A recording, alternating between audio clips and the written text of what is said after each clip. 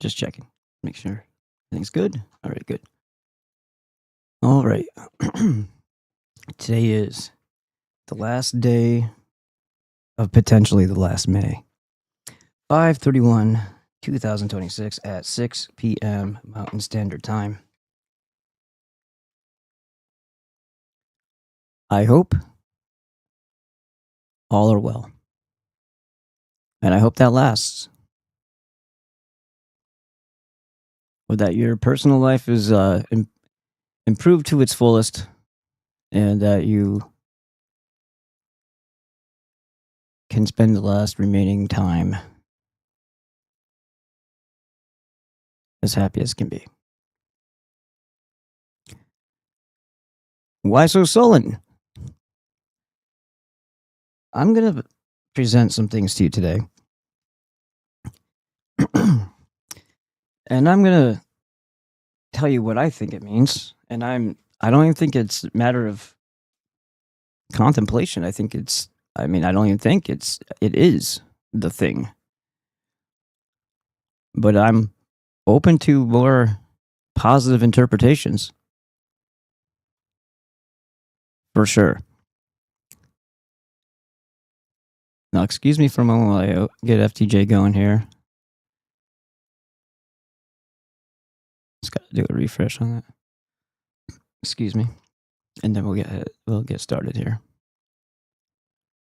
And again, like I said, I'm open to hear what you have to say about it. As far as a phone, I do not have one in here, but I get FTJ going here. Totally forgot to grab it. It's all right. I can always get up later. And open a new tab. Bam. And eliminate the auto scroll. And let me preface by saying, I am, if you knew me in real life, I am a very how do I put this? Encouraging, upbeat, positive, kind person. And I like to make people laugh. I like to brighten their day, even if it's just with kindness or whatever. And, if someone's feeling down, I try to give them a good pep rally and say, whatever's happening to you, F them, screw that. Don't let them get on you and don't let them ruin your day type of thing. Like I'm that person who says that and says something encouraging and tries to make the person feel better about whatever situation they're going through. And just because it's the right thing to do, hold open doors, all that stuff. It's just, you try to spread more of what you like to see, the more of what you want the world to be by doing it yourself. And that's how it does spread. If everybody is just responding to the way other people behave, then you could see how it could quickly degrade into something pretty awful. Because it's usually the things that irritate you that stand out most in your head.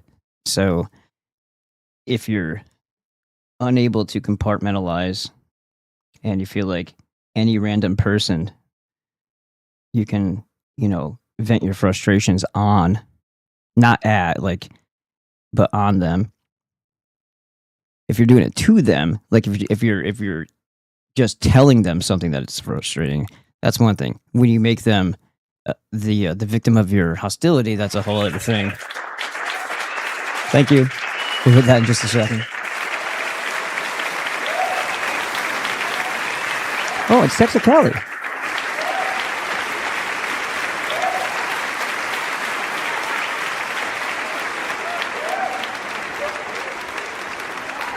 And I'm gonna say this too, because there's a gentleman on Crusaders named Lifeguard who someone, I think it was Irvat, told me that the person's pretty decent. So I checked it out, and I didn't even see him on there before.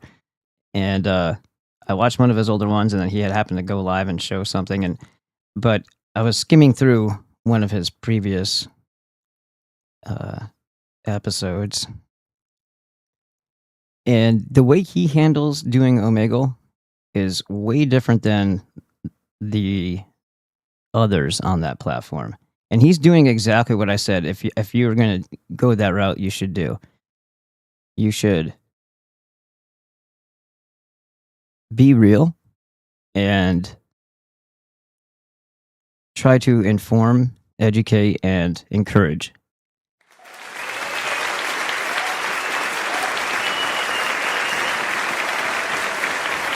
Thank you, guys.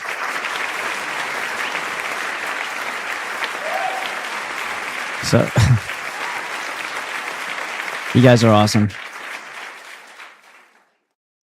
And so, when he actually laid it out, he's like, they already have plenty of people supporting Black Power and every other power and this and that and the other thing. And he said, he said, I don't hate anybody. I don't, I don't go out trying to harm anybody but if they can, white pride and white power is, because I always thought, I got a bad impression of what that means. It means fuck everybody else and we're going to be more divisive. And because that's how other people present it and how they behave, it reinforces that idea. And that was on purpose and intentional. And other people just followed that train. But the way he said it, and he was being sincere, I believe. I mean, I don't know why he would, if he's going to go that route to say white power, I don't know why he would, that he wasn't backpedaling. He was just simply saying, we need to encourage our own people and to not be afraid of, and I get all that. That was never been issues, but just the explanation that it doesn't mean fuck everybody else.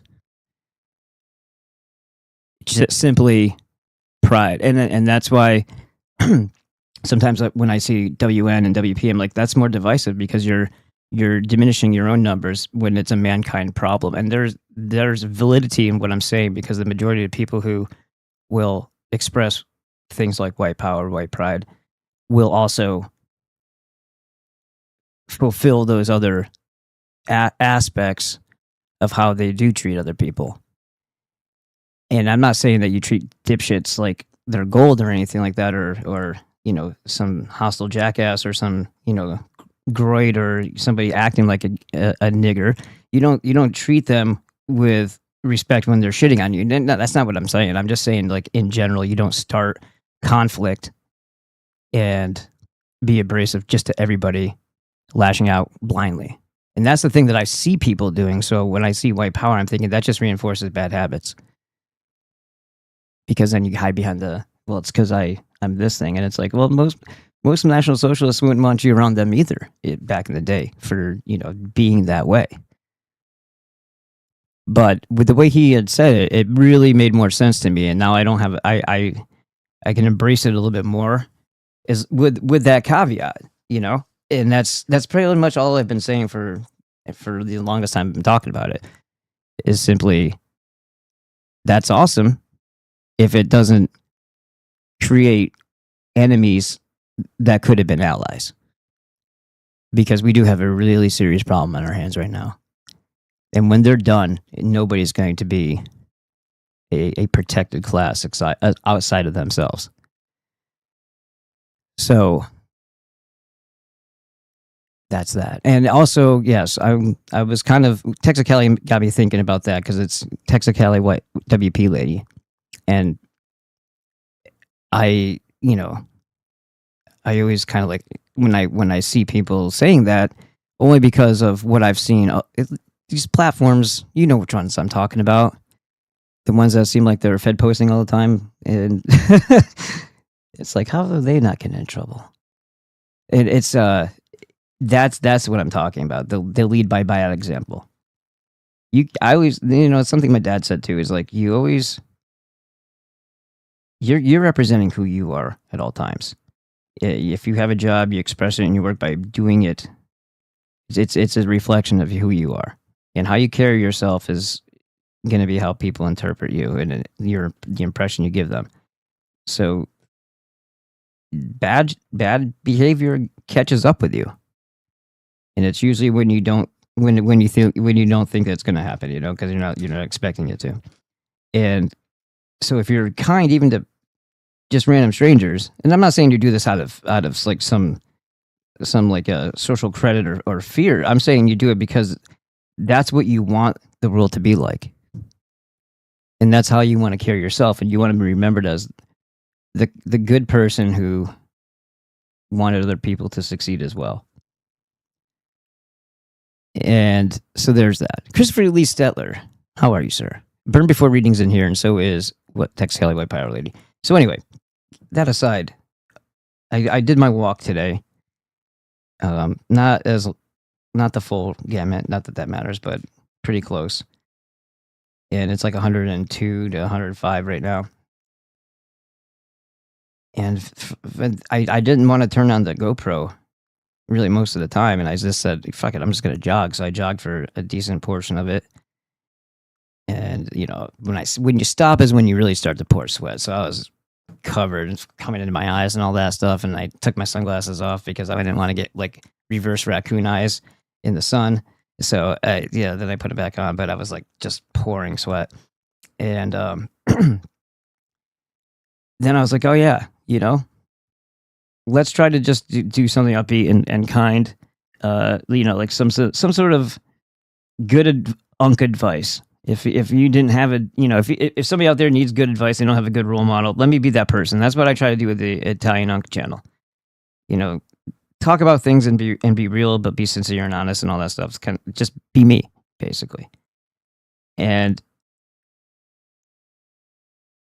I tried to do that today, and then things that were coming to my mind as thoughts that are right at the forefront. I couldn't get away from them. And then I realized I shouldn't, because this is the task at hand. And males, and I'm sure parents in general, but males, like from birth, if nothing's wrong with them, I don't think, they are problem solvers. That's their role, is to be, because think about it. You need shelter. That's a problem to solve. You need fresh water, you need food, you need to go hunt, you need to go forage. Those are problem-solving things. You need to protect the family or the tribe. That is your role, is to be a problem solver and to adapt to every situation that you find yourself in so that you can make the most of it and still thrive. That's what the male mind is geared to. And there's a good portion of it there for nurturing and all that other stuff for their children. Absolutely. And their families. But it's really hard when you have what is an actual problem that you can't really,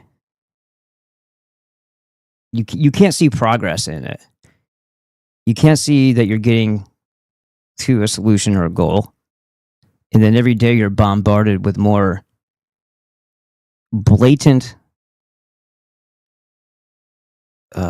assaults on your well-being and plans for future great bodily harm and poisoning by the people that pretend the roles of government.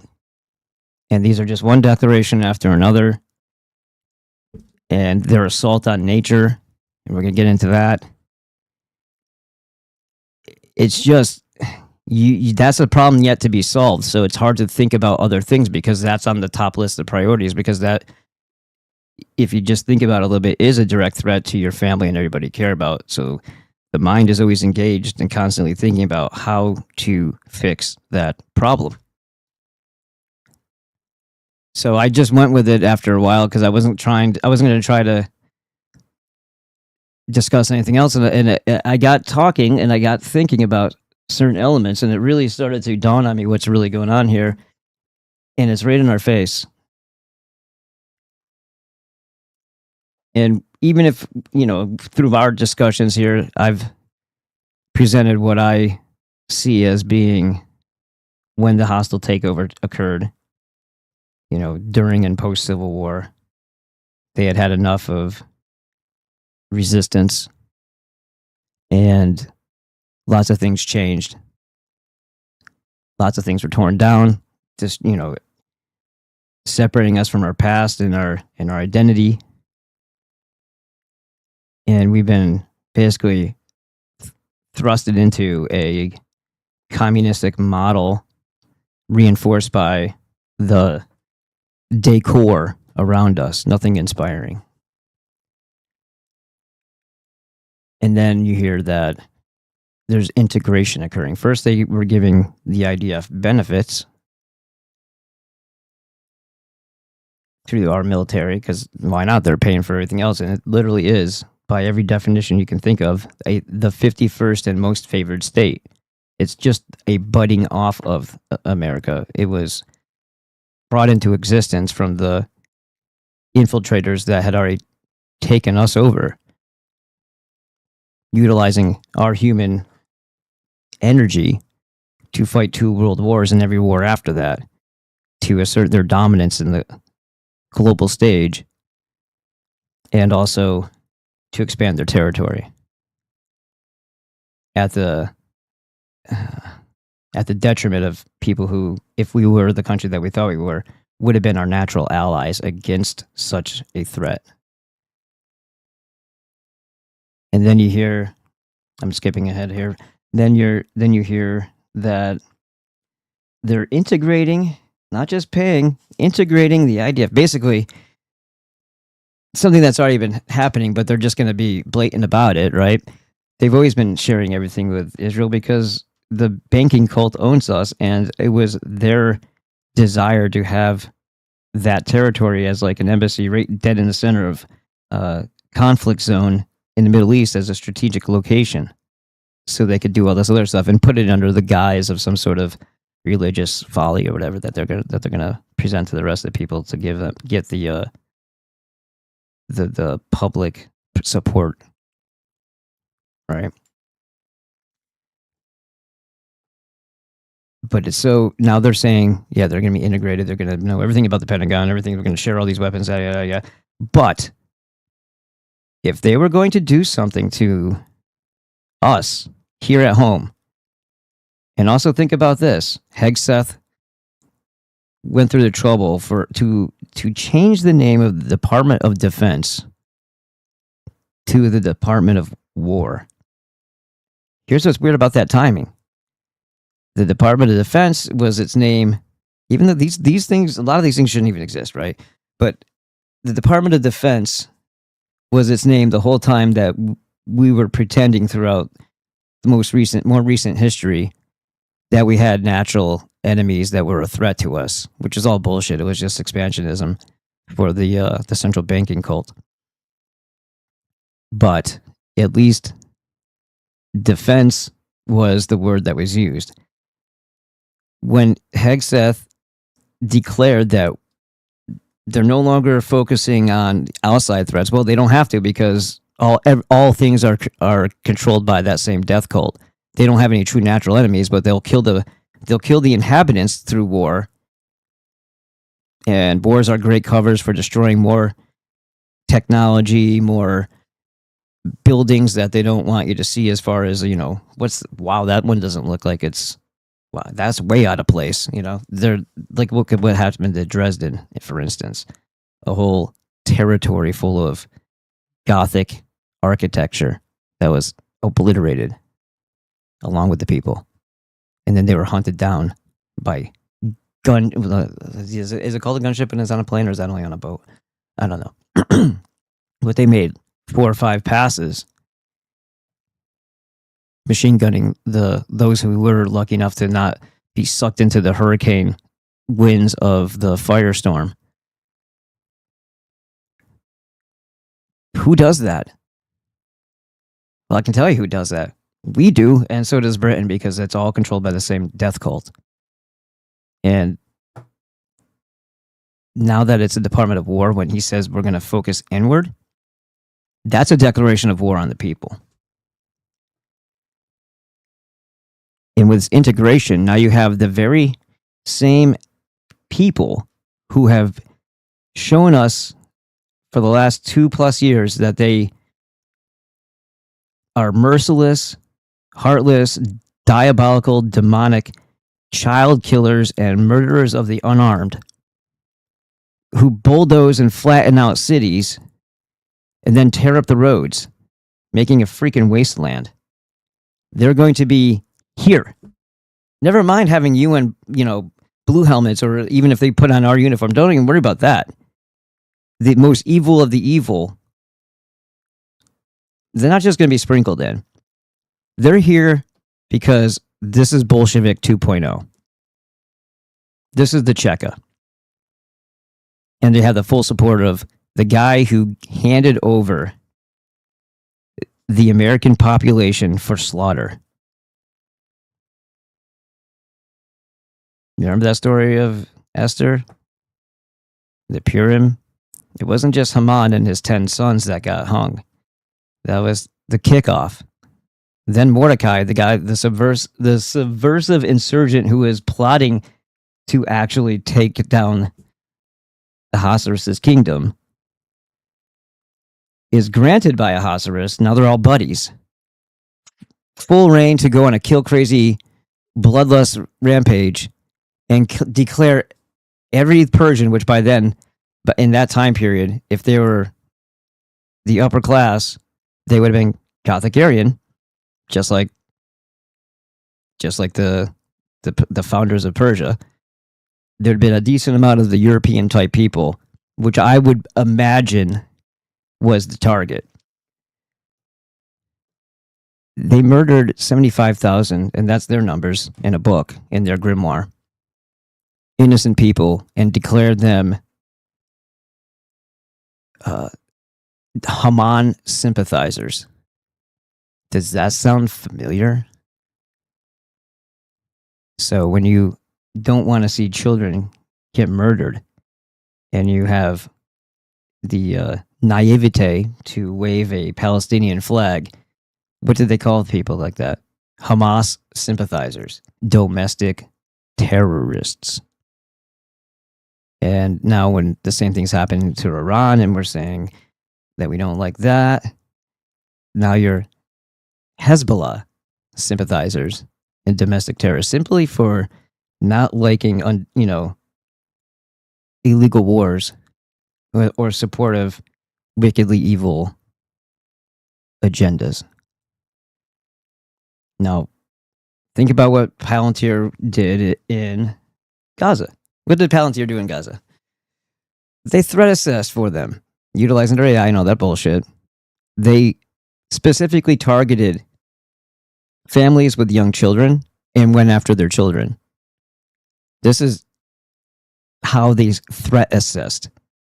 That's why missiles were going into homes that had 2 newborn babies in it. And so it went. Palantir is deeply embedded. They are just an extension of the CIA, which is also 100% Jesuit / you-know-whos. That shouldn't have ever existed. The OSS, none of that stuff should have ever existed. They aren't going to just be out of a job when they're done over there. These data centers aren't what they say they are. I'm just stating that right now. They don't have the water or the electrical power to be completely with the dimensions they're talking about in the expanse of these things. They don't have enough of the assets that they need. I'm not talking about money. I'm talking about like what they need to run it in those areas. If it was completely filled with just servers and coolers. So what's the extra room for? There's also been talk that a few of these, they said a few, are militarized military bases that are protecting the level of security, because people still aren't putting this together. And then the vast majority of them are being strategically located very close to existing military bases. Awful lot of storage room.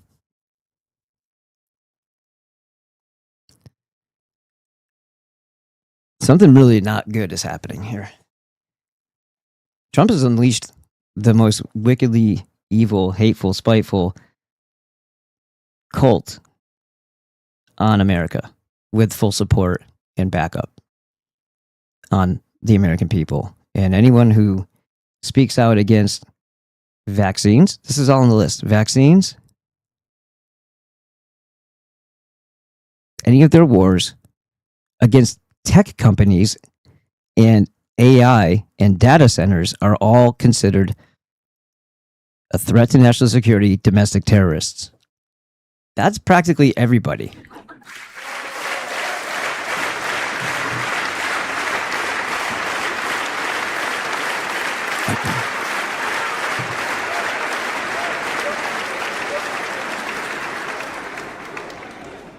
That's practically everybody. So expect. I mean, if anybody, and I'm sure everybody here has been privy to the horrors and atrocities conducted and carried out by the Cheka in Russia, and how that was most assuredly going on in Gaza and 10 times worse, I'm sure there. You kind of understand what's going to happen here. And there's everything that's an authority or enforcer with firearms from the government is going to be supporting that. Not to mention their bioweapons that they brought over here. They're not, I don't want to break it to you, but they're not doctors and engineers. They're manpower. And not for jobs. They have a job, specific one. Getting rid of you. And then when they're done, I'm sure they'll get rid of them.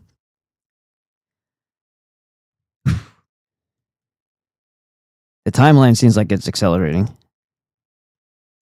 And I have a lot of stuff here to show you to kind of support what I'm saying here, and then you can tell me if you see the same thing happening.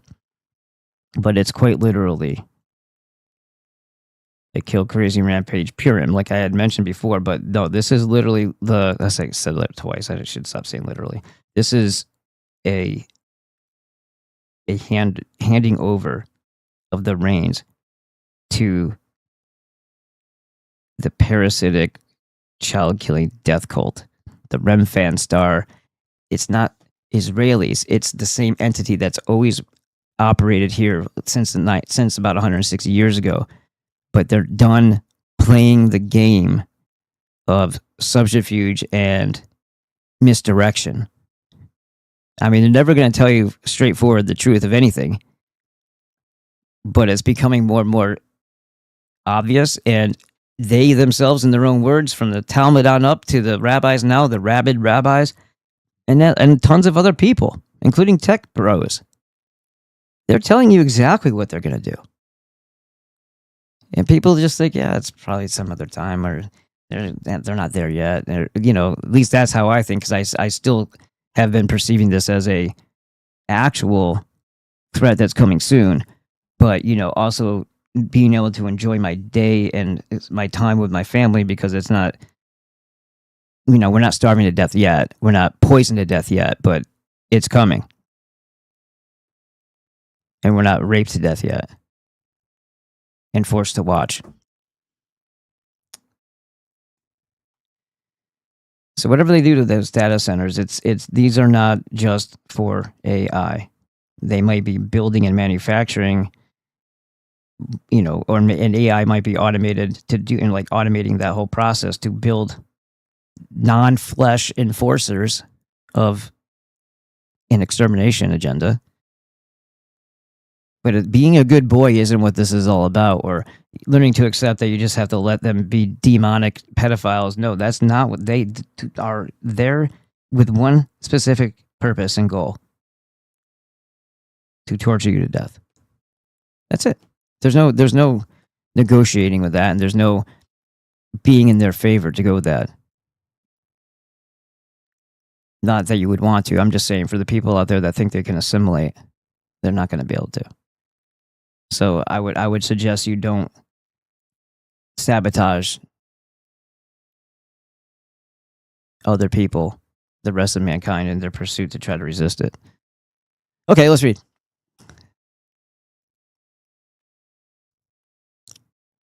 And then I'll show you everything I was gathering today. My finger keeps on cracking. All right, so let's see. We have Texas Cali with Pyro Lady. Thank you for the great content, Texas Cali said. Dropping Aaron Burrs like cheese. I'm sorry, dropping Hamilton's like she's Aaron Burr. I said that backward. Born Before Reading says, "Hi Dan." 14 words, thank you, friend. And then you guys are saying hello to each other. Christopher Lee Stetler says, "Wild. More problems than ever just getting here. Knocked down multiple times. Dumbass me keeps getting up. Got to check if there is any funds left in my books, Dan. White pride, specifically my herd, one horned." So yeah, I guess you could like I pride, like if you're a lion. Yeah, I get it. Let's see. Burn Before Reading said, "That's the way I felt about it for quite a while. White power is a phrase showing pride in your own people." Yeah. Yeah, thank you for saying that, because sometimes you feel like there's a like I'm all for I'm all for stating something, as long as the people that would hear that aren't so uneducated that they think exactly the way I thought because of what I saw other people behaving like. And if it took me this long, I'm sure other people who aren't even paying attention to this type of stuff that we've gone over to even consider, what that all entails, they're gonna look at that and be like, yeah, you're a racist. It's like, how am I racist if I just am saying I want my family and my ethnicity not to be exterminated? Even first reading says it wasn't about being abrasive to other groups. Yeah, I get it. It is how it's used, though. So yeah, that's the issue. That, of course, because people who are controlled op do that, and then other people follow because they think that's just the way to be. Oh, it gives people who like don't have a good substance of character already an excuse to show their worst. You know what I mean? And Christopher Lee Stetler says, "Power inflects the ill connotations of Jewified mentoring. They never take credit for the bad shit. Steal your shit and blame it on someone else. Kill a goat in the temple, one in the wilderness, and deny the politician. Deny it, or you are not allowed in their white power club." Christopher Lee Stetler says, "My grandfather spoke of how you make a water line out of logs. He said that would be better not to be in a hurry." Christopher Lee Stetler also says, "Bolshevik 2.0 as the exodus to Argentina continues." That's the other thing. We're not going to be allowed to travel soon. This is going to be part of it. We're going to be locked down like a prison, just like a prison, as far as borders are concerned. And it was, I'm sure, part of the plan or important that they had a cartel Jewish president of Mexico, because that's the quickest exit point outside of Canada.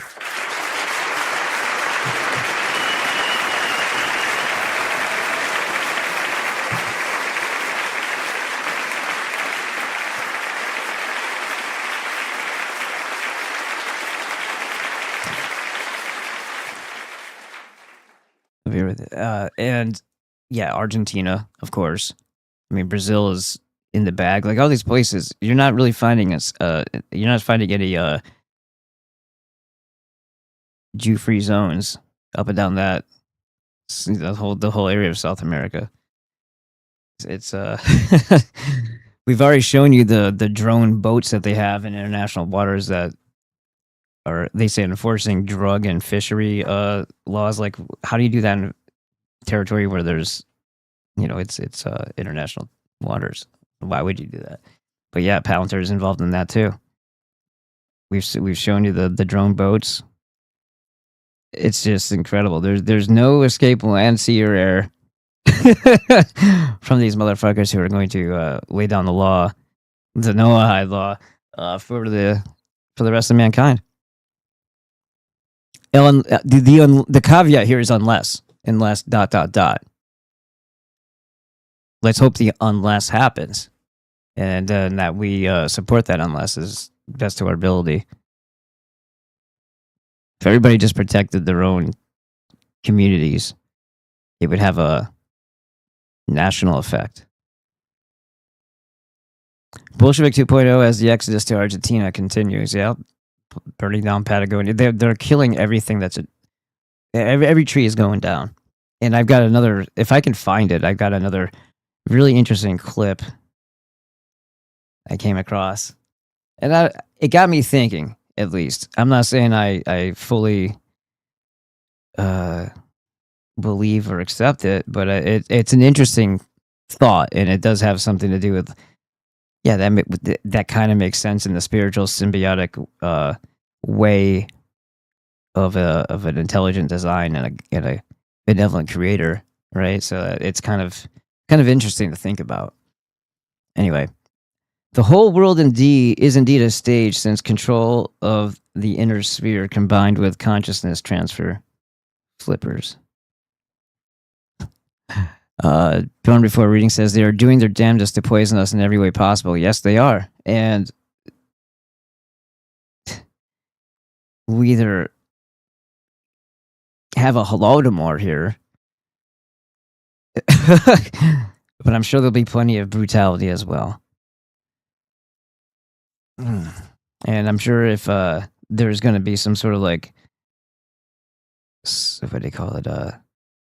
Security offered, it won't be without the insistence of whatever they want to inject into you. You want some food? We want to feed your family that's starving? Line up. Edward Snowman, thank you for being a producer of the Ballbusters broadcast. And he says this, so I say it back. Thank you very much, Edward. Thank you, everybody. It's greatly appreciated. And remember, sure, I guess, talk to each other. Okay, cool. Now, let's see if Rumble popped up with anything yet. Oh, that helps if I'm in it. Ham Radio Expert says, hello, baseball. What's up, buddy? That's kind of funny. All right. Now, there's a couple things here. I need to kind of slide through this. I guess we're going to go to... I pulled up a video. Maybe I had to restart my computer earlier. Maybe that's what happened.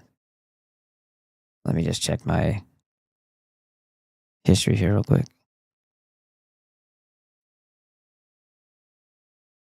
Oh, Nick's Quick Reviews got another one on.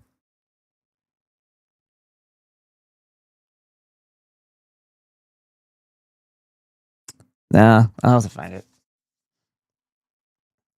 I'm not seeing it here. Okay, let's go into here.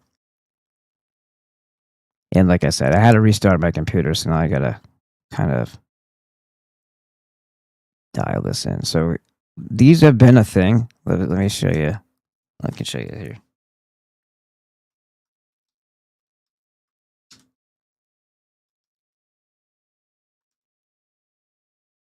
Let's see if I can get the image. They show a dog. There, that's the one.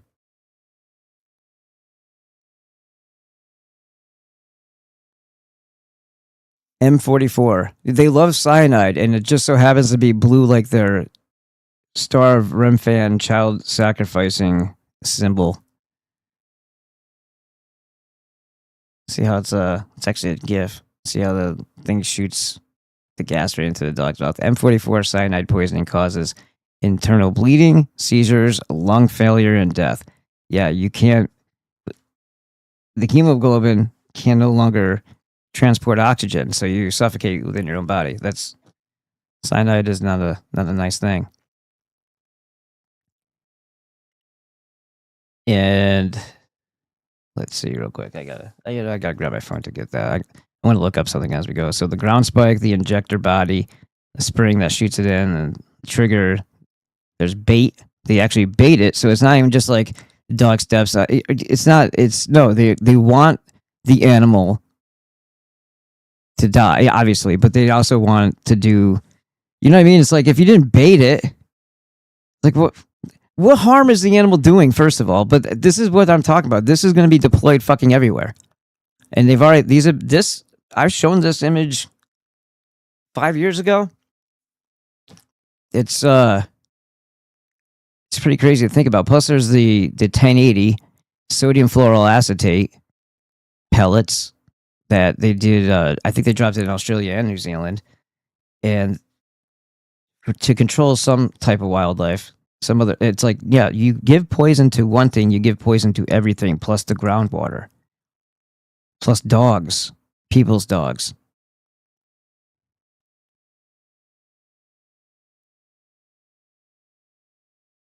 That's what one looks like. Cyanide bombs.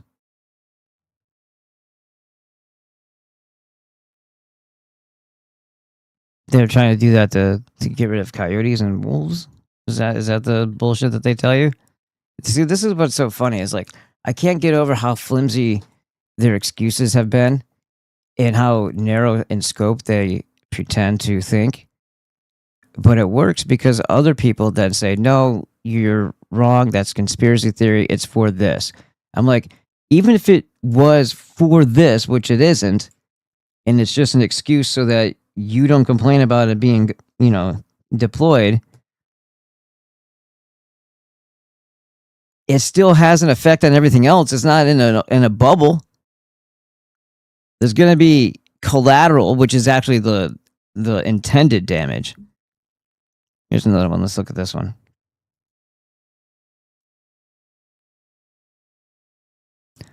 M44 cyanide, poison capsule, lure head, bait lure material, trigger lock ring.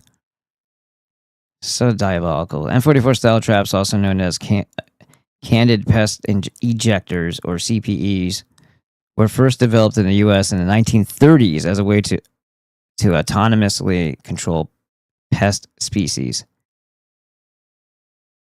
When the animal pulls on the baited lure head, the trigger releases the piston.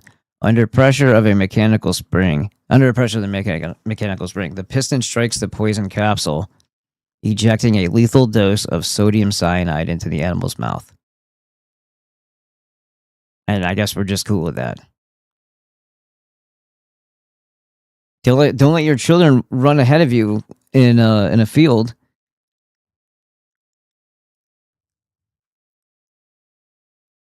What's this?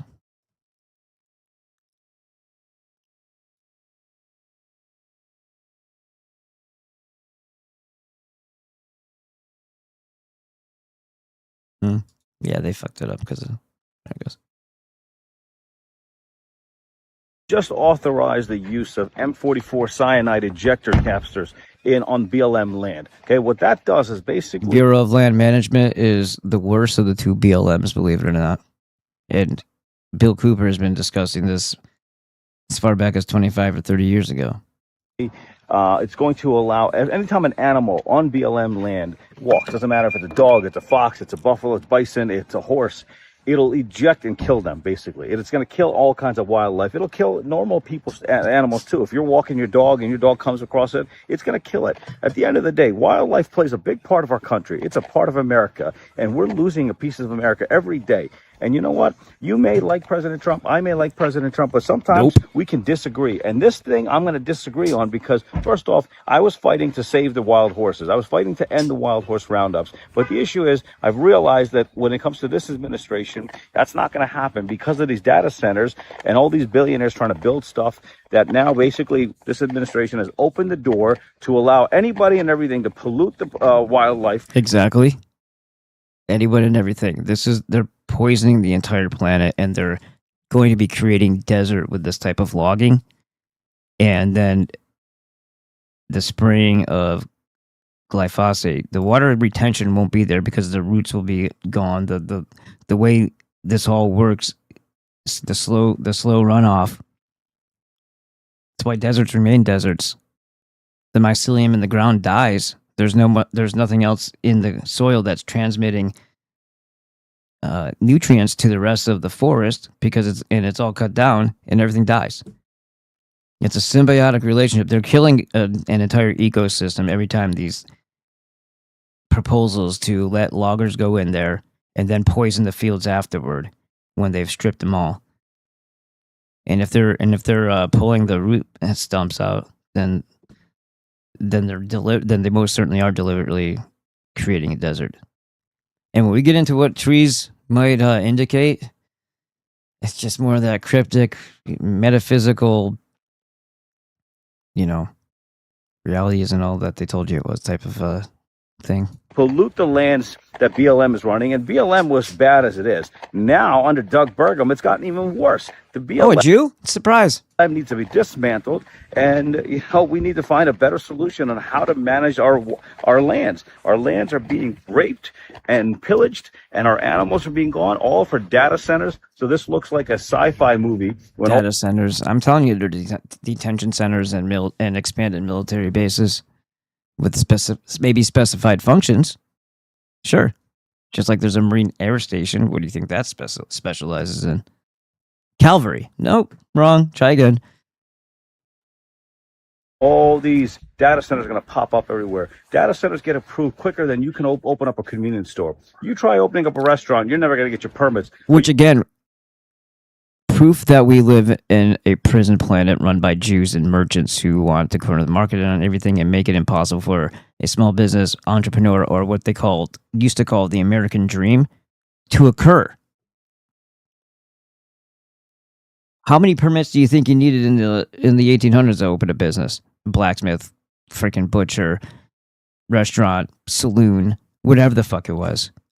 That's exactly how it should have remained. If you have bad practices and you're making people sick, people will stop going to you, and the town, out of anger, will shut you down. There's natural solutions that fix these problems without having to have a bunch of bureaucracy and law enforcement that's actually against you and treats you like they're the correct, the CEOs, and you're the prisoner. Once you understand that relationship and you start talking about my rights, now maybe it's like you're already in the prison, dude. Just because it's free range doesn't change the fact that you're in one. You could build a data center the size of Manhattan and you'll get a permit in 30 days. I have a problem with this. We should not be using cyanide to kill the animals.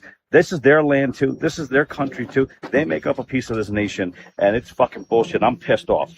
Well, here's the whole point too. Again, it's like narrow-minded thinking. What does that do to the entire environment? Blasting cyanide at random everywhere and residue and all that shit. What do you think that does? You want to go rolling around in the grass after that?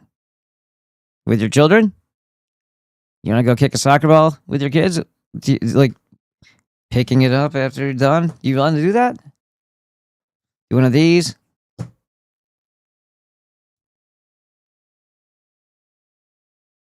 We have some positive things in here too to look at to kind of balance it out, because it's going to be a little bit heavy today.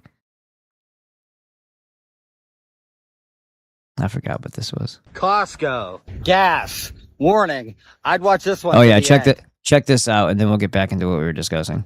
Look at it. Still cloudy as over. All right, first time getting Costco gas. Might as well check the ethanol level and to make sure we're getting what we're paying for. All right, 87. And it should read 0.250 or under. 248, so.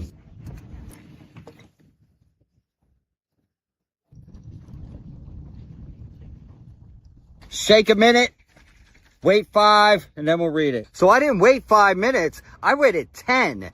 Well, it made the E10, but look how cloudy that is. That is not right. There is something wrong with this gas.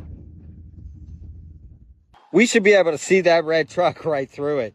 Look how cloudy that is. The most likely cause for cloudy water after the test is water in the gas. This is what it should look like after a test.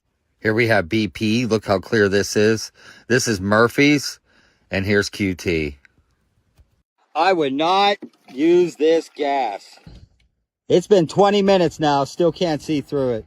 So after 20 minutes, that right there was almost definitely water in the gas. If those were top tier fuel additives or cleaners, it would stay cloudy for a few minutes, but eventually it would dissipate. And remember, water and gas do not mix. So that cloudiness is little tiny water droplets that have been infused into the gas from ethanol. Costco. Gas. Yeah, I'm actually paying $5.05 a gallon for gas because there is a Mavericks down a bit of a ways away, but it's ethanol free. So I'm paying the as I'm watching the prices go down. I'm like, they already told you they're going to destroy your vehicle, and they're going to entice you with a little bit less of an expense. So I went the other route and said, you know what, fuck that. I'm going to be ethanol free gas until forever. Damn it. Hopefully one day it'll be less expensive, but I don't think there's going to be a someday to consider at all, personally. So, yeah.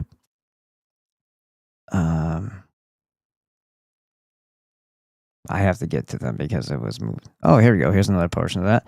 Trump administration is closing the nation's primary bee resource laboratory days after bee venom was found to kill cancer.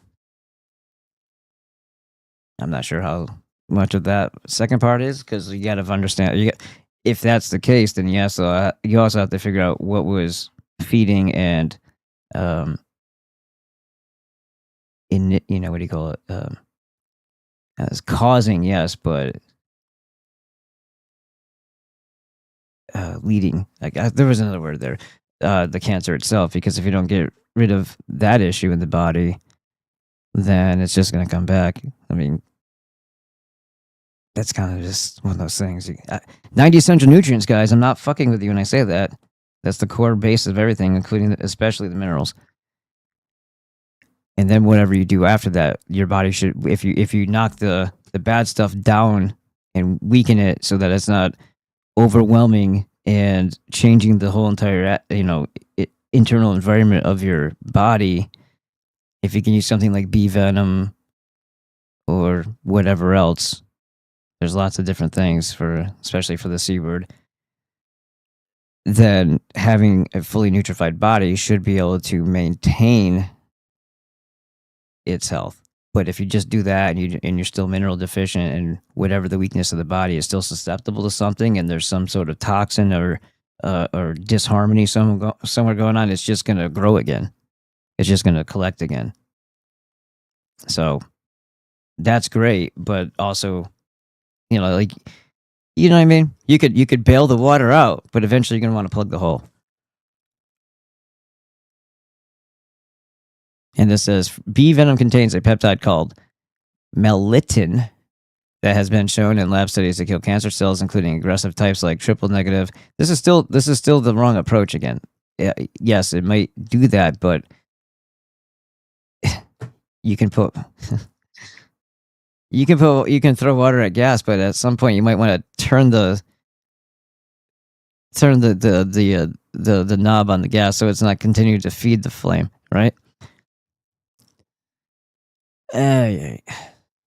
So let's continue. What is this? Do you let's go for this. realize they just tested all of America to see if there would be a revolution? They literally said, okay, we're all pedophiles. We've been stealing all of your tax dollars and sending it to a genocidal regime. Look, in 4K, go ahead and look at this. We just murdered 500,000 people, 500,000 women and children. We're going to rebuild on their bones and then enslave you with technology and AI. And the American people literally did fucking nothing. So what comes next, you're complicit in. That's the reality, that our publicly elected officials and the American people are complicit in what happens next because we have done nothing. Do you realize they couldn't have said it, and I actually did say it, because I was going to say I couldn't say it better myself, but I have said that, so it sucks. I wish this was fake, but Flock Safety now has drones flying in the sky. Flock's drones can hit up to 60 miles per hour and can read a license plate from up to 2,000 feet. Stop with the license plate shit. It's a camera, for fuck's sake, with a little bit of tracker thing on it so we can identify that. They're not looking for license plates. They're looking for you. Jesus Christ. Enough of the license plate freaking trope. It's like a plot device. This is what I mean. They say these things that are so stupid, and it's like a spell that casts over the brain of people. What do cameras do, everybody? They record everything. What's that camera doing? The same fucking thing. The same thing. It's doing the same thing. And if they're equipped with audio, guess what it's doing? It's not just listening for gunshots, like they also told you. I can't believe that these ridiculous lies Oh, it's initiated and triggered by the sound of distress or gunshots. What happens if someone honks their horn and yells at somebody? It's flocking to notify Palantir to blow up your car because you're violent. Is that what's going to happen? Away. Flock also says that the camera can be overhead within 90 seconds of one 911 call. This isn't just a few towns testing it out either. Flock is aiming for 100. If you call them, if with very few exceptions, if you call police into your life, you're going to get exactly what you asked for, because it doesn't matter if you're calling on somebody else. You don't want, if you have to learn how to solve your problems like a big boy or a big girl, and not involve people who are there to simply extort and exploit and ruin. You don't need them there. They're not who you think they are, and they most certainly aren't who you think they are anymore. 100 drones in cities by the end of 2026, with drones already deployed in California, Washington, and Michigan at least. But a February class action lawsuit says out-of-state agencies searched Flock's San Francisco cameras 1.6 million times in 7 months. One county also found over 300,000 unauthorized searches too. And here's something I haven't seen people talk about. Flock also 300,000 unauthorized searches, and if you know how to get around on the internet, you can. And I have another Ben Jordan video on this as well. You can have access to the past 30 days of any one of their cameras. And I think they leave it open because they have, well, we know what they have. They have people who represent the demonic cult in this country who might want to look for somebody too. And rather than having to have any proper channels and explain that later, they'll simply be able to access directly. Let's say it's the ADL. Let's say it's someone of Green Splat's, interns or whatever, getting, following up on somebody who said a bad anti-Semitic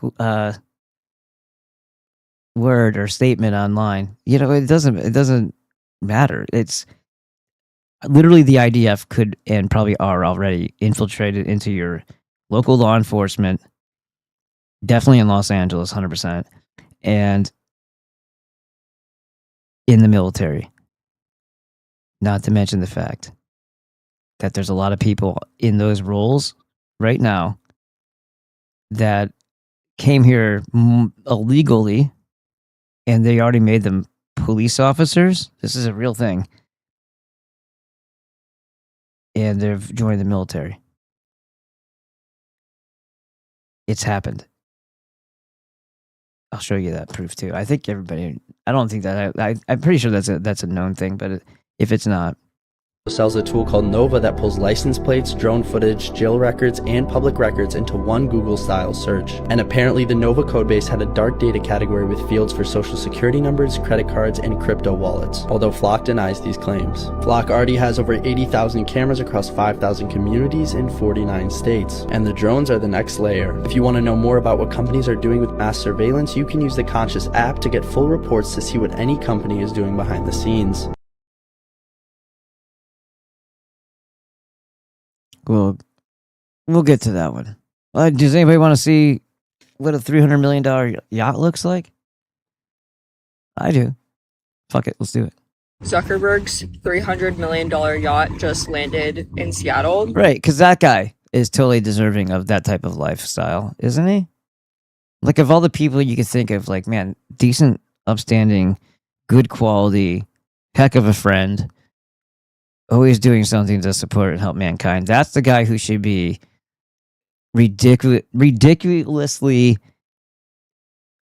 celebrated and given all kinds of debt currency so that they can have anything they want in life. Man, it pays well to be a front man for the feds, doesn't it? To be recruited out of probably not even recruited. He's probably related to somebody, but at least how the story goes. And they don't even tell you the part where he's recruited out of college to be the pseudo CEO of LifeLog, aka Facebook. But here you go. Here it is. And it's sitting right behind me. Very interesting timing considering the fact that Meta just laid off 1,200 employees. This is a paddleboarder. This is the boat. Look at that fucking thing. That is, I would love that thing personally. It's a goddamn cruise ship. That's a yacht, a $300 million yacht. I won't need it that fucking big, but why not if it's there? I'd take it. I've seen some really massive boats when I was in the Coast Guard and we pulled up and they were yachts that almost looked like little mini destroyers. They were like sleek and slender. They weren't military vessels. They were yachts and they looked crazy looking, almost kind of spooky. But I was like, yeah, someday. Back then I was thinking, I don't need a Lambo. I don't need a Ferrari, but a really big boat would be awesome. And I'm a hell of a deckhand, by the way. Since I am a boat geek, I did do some research on this yacht because I do love boats. I'm an ex-deckhand. It cost $300 million to build this yacht. It uses 4 diesel engines to operate, so it uses diesel fuel. The cost to fill it up would be around $830,000. The yacht was built in 2024, but it's already been all over the globe, Tahiti, Norway, and now it is all the way here in the Puget Sound. It travels with a support vessel. It's actually in Elliott Bay right now. I spent quite a lot of time in Seattle, even after the Coast Guard. I hung around the Puget Sound area often. There's a naval base in what the hell's it called? Bellevue? Is it Bellevue? There's another name. I don't know if it's Bellevue. There's another one. I forgot. But the support vessel is basically a yacht in itself as well. To operate, it costs around $90,000 per day and $30 million per year. So what do you guys think about Zuckerberg parking his boat here right now? Zuckerberg's... I think she's looking all right. That was the first thing I thought. And I was like, boats and hoes.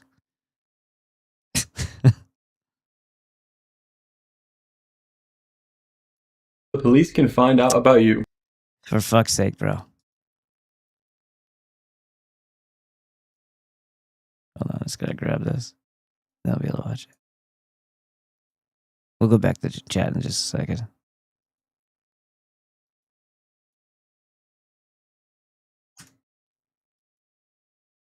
These are all going to have a very, hopefully for the most part. Did I not follow this yet? No, let me as well. The topics here. My 4 golden privacy there. Okay, hold on.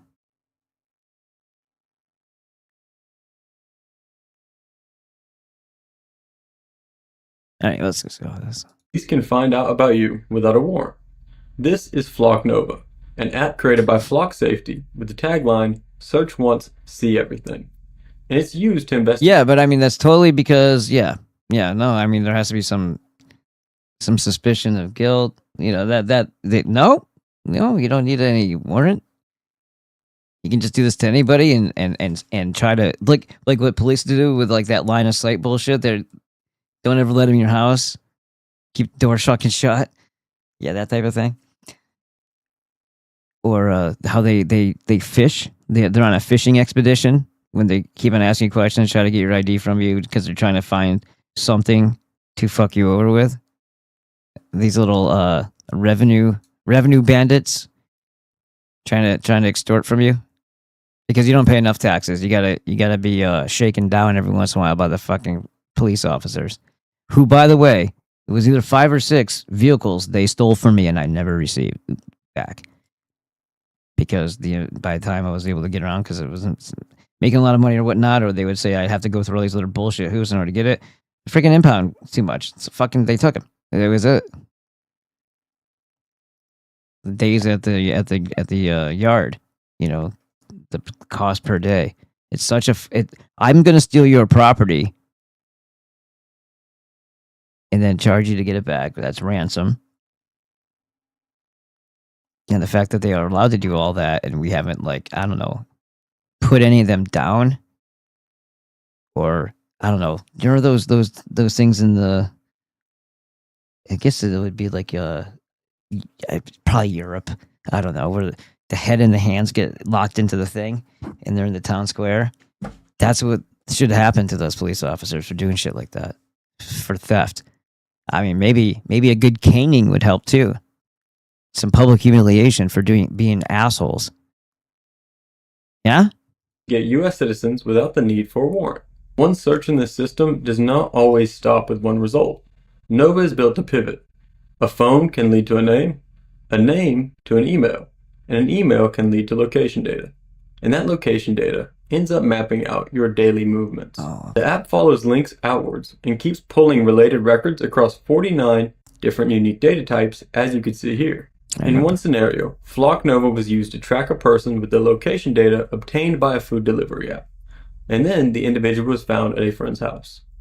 This really extends to nearly any app that asks for your location data and is willing to sell it. Even the weather app. Say again? Alright, I found one of the things I was going to show you. Sells your location data. Flock Nova is paired with Flock OS, their dynamic surveillance network that uses over 280,000 AI-integrated cameras and audio devices that allow them to identify and search for any vehicle or person inside the United States. Flock OS allows them to create alerts, so if you pass their devices, they can track you in real time, based off your vehicle, your license plate, your likeness, what you're wearing, a whole host of different identities. Flock Safety boasts having over identifiers. You have identity. You have identifying qualities, identifying markers, like values. 20 billion monthly scans of individuals passing their license plate readers and cameras every single month. Stop calling them license plate readers. What's scary is that all this data lives on a map that they exposed the credentials for 53 unique times, meaning anyone that found the credential had access to that data. This is going to be a series. This is the first episode, but if you want to see more of what they could find out about you without a warrant, watch my upcoming videos. Well, why didn't you say, when you flash Ben Jordan, why didn't you say launch is? That was kind of a shitty thing to do. Alright, let's see. I gotta find if there's an actual link to these, or if you facts. See, that's the problem. When people send you things in Telegram, since it's a desktop, I have to, I guess go online and do it. Let's try that. Make it easier. It's not really that big of a deal, but it's kind of irritating.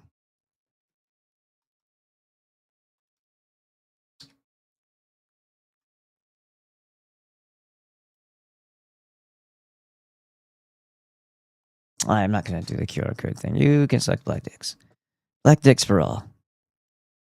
All right, so there's a couple things in here that I want to show you as well, but let's get into this. Red Alert. Remember the new American thing I was telling you about, where they're going on a 15-city tour to really drive home how wickedly evil and what domestic terrorists you are for being anti-Semitic, for being anti-child killer. Nobody's anti-Jew in the sense of a religion. If it was just the religion and not a cult of deliberate, announced and encouraged, supported. It's rooted right into their religion is to murder other people. See, most religions are not about that. They're about peace and devotion to a God and how to raise families and things like that. It's not about how you can abuse and torture and traumatize everybody else. Like, hey, you want to fuck a 3-year-old? Well, she's this and that. It's no problem. You want to fuck a 9-year-old boy? This is how their religion is, because it's a freaking, just like they say, it's a synagogue of Satan. It's a death cult. It's a predatorial supremacy cult. It's not a religion. It's masked as that. It's just this fucking Saturn cult. But nobody's against somebody simply because they identify as being, because they use it as an ethnicity inappropriately. So they're like, no, I don't care what you do or what stupid like little peyotes you wear on the sides of your head. That's not the problem. The problem is when you're plotting to murder everybody else. That's the issue. When you actually go out and are conducting acts of pedophilia, robbing people, scamming them.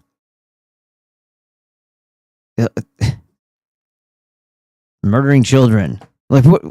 That's the issue. Those things are bad regardless of what other detail you have that you describe yourself with. You're still not allowed to do those things. But that doesn't register. They're above all that. They're above morality. They're above treating people the same way they demand to be treated.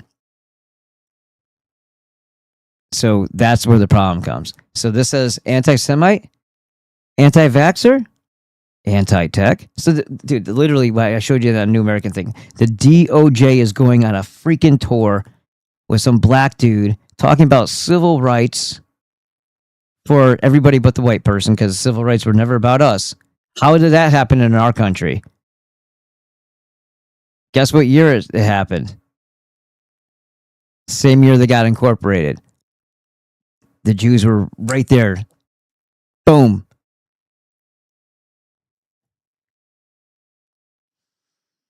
The DOJ is going on a tour to excite and entice. And I guarantee you, along the way, they'll feign being either attacked, like they'll have false flag themselves, or something in the surrounding areas of where they're conducting these rallies, these like anti-American, pro-Jewish, pro-child killer rallies. Something will happen because they'll have staged something there. And then they'll be like, see, look, it's so rampant. Expect a lot of bullshit. That's assuming they're still playing with their food and not going in for the kill much sooner. Like, literally, the IDF is now the fucking military. They're basically merging them so that they're indistinguishable. The fucking Cheka. That's literally what I'm saying here. The Bolshevik Cheka have arrived. The last time something as evil as this happened here was the Civil War. And then this country being co-opted and taken over, I don't say we, but that which controlled us afterward is 100% responsible for the Bolshevik Revolution. Its funding, its training, all of that. And the British government, the Canadian government, they all let Bronstein Trotsky, when they knew who the fuck he was, and they're even saying people in Germany, because, of course, they have their moles there too, allowed Lenin to go to Russia and do what they did. Britain, of course, had like a little bit of an envy to how well Russia was doing and the success of Tsar Nicholas II. So, yeah, killed his own family member, basically, or was hoping for it to happen. But that's inconsequential to the actual power that was involved there. And that would be, forget about territorial names. Was there a central bank? Was there a Jewish-controlled death cult bank? Well, yes, there was. The biggest and strongest in the world at that time. The Bank of England.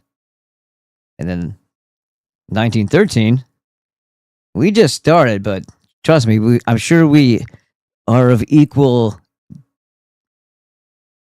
disgustingness, because it's really just all the same entity. And it's those two powerhouse central banks that had a baby, and they called it Israel. Israel wouldn't have existed if it wasn't for them taking us down first. The Bolshevik Revolution, so World War I and World War II never would have taken place if it wasn't for the Federal Reserve being planted in our country and then the wealth being sucked out of it. And now none of that would have happened if it wasn't for the outcome of the Civil War. And now we have Bolsheviks.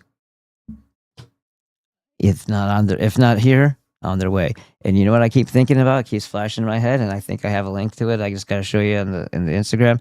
There is the guy who was the bodyguard for John McAfee that I show you with the tats on his. He's got like one of the taxi driver tattoos on his chest and like a frog or something like that. And he wears the big weird glasses from like the 80s.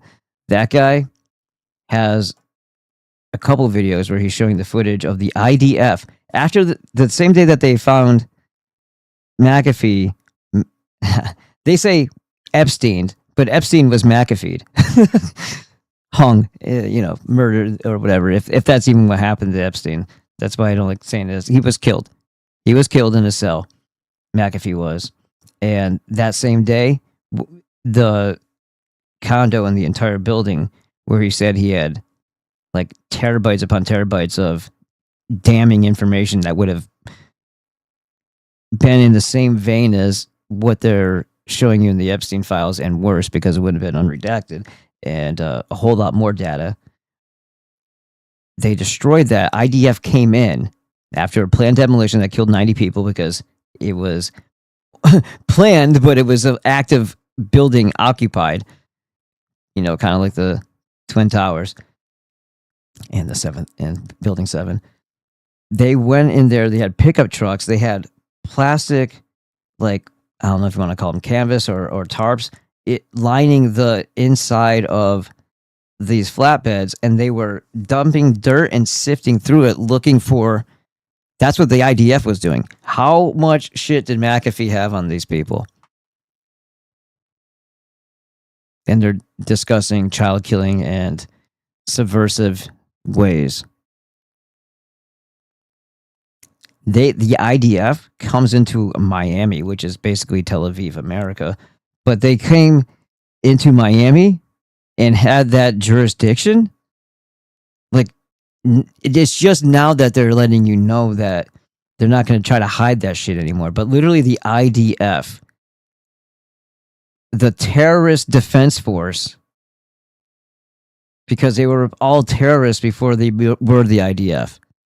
They were fucking murderers. That's all these people are. You're murderer from the beginning, as one gentleman once said. Cool dude, from what I heard about him. All right, let's go. Hold on. I'm going to make this bigger, my nigger, and then I will be back in just a moment. You ready? It's not all him. It's a... Who is this anyway? I forgot. Dark, yeah. That's what they used to say in the freaking... Did they keep saying that in like the QAnon shit? That might be time to change your name, lady. But anyway. Let me also make sure I'm not fucking up the screen here. Looks like we're good. All right. Hold on. Let me check your chats real quick and I'll get up. Yep. Yeah, 1871. That's right.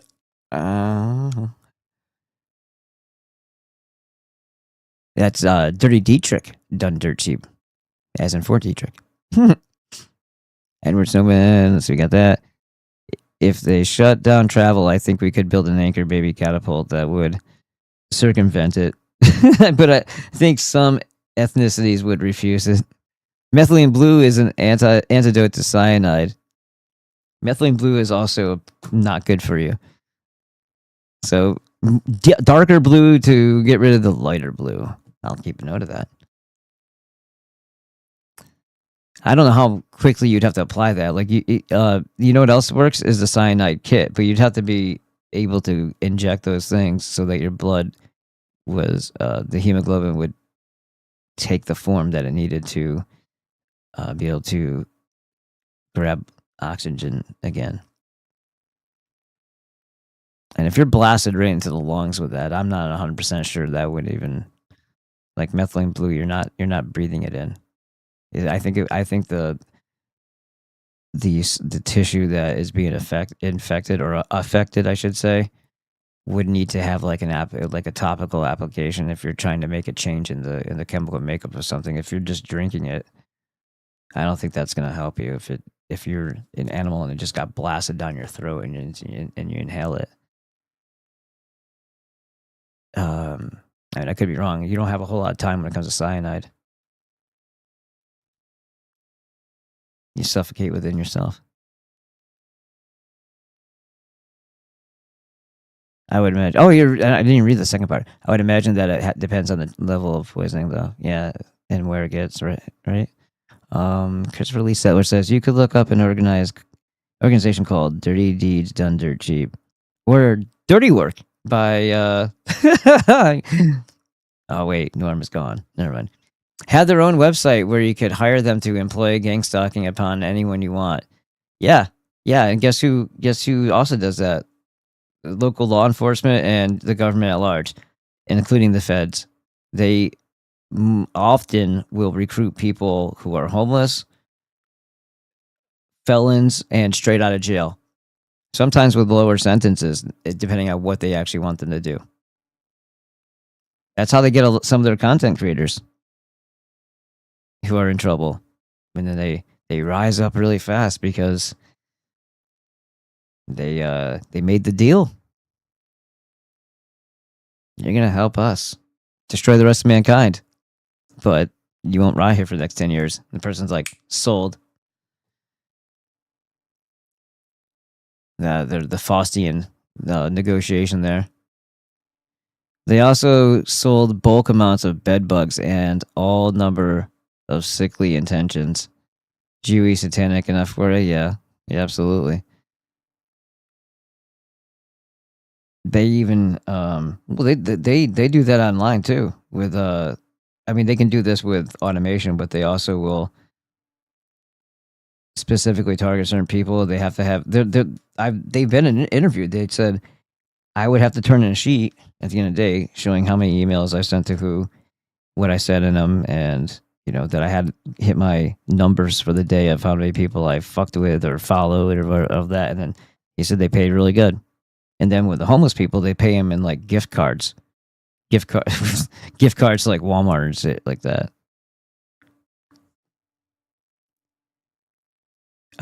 Tiki Lounge says they spray rivers and lakes with pesticides for mosquitoes. Oh, they're deploying radioactive ones too. Well, guys, if I can find that, hopefully it's in my list. Maybe I skipped over it. I don't know, but I did see it when I was scrolling earlier.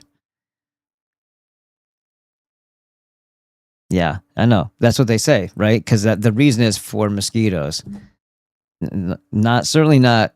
No consideration for collateral damage when you spray poisons into water supplies. And that goes right along with what I was saying. It's just people don't. I don't understand how they.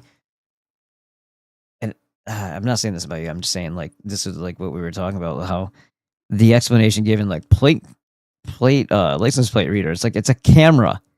They're watching you and everything about you. They're not just seeing floating license plates in a sea of milky nothingness. No, they're seeing everything. It's a camera. The audio flock tells you is just to hear gunshots. It's a fucking microphone. You know what I mean? It's like it's recording everything. And they're like, oh, we're spraying for this. Yeah, what else is you think it's going to do? Oh, we're putting this in the ground for those pesky coyotes. What happens if something else? Oh, that'll kill them too. Yeah. Or what about the 1080? The sodium fluoroacetate that they drop pellets from the sky into the woods for that.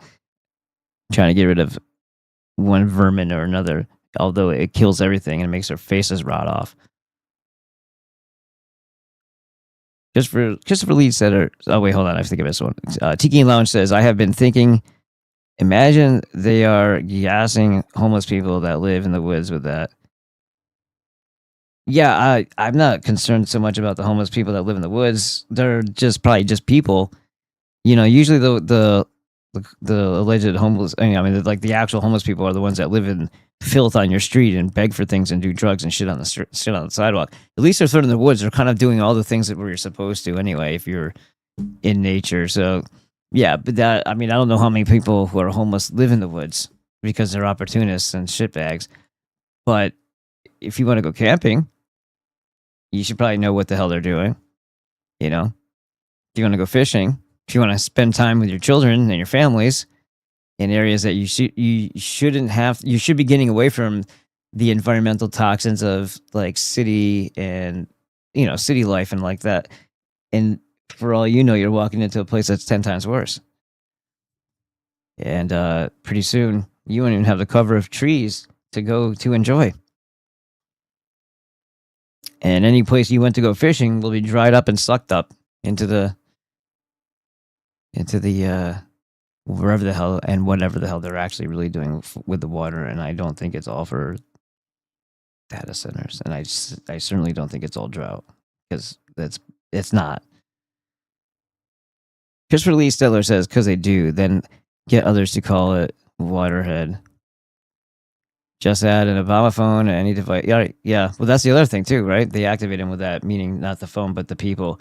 When it's time to vote, I witnessed this at a post office. There was a homeless guy who was in the back of the line, but needed to talk loud enough for everybody to hear him. Says, "Do you have to be literate? Do you have to be literate to vote?" I'm like, you should be literate to fucking vote. So somebody got $20 today. You should have to be accomplished in a lot of different areas in order to vote. Not that in a world where that shit matters is what I'm saying. We're playing make believe here, right? In the world that we thought we came from, but was destroyed 160 years ago. Prior to that, where voting might have actually done something. Yeah, you should have some sort of credentials to do that. Any device, including the SIM cards installed on every light during COVID, homeless were a test run, says Tiki Lodge.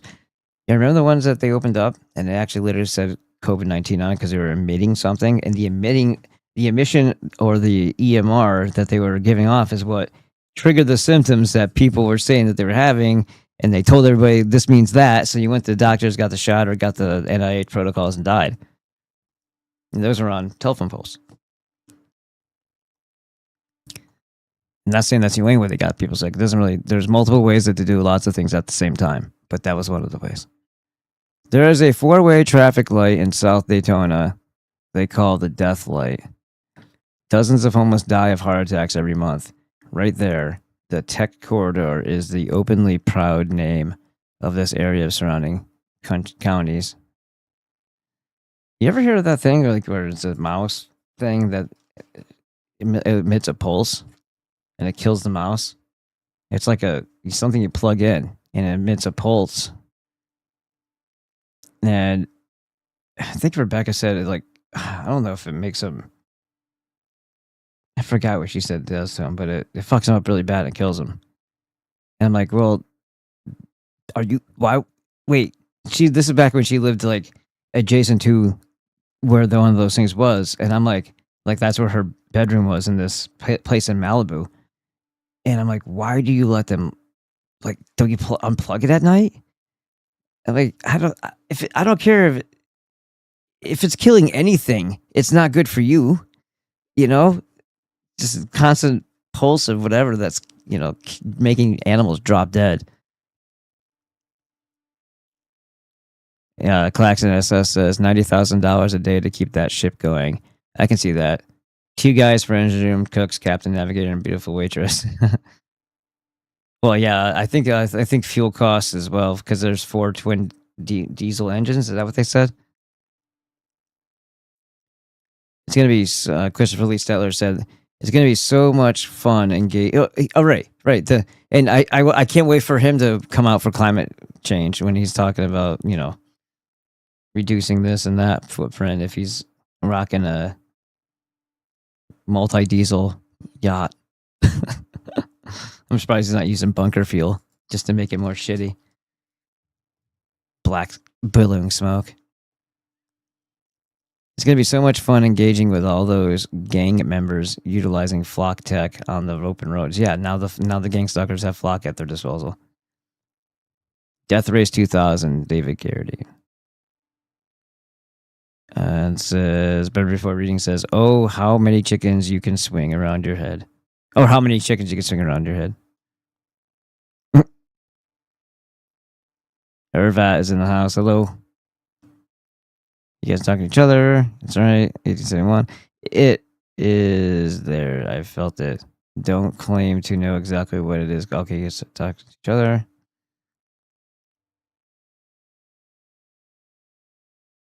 Yeah, okay, you're getting back on the intravenous thing. I would not mess with methylene blue. We've gone over this with Dr. Lynn before, stuff like that. It was used as a stain for slides for microscopy initially.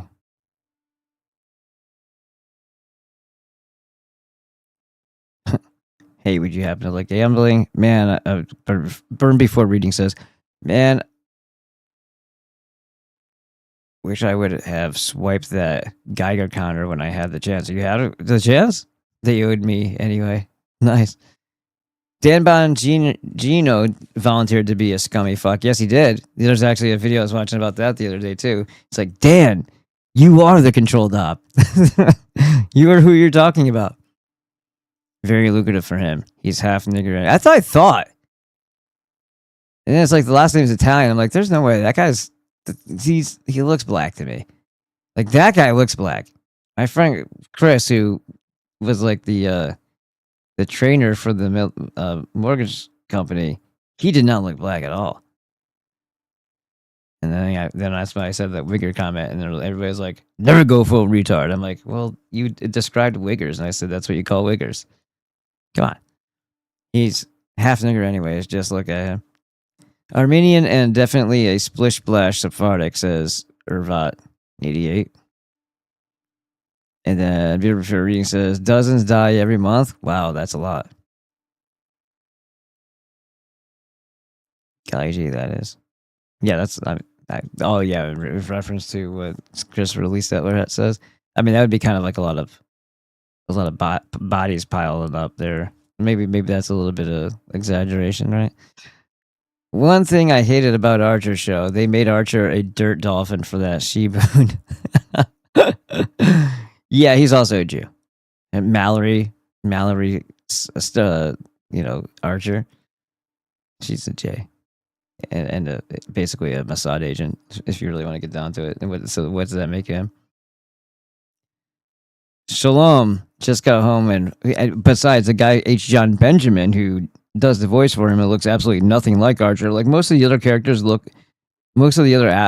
voice actors look like their characters, but not H. John Benjamin.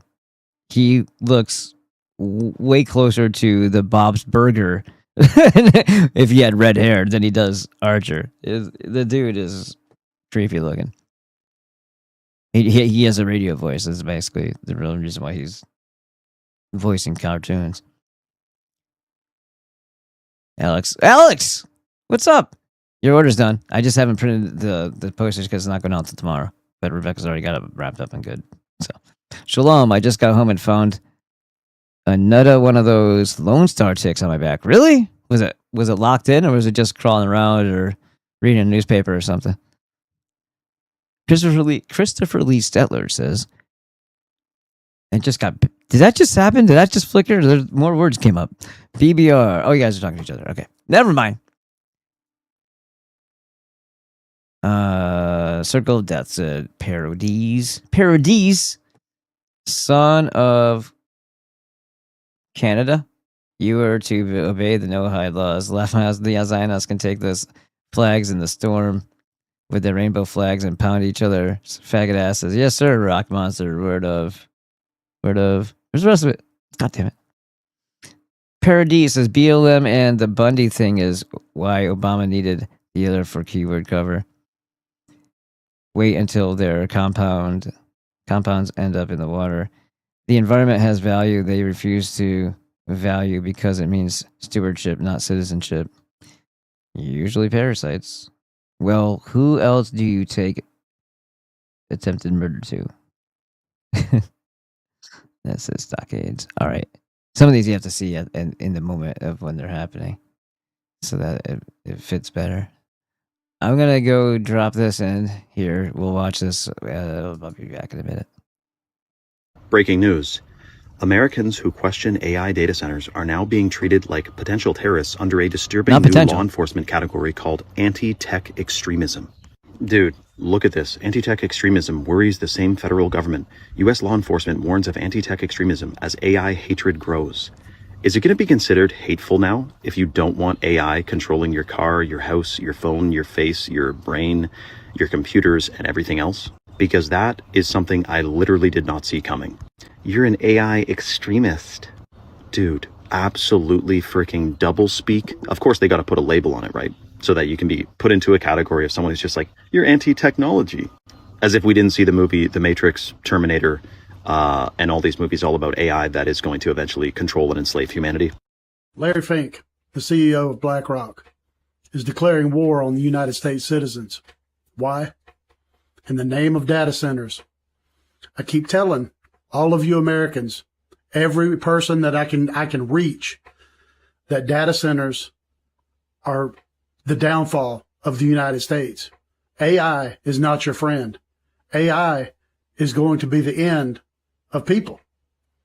If the United States citizens and people around the world don't stand up to these elites and stop using AI, stop using Amazon Prime, stop using everything that these people use to make their money, the United States citizens are going to have to destroy these data centers. Period. Just like the United States citizens are going to have to fight the American government and destroy the American government and rebuild it. You people will not listen until it affects your personal home or your family. By then it's too late. You are walking a fine line of being able to do something about your future and not being able to do something about your future. These people are going to get rid of the people. The people, you are no longer needed. You are obsolete to make them money. They can make money with robots and data centers. Human beings are obsolete. Do you really think they're going to keep you around? They're going to kill you. Get it through your head. Looking for someone to thank for Flock AI's digital prison they're building all around us? Look no further than Andreessen and Horowitz. Their $275 million initial investment in Flock is what allowed them to install 95,000 cameras around the entire country. Flock AI now partners with Amazon, the largest retailer in the world, and they are literally going to be using their data centers to store all of your personal information. Flock AI already partners with over 5,000 different police departments, but Amazon Ring was looking to join the party and send all of your information directly to law enforcement. This is literally a third-party digital prison they're building that nobody voted for. Apparently Amazon Ring canceled this deal with Flock after the massive backlash they received. However, Flock still uses their Amazon Web Services to store all of their data. These data centers that are being built all across the country right now are not for AI. But if you live 5 miles within one of these things, this is the health benefits you can expect. Close to these data centers are starting to have heartburn. Elderly folks are having higher rates of early onset dementia. Chickens lay 50% less egg. We are seeing calves, cows, goats and sheep and pigs lose 30% of their body weight. Here's Catherine Austin Fitz talking about what most of us think and feel and know, but she at least is saying it to warn people. Can you believe we're here right now in humanity? So here's the thing. The real vision is so psychopathic that it's very hard for people to believe that it's true. Mm-hmm. And you have to understand the people who are running the planet don't look at you and me as the same species as they.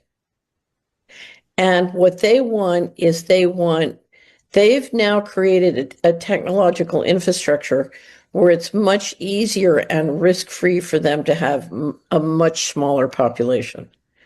So they would like to see significant depopulation, on a steady basis, which is what they've been doing since the financial coup started in America. They've been steadily lowering life expectancy and steadily lowering fertility. So these are long-term trends. But if you look at what they're doing now with closing down the straits, right, coming into planting season, it looks to me like we may be facing an intentional engineering to engineer massive famine.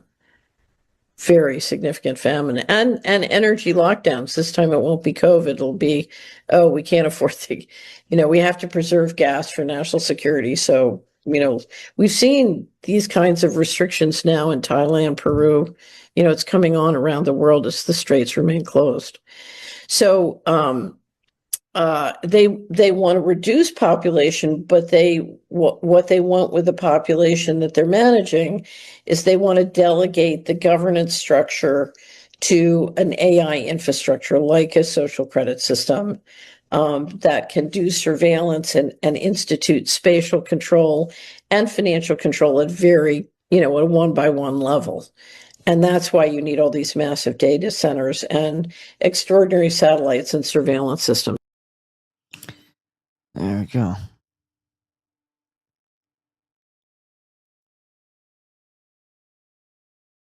At the same time that the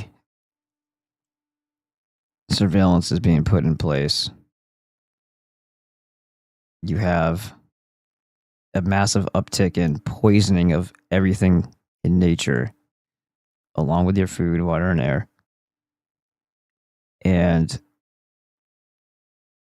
this initiative to basically outlaw and round people up for any reason whatsoever, any resistance at all, and they have the tech behind them to enforce it, because they'll know what you're doing at all times, including in your vehicles. Tell me this isn't Trump basically planning to mass murder the population of America. Tell me that I'm wrong. Tell me that, it's not really him. He's just the figurehead. But tell me that's not the plan. Tell me that's not happening here. Tell me that's not well underway.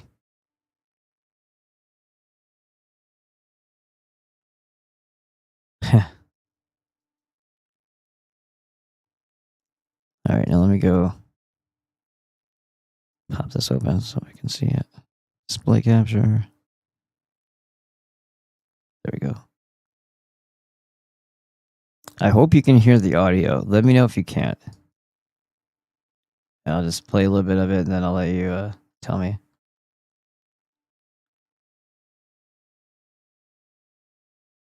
I don't know if I showed you this one. Let me open that one up. Oh, I gotta do the lame thing. I gotta do that first. Hold on.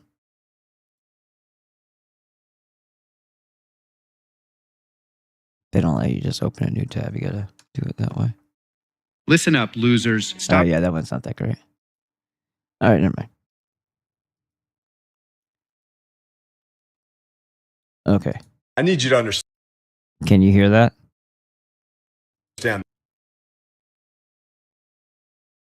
What happened? I'm just gonna go check back with you and let me know if you can hear it.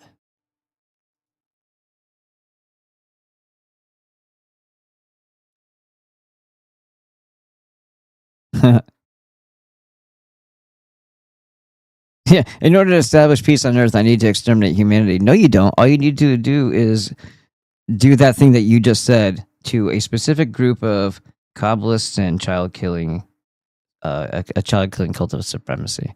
And then you should be good.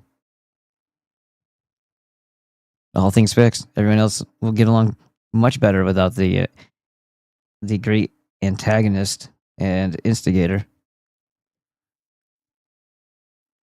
Did you guys hear that, though? So I can continue to play it. Sometimes people have told me that I need to do something else or make it audible. I need you to understand this. Can you hear that?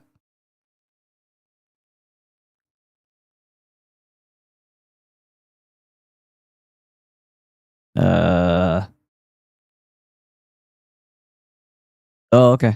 All right. But can you hear it? I'll check over at Rumble. Maybe they're quicker. Nope. Nobody's telling me. No. No, wait. Nobody's going to tell me? We're going to do it loud and clear. Awesome. All right, let's do it. Awesome. Thank you. Hey, use your combustions here. Okay. I need you to understand this. If we merge with Israel's military, preventing anti-Semitism will suddenly be in the interest of the national security of America. Any American considered anti-Semitic could and will be deemed a domestic enemy combatant. They'll literally start pulling descendants out of their homes and putting not descendants, dissidents them in detention centers. So, like I was saying, that's the first wave, but they're going to put but why do you think they're building those big, huge warehouse type things they call data centers? Believe it or not, but speaking out against the data center can now make you a domestic terrorist. This week, Wired obtained thousands of unpublished DHS and FBI reports showing how federal agencies invented a brand new domestic terrorism category called anti-tech extremism. And by the way, that phrase doesn't even have a definition. In that document, it showed how AI critics, neighborhood organizers, and nonprofit news outlets that covered data centers were now treated as potential domestic terrorists. Things like taking photos near a data center or even attending a protest can put you. Does this sound like America or does this sound like Jews?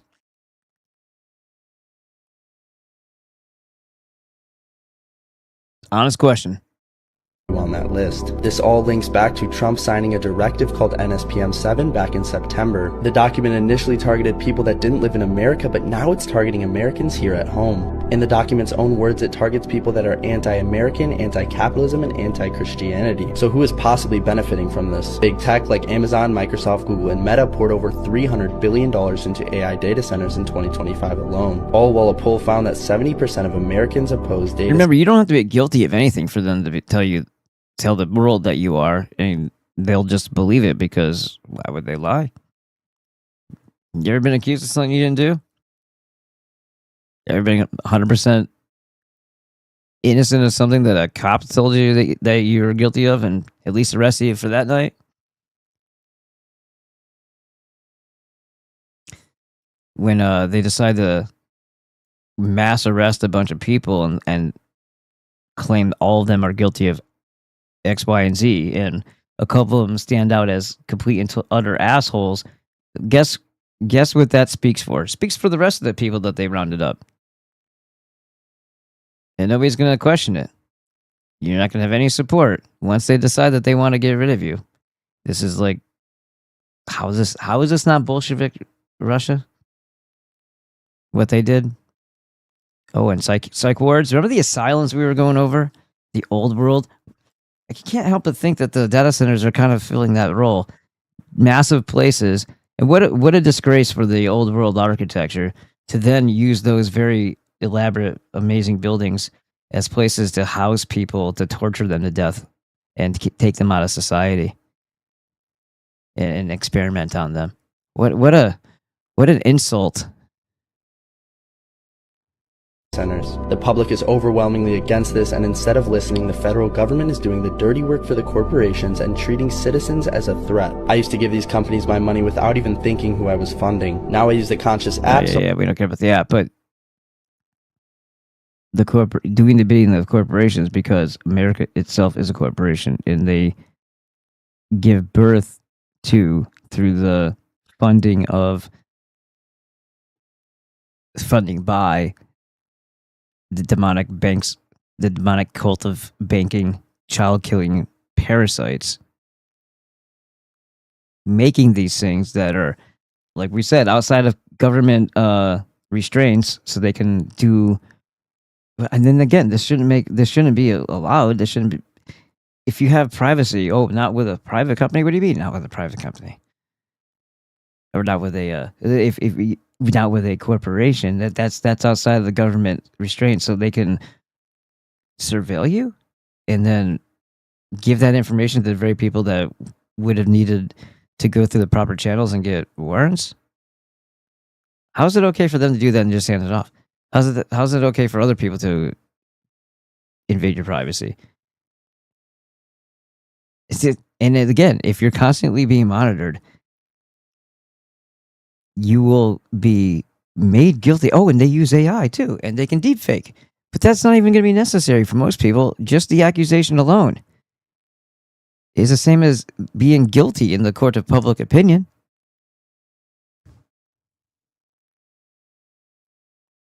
We're in some shit. I just wanted everybody to be aware. And then Ervat says, so here, well, he sent this. So here's all the climate loving, sorry. Let me try to read what the words are. So where's all the climate loving celebrities now? Wait, let me buy paper straw first. Utah's AI data center will produce heat equivalent to 23 atomic bombs every day. Spans 40,000 acres, consumes more power than an entire state. Yay. All right. Cool. Now that we know that works, that's cool. Good test run there.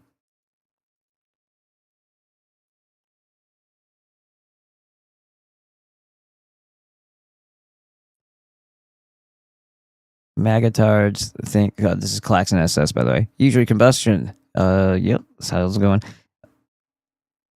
Magatards think Trump is a god and he cares about them. Trump has never replaced a burnt out light bulb or even cooked an egg. He was never you, dumbass. People are so fucking stupid. Yeah, it's the same picture. Yep. That's from the office. That thing. America or Jews. It's the same picture.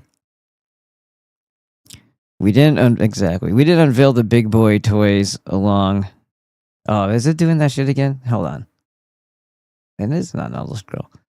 We didn't invent the big boy toys along with weather and earthquake tech to help Israel. Now Roseanne Barr's prophecy shall conclude. Mind you, we did it to Puerto Rico and Venezuela. That woman is constantly showing what a freaking demon she is on her podcast. And she just up and decided. I heard her talking about it in person.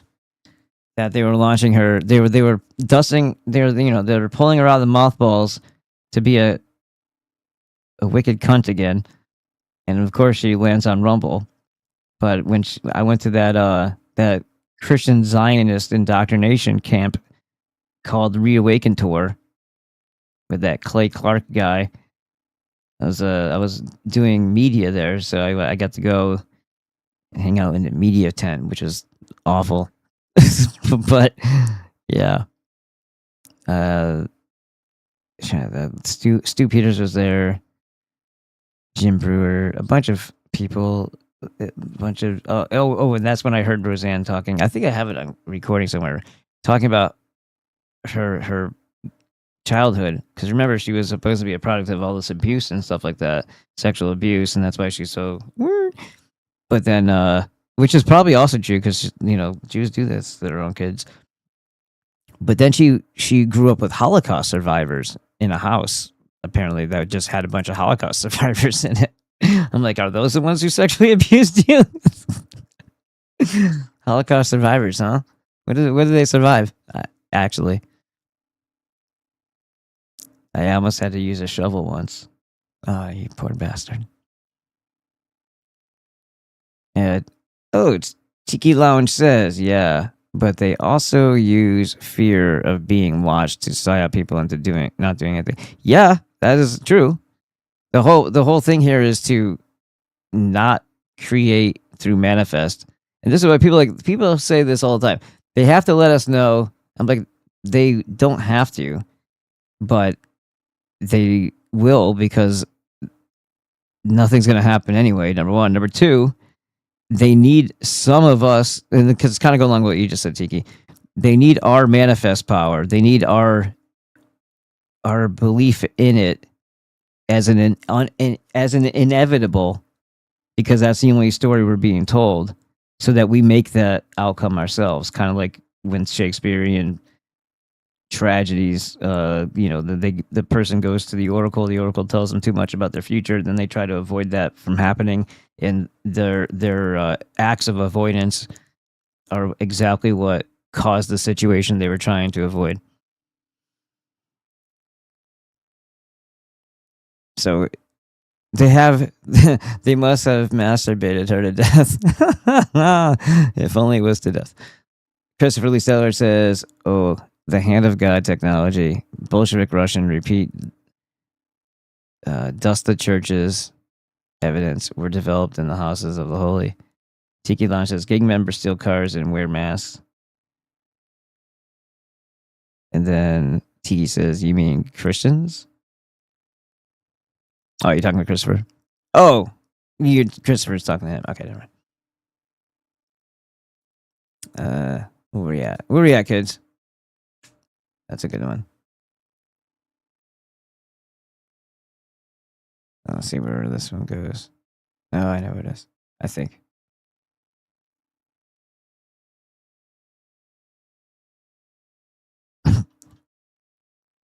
Have a look. Here's a genius. We were just talking about bee stings and the thing. Watch this. Why is everybody taking synthetic peptides when there are natural peptides in bees? This is how fucking dumb people are. There are actually six and are you killing the bee just for your fucking own vanity, you piece of shit? They're burning boxes and boxes of like bees and beehives. They're burning them for some fungus or some other bullshit excuse reason. Not to mention the fact that the neurotoxins and the sprays that they put on a lot of the crops end up killing a bunch of bees, and they crawl around all confused in our backyard, and then I see a bunch of them in our pool because of the freaking spraying. They're killing. Everything's anti-nature because we were taught to do that. Well, those who are farmers are either pushed into crop yield, so they think that they have to utilize a bunch of chemicals on food, and there's regulations to that effect, and there's certain fertilizers. All these things are poisonous to the outcome of the food in some way, shape, or form. Veterinary shots for fake viruses go into the food that you're eating, regardless if you're, and some of those probably are mRNA and all the other stuff, but vaccines are bad. But people are like, oh, good, it wasn't treated with antibiotics, and it wasn't treated with RBST, so we're good. Oh, and it ate grass. Awesome. We're good. Probably not still. I love how people run with these things. Bioactive peptides in bee venom, one of which is melatonin, which can directly break down biofilms and help treat cancer, Lyme disease, fungal infections, viral infections, bacterial infections. It's amazing. Okay, I'm in a little bit of pain right now.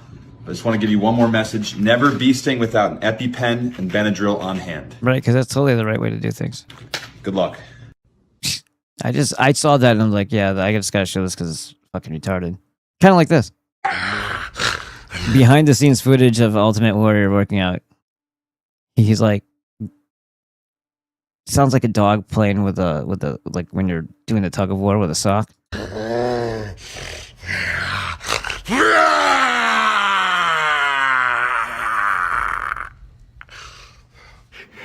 There, I'll scream. What's with the snort part?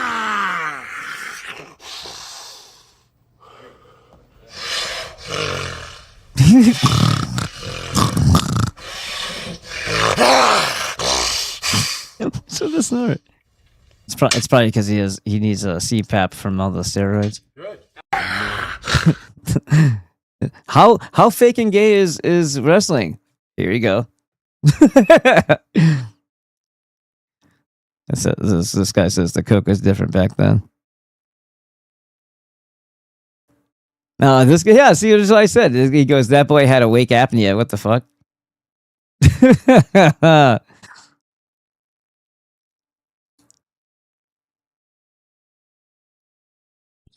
Looks like that's all of them. Radical! Not so fast, you simple-minded turtles. Whoa! Who the hell are you? I am Krang, Supreme Warlord from Dimension X. Say goodbye to Earth as you know it. Why is your brain in your stomach? What? Those aren't brains, Mikey. Those are intestines. Why would intestines talk, Raph? Well, why would brains talk? Guys. This whole thing seems like a huge design flaw. Just an open cubby hole at perfect stabbing height. Okay, let's not go stab crazy here, fellas, okay? Stay back. Oh, fuck. That was pretty satisfying. Oh, I want to try. Yeah, me too. Save some for me. Oh, it hurts so bad. Looks like that. All right, we'll get into the good stuff in a minute here.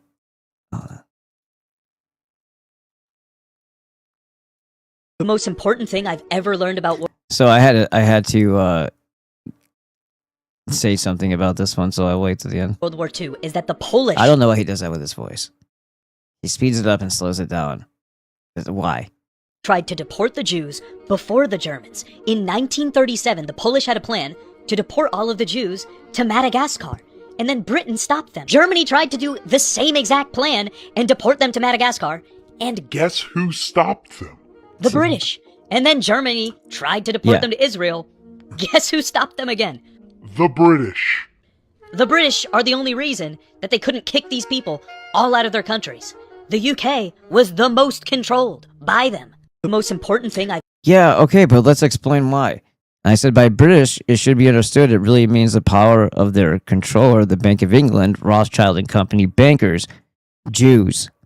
There's nothing British even about British imperialism. It's Jew banking expansion. Every country with a central bank is the same entity, and therefore the country name is simply a designator of geographic location. For example, there wasn't anything Dutch about the Dutch East India Company involved in the slave trade. Get it? They deflect their crimes on the host. The parasite is the great adversary to mankind in each instance of abuse, war, trafficking, etc. Yeah, and that's I didn't know this person said that. The British just means the Jews who ran Britain. The Jews who ran the bank, which owned Britain.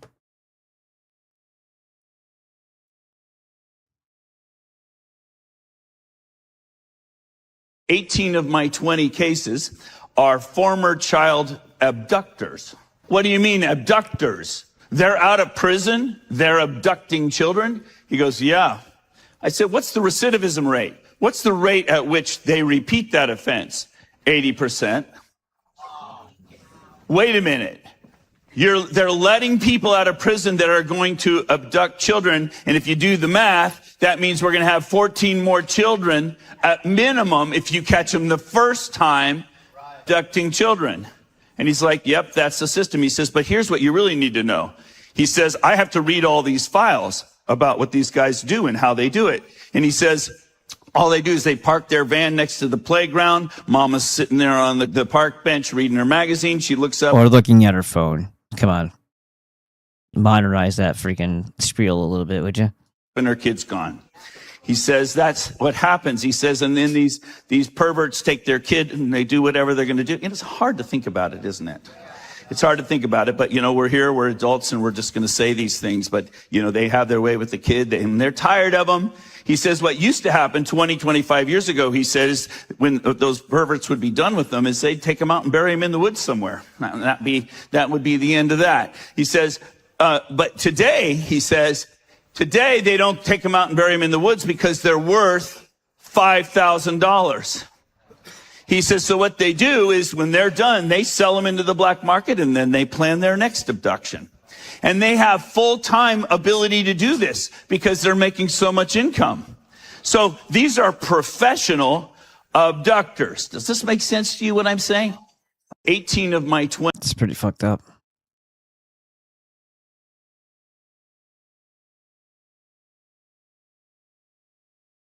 Watch Elon Musk completely glitch for a minute and a half when he was asked the very basic, simple question, why do we need X? Why is it important that we're connected on your platform? And why is that important, Elon? Collective consciousness, to have one platform. I guess, why is that important? Because it feeds the AI everything that you share. Because it'll be the first lot of people that we put into the meat grinder. So the more the merrier.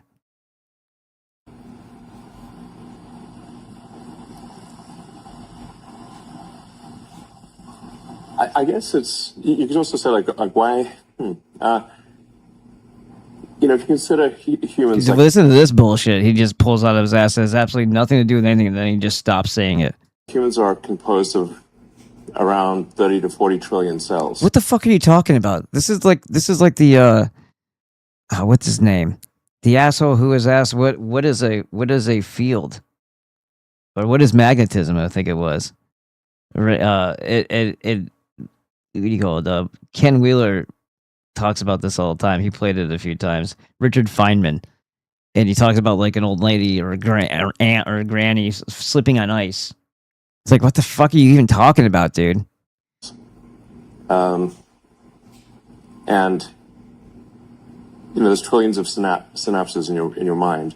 Yes, and this has to do with XY. Get it, XY. I wasn't trying to do that.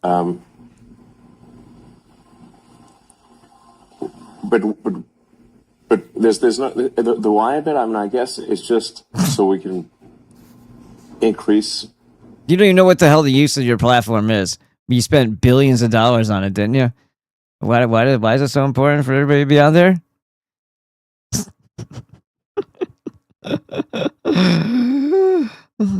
Our understanding, our understanding, increase our. This guy's just sitting there patiently. Our He wasn't. This wasn't supposed to be an aggressive interview. He wasn't trying to put him on the spot. He's just. This is what a fucking clown he is. Of the universe. Understanding the universe. Yes, that's what I'm on X. Here, let's go on X. Hold on. Tell me if it works. Tell me if it works. Hold on. I'm gonna get on. What's this?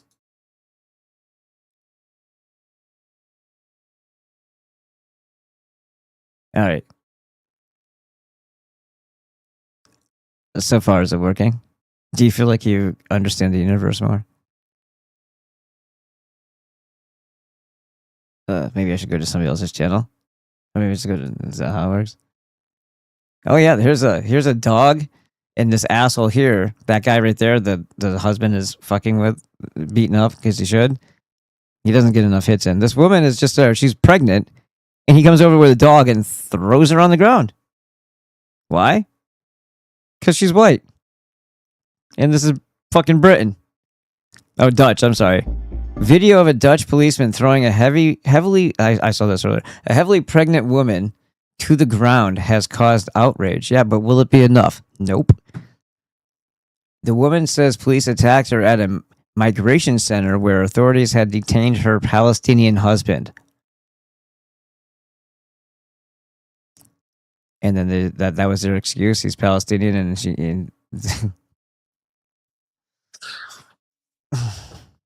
Right.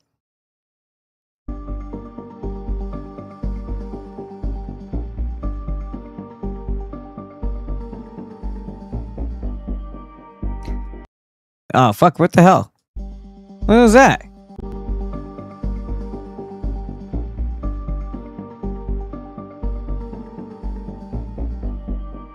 She says she went into early labor 5 days later and delivered a premature baby girl. Stock photo of baby, not actual baby. I don't know. I'm just saying. Congratulations. We'll bring it out because we have two groups. She's all beat up. Enormous range. One group with 20. After he smashed a TV, as he learned the relative had been killed in Gaza. So he broke a TV, but they beat her up. So one of his relatives, she's watching TV, and they were killed in Gaza by demonic child killers, and he was upset about it. Yeah, breaking the TV is kind of like a drunken ass move for sure. Should have gone back to Palestine and shot some motherfuckers, but they don't allow you to have guns there. That's how you know they were unarmed. They can't even have sharp pencils. And he did exactly what he should have, protecting his wife. Fucking motherfucker. And there it is again. These 5 policemen and a policewoman must be punished for misconduct. That's it? Just punished? What do you want to shake your finger in their face? Paid suspension? It's paid leave? What's going to happen to them? Nothing. You know what bald people typically are, I've noticed? Mossad. I don't know why. It seems like everybody who's affiliated elite or Mossad adjacent are bald. Maybe it's like a monk thing. Maybe they have like a monk, I don't know, like ranking or degree in their little death cult. Is this all the same thing? What the fuck? Jesus Christ. What? There you go. This is extremely shameful. Australian filmmaker Juliet said, I was raped by an Israeli soldier. Hey, coming to America, by the way. Inside a darkened shipping container while handcuffed and shackled on a Gaza aid flotilla. They also used water torture and beatings.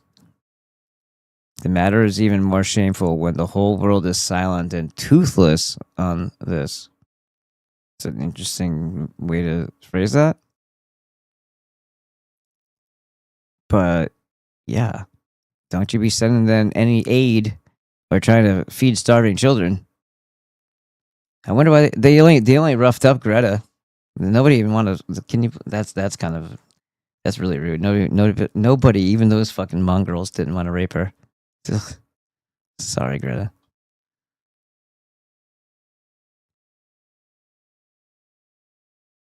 In Russia, a Jewish 44-year-old man named Alexei attempted to rape a 5-year-old child. This is the most terrifying sight I've ever seen. Oh yeah, more Jews trying to rape children. And the boy stopped him. He's wearing a Kiss shirt. And his ass is hanging out.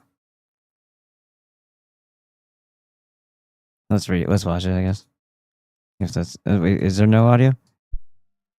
Oh yeah. Just that. He took her in the bathroom to rape her. Another boy comes. Has he got a camera on his head?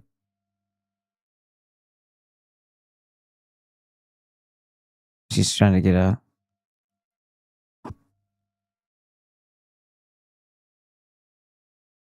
Fucking Jews. They'll rape you too, be careful. Mom.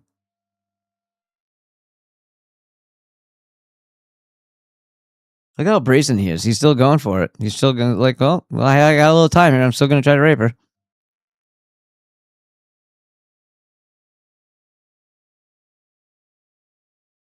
What are you doing, my daughter? Oh, no, she got raped too. She's still a little too old for him, but he need to teach her a lesson. What is going on? Is that it?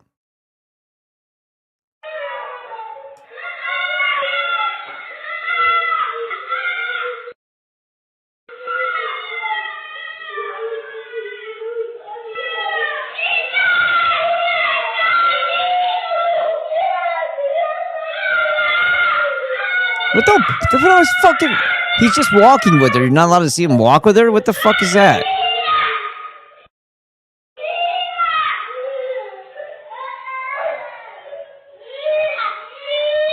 Oh, it's not a bathroom. It's trying to bring her upstairs.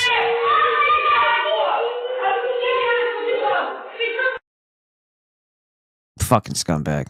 I own this world. She was promised to me 3,000 years ago. And then he has an audacity to tell her, say something to her. I don't know why she didn't just put 2 in him. She probably didn't have one.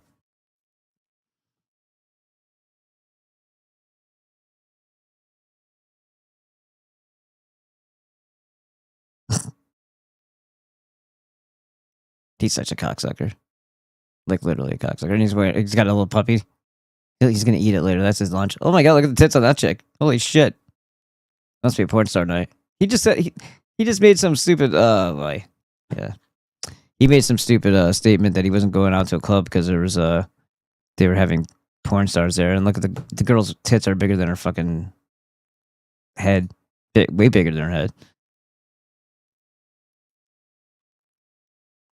So do you guys feel more enlightened now? Do you feel like you understand the universe? Has anybody else noticed that the United States has been attacked multiple times this week and nobody's addressing it? So first of all, on May 22nd, we have a chemical tank in California that appears to be sabotaged. Now that one didn't cause a crazy eruption or anything, but it did cause 50,000 people to have to evacuate. Now after that, on May 26th, we have a chemical tank implosion at a paper company in Washington. This took the lives of multiple people. Now the chances of 2 chemical tanks having catastrophic failure on the same coast in the same week is very slim. Like the chances of that just happening just doesn't really add up. But in the last 2 I don't know if that's really, like, just because they happen close proximity to each other doesn't mean that negligence is a thing that's corporate isn't slipping more and more and doesn't give two fucks about anything. Like I don't, and it only killed 9 people. It would have to poison an entire area for it to be like a deliberate act, I would say. I'm not saying 9 people only in that sense. I'm saying I really don't think it was set to kill 9 people that they had targeted. You know what I mean? It doesn't that doesn't add up to me. It's probably more negligence and bullshit and people not putting money into upkeep. It would be my guess. 2 days it's gotten There's another one though that's increasingly getting hotter and hotter and hotter, and there's no way to cool it. I forgot what that. I'll have to remember the details on that, but there's something going on. I forgot where it was. Maybe it was California. There's something that's about to explode if it hasn't already. So maybe that's what that was in reference to. Probably not, though. Significantly weirder. So May 29th, yesterday, there was massive explosions that rattled the entire state of South Carolina, and they didn't give us any explanation at all. They just said a mysterious boom that happened that shook the entire state.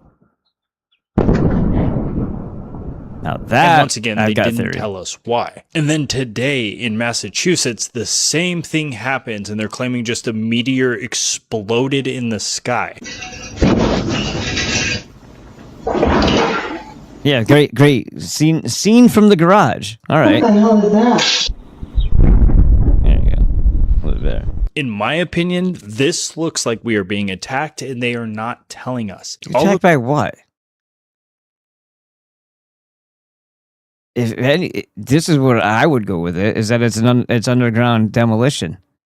Like they're blowing up rock with like dynamite because they're burrowing more fucking holes with their boring machines to expand their networks of tunnels. And that's why they're feeling the shake but not seeing anything on the surface, is because it's underground. Just like when they felt the rattle, the shake, and heard the hum of the boring machine grinding up stone.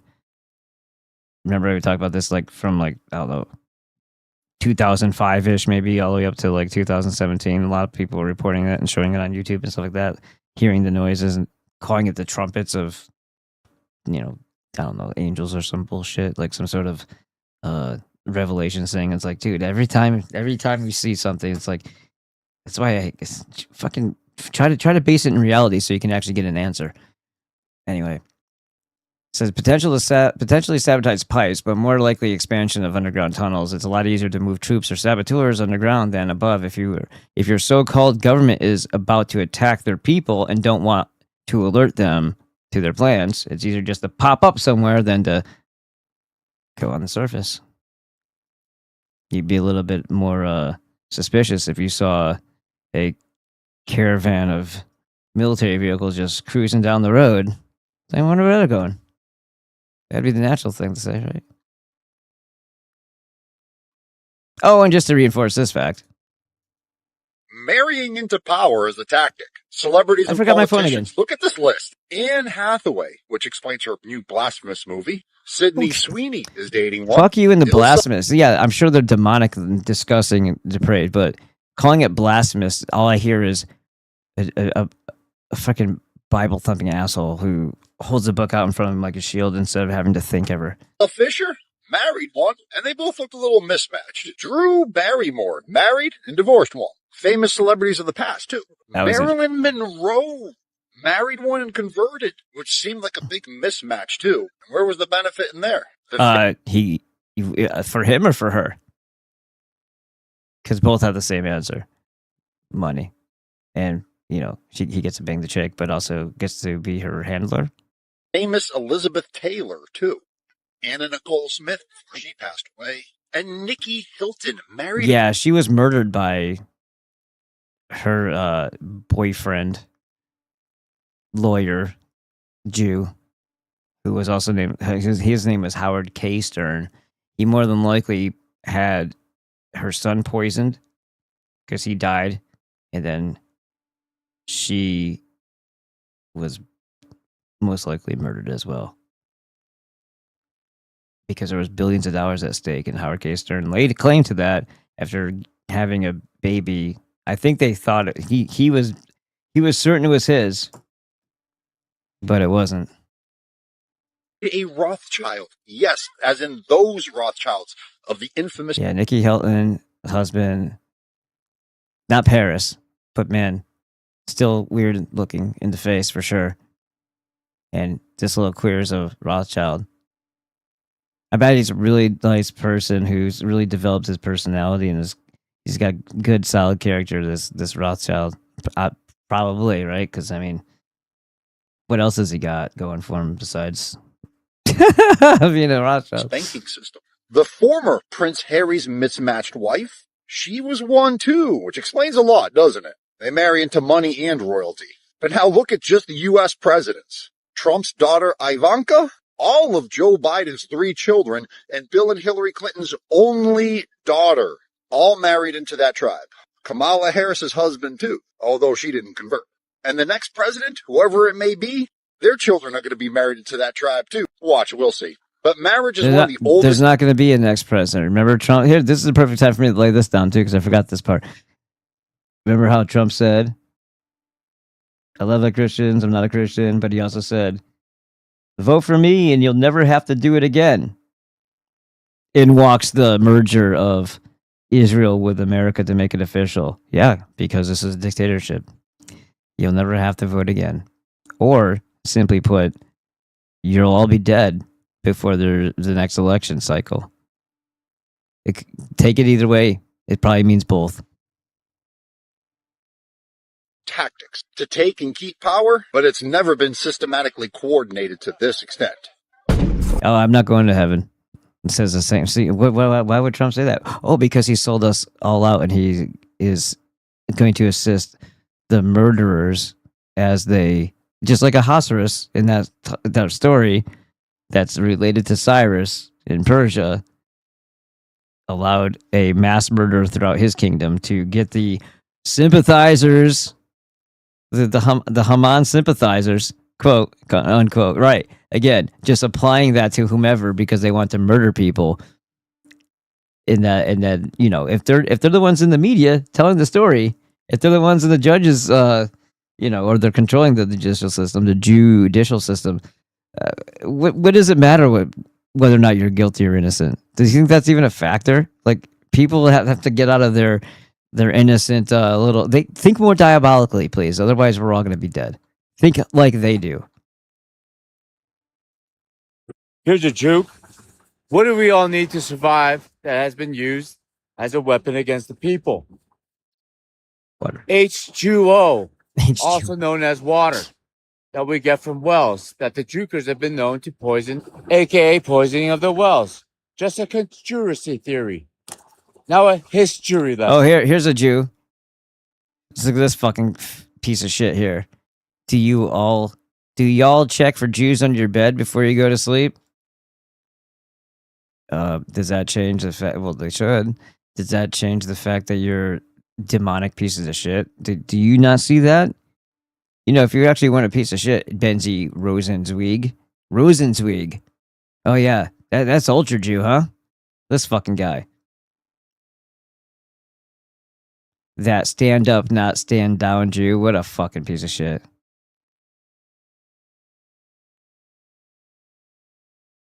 What a fucking piece of shit. He thinks he's a comedian? Is that what that's supposed to? I'm that Jew. Oh my god. Yep. He needs to be. Where's the wood chippers? 1321, leper's plot. Jews were. What I was trying to say is, if he was actually a decent human being, he was like, yeah, we get a lot of flack. A lot of our people are assholes. I'm not one of them. No, he's definitely okay with everything that goes on with the supremacy cult.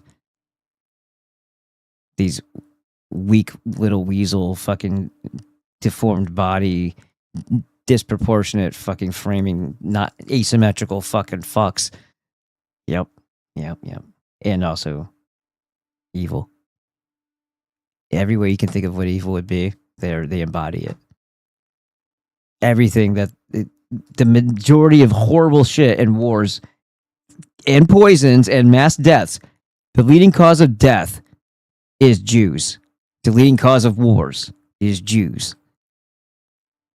You know what poisoned the wells? Oh no, better yet. How did he get sick? Jews.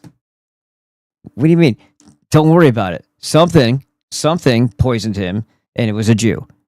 Whether it was his food, whether it was something in the air, was in the environment, the lack of nutrients in his food, it was a Jew. A Jew was responsible for his illness and his death. And then he went to a doctor, and the Jew fucking sorcery there didn't help anything. It just was a catalyst to his death. So yes, Jews. What is the leading cause of death, everybody? Say it with me. Jews.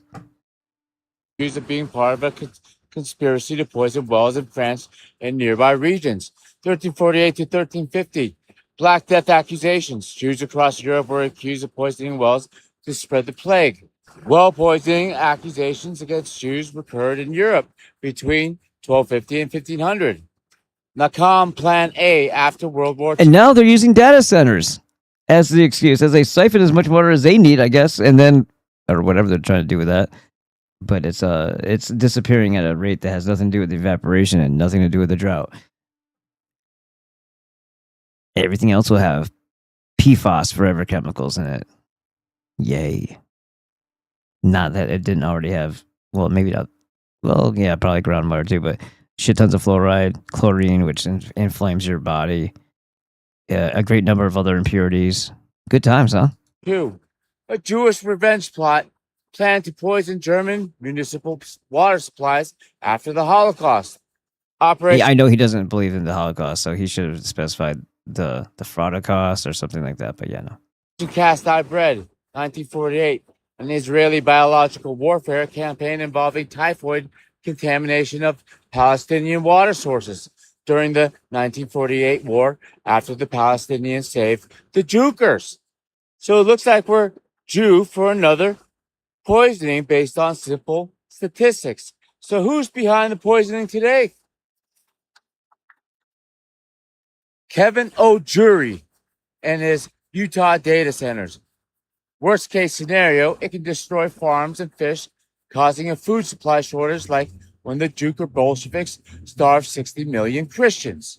No, wait a minute. My bad. That's a bad juke because he's Catholic, right? Never mind, it's a good juke. His mother is a juker, and you can only be a juker if your mother is a juker in traditional jukerism. Look at this picture of him on Juke Tank on Jewsney's UBC with Mark Jubin. For my fellow cattle, Goyim, anti-Semitism is evil.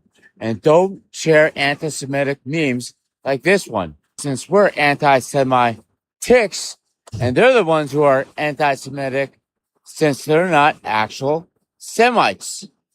My Goyim, here's a juke.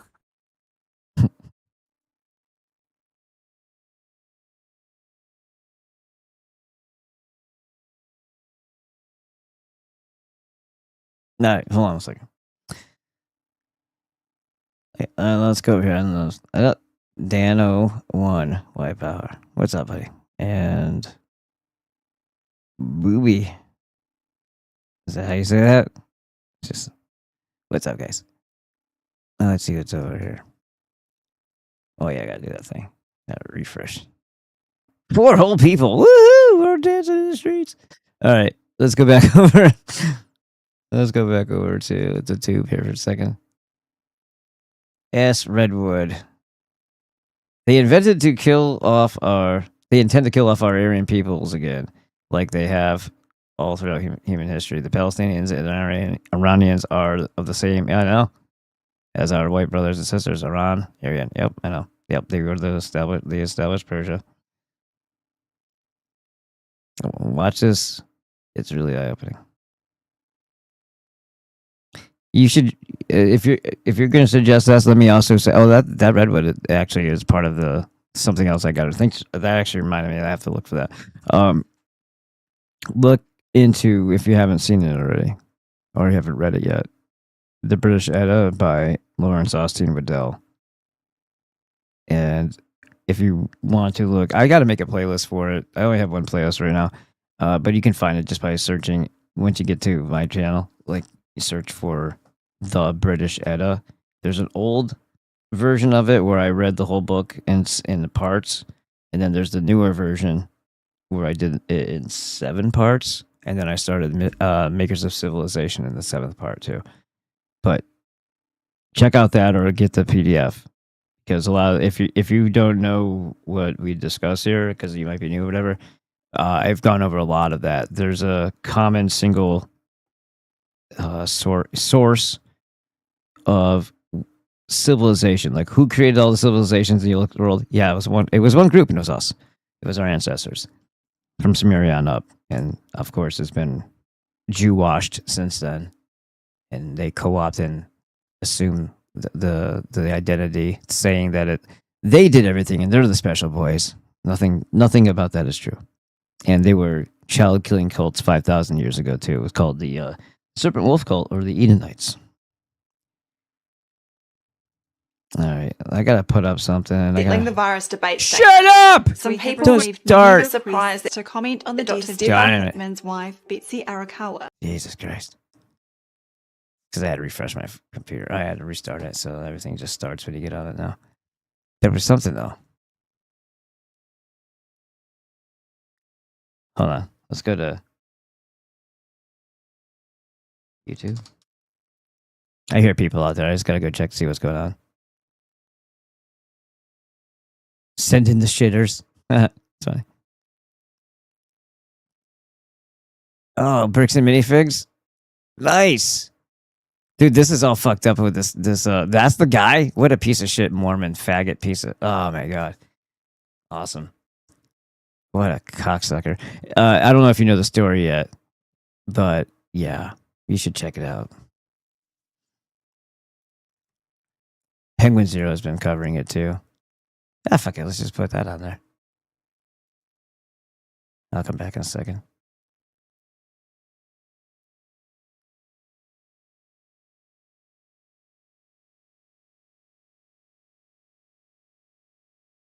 I said videos, didn't I?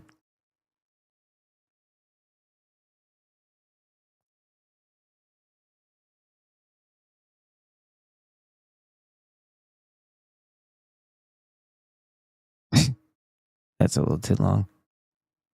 Maybe this is not a good idea. Let's go find something else. I was gonna go to Richie from Boston, actually. I don't know what he's put up lately, but maybe it was nothing. It's got to do RFP.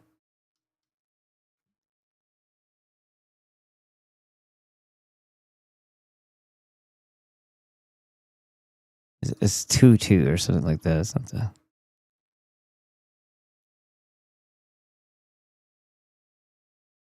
No.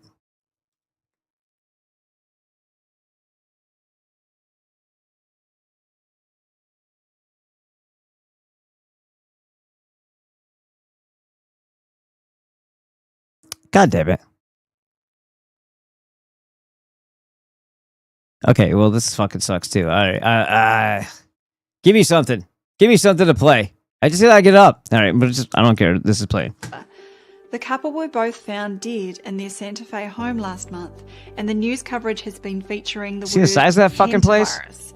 While we are used to hearing about influenza viruses, coronaviruses, the measles virus, and so on, hantavirus has not had much attention until recently. Those who know the fatal flaws of the virus model have already guessed that hantavirus is not what it seems. However, why is it being mentioned in the corporate media at this time? And what actually killed Betsy Arakawa?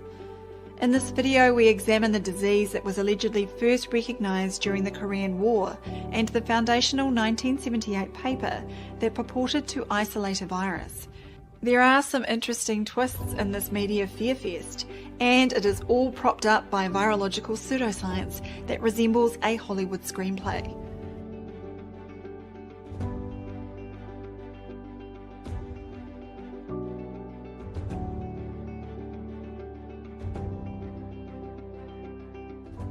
The cause of death for Miss Betsy Hackman, aged 65 years, is hantavirus pulmonary syndrome.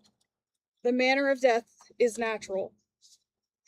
Autopsy examination and full-body postmortem CT demonstrated no findings of trauma internally or externally, with microscopic findings consistent with hantavirus pulmonary syndrome.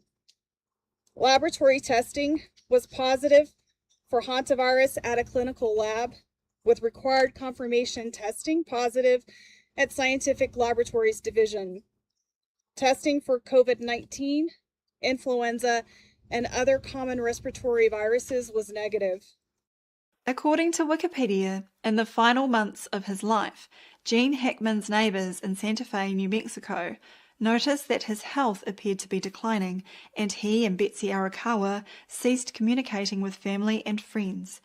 Arakawa was last seen alive at a CVS pharmacy on February 11, 2025, and returned to their gated community at 5:15 p.m. Arakawa died in their home a short time later from hantavirus pulmonary syndrome. Hackman did not seek help. Authorities believed he was unable to comprehend her death due to his Alzheimer's. Hackman died in the home around February 18, at which point his pacemaker recorded an abnormal rhythm. He died from severe heart disease, complicated by advanced Alzheimer's disease and kidney disease. Gene Hackman was 95 years old at the time of his death, and from what we know, had been in declining health for some time. While foul play cannot be ruled out, it is entirely plausible that he died of old age and his underlying conditions. However, Betsy Arakawa's passing was unexpected at the age of 65, and thus the circumstances surrounding her death have raised many questions. The Hackman estate is reported to be worth $80 million, and Arakawa was made the sole beneficiary in 1995. Furthermore, if they died within 90 days of each other, all of Arakawa's assets would go to charity. Hackman had 3 biological children with his first wife, Faye Maltese, but none were mentioned in his will. It was recently stated in TMZ that Andrew M. Katzenstein, a prominent California trust and estate attorney, had reportedly been hired by Gene's son Chris, who's the oldest sibling, indicating he may challenge the will. All in all, fairly typical happenings in a family whenever money is involved. Now we get to the claim that a hantavirus attacked and killed Betsy Arakawa. For what that is supposed to look like, here is an account from Dr. Jeffrey Klausner, an infectious disease expert, who was asked to comment on the case. That said, a hantavirus can cause a flu-like illness, and often it's confused by doctors or diagnosed as a flu or flu-like syndrome. People can have headaches, people can have fever, cough, chest congestion. Again, it's very rare, so it's not something that someone would necessarily be concerned about. So we have a frequently encountered issue with most of these alleged viral illnesses. The symptoms and signs are said to be non-specific. Those of you that have been following us for a long time will know that we exposed this problem with COVID-19 in 2020. For example, my video, What is a COVID-19 Case?, banned by YouTube after it exceeded 100,000 views, outlined how cases were created without the need for any symptoms or signs. Continuing with this theme, a 2023 paper published in Frontiers in Microbiology stated that with hantavirus, the clinical presentations of the disease depend on the geographic distribution of the viral strains around the world. The world of virology, where the imagined entities can either spread across the world with the greatest of ease or stay confined to certain areas. We have covered this nonsense previously, including in our book, The Final Pandemic, through the subchapter, Fear-Inducing Viruses like Ebola, that never arrive. The CDC state that hantavirus can cause hemorrhagic fever with renal syndrome and hantavirus pulmonary syndrome. The latter is what allegedly killed Betsy Arakawa. The key feature of hantavirus pulmonary syndrome is said to be acute respiratory distress syndrome, or ARDS. However, as per the name, this is a syndrome that encompasses the picture of widespread inflammation and fluid on the lungs. Among other things, it is a complication of pneumonia, trauma, and different forms of inflammation. So if someone was suspected of having hantavirus or just suspected of having a severe pneumonia, I mean, it's really very similar to having a severe pneumonia. Taking into account such a non-specific picture, Wikipedia makes the interesting declaration that the initial diagnosis of hantavirus infection can be made based on epidemiological information and clinical symptoms. Moving right along from that non sequitur, the next sentence reads, Infection can be confirmed through detection of hantavirus nucleic acid, proteins, or hantavirus-specific antibodies. There is a single reference, and it is a paper featured in the journal Viruses in 2023. However, this is simply a review article which states that hantavirus infections can be diagnosed by, quote, the detection of the nucleic acid, proteins, and/or antibodies specific to the associated hantavirus.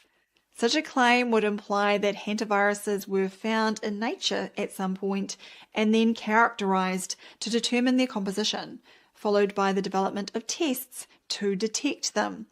Not bloody likely. So let's have a look at the foundational papers for the virologist's claims.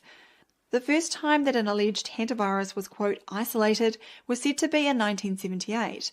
The paper appeared in the Journal of Infectious Diseases and was titled Isolation of the Etiologic Agent of Korean Hemorrhagic Fever.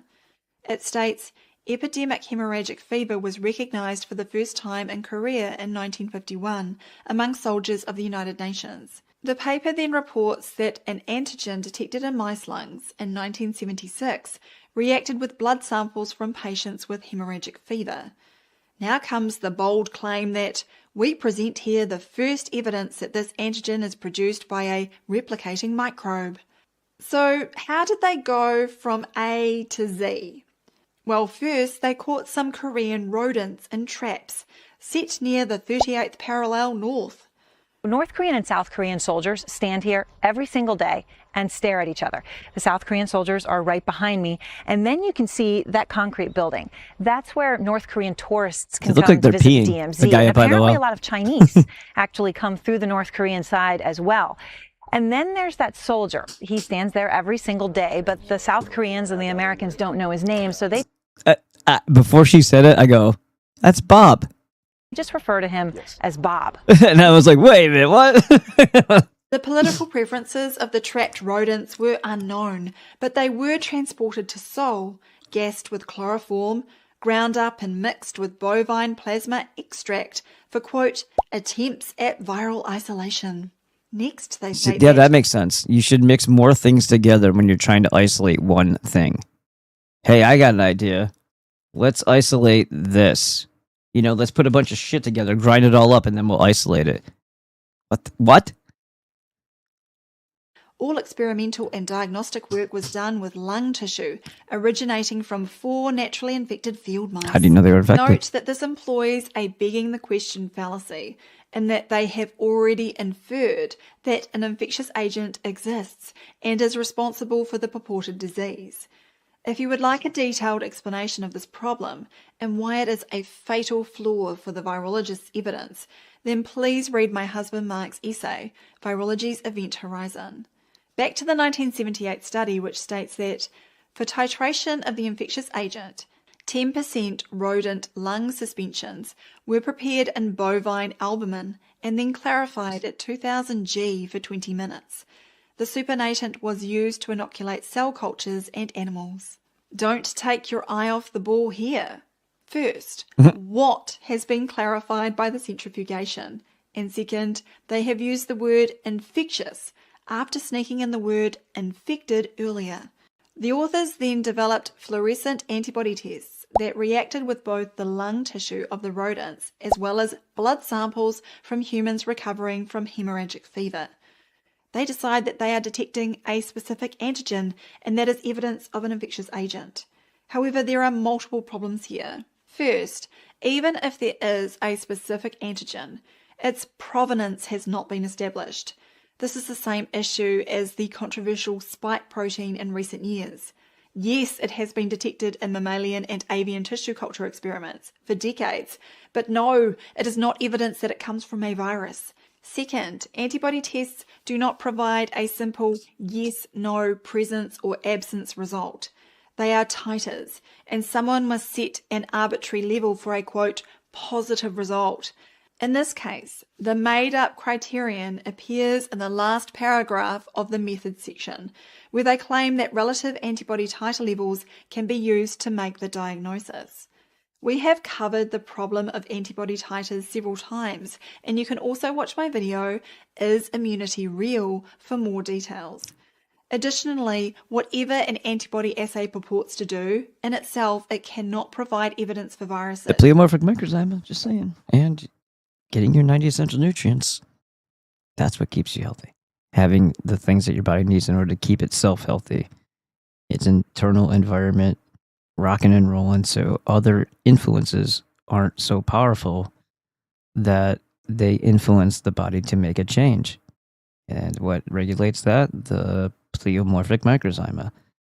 So if it's not strong enough to alter the state or to send a bad signal because there's already something awry or not, like a functionality of your body not getting what it needs in order to be complete, so it's already at a weakened state, then these other signals, these other influences won't affect it.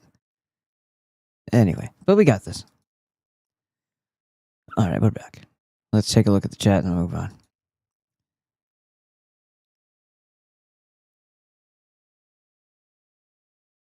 Buffering, is it? Check out the Rumble channel if that happens. Buffering like a mofo. Oh, did I hear Brooks Masters here? Where is he?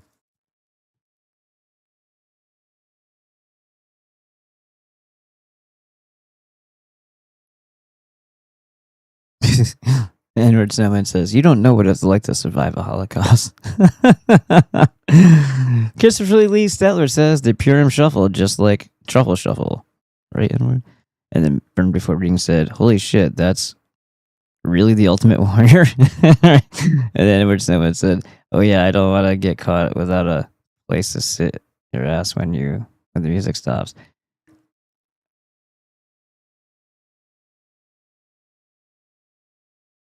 Ultimate cane user. He wasn't even really that ripped. Yeah, when you tie things to your biceps, of course it's gonna make your veins pop out more, right? Makes your muscles look bigger a little bit. He tied those like super stretchy ribbon things on his arms.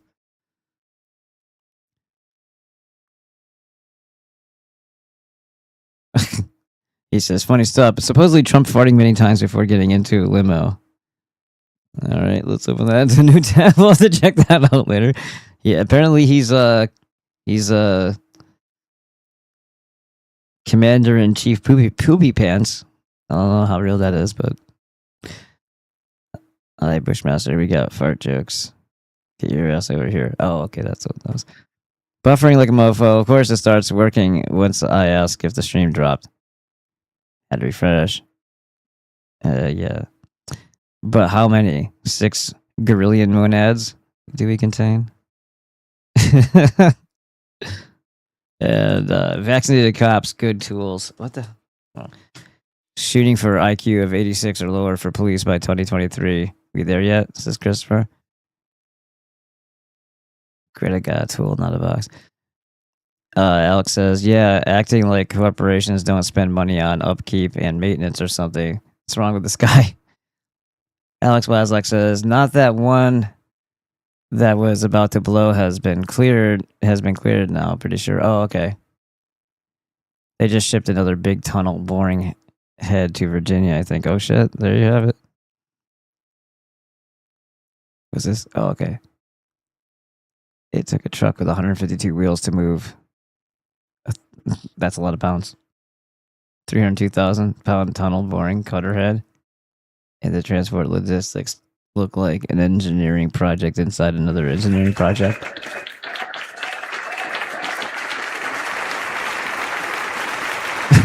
Christopher Lee says,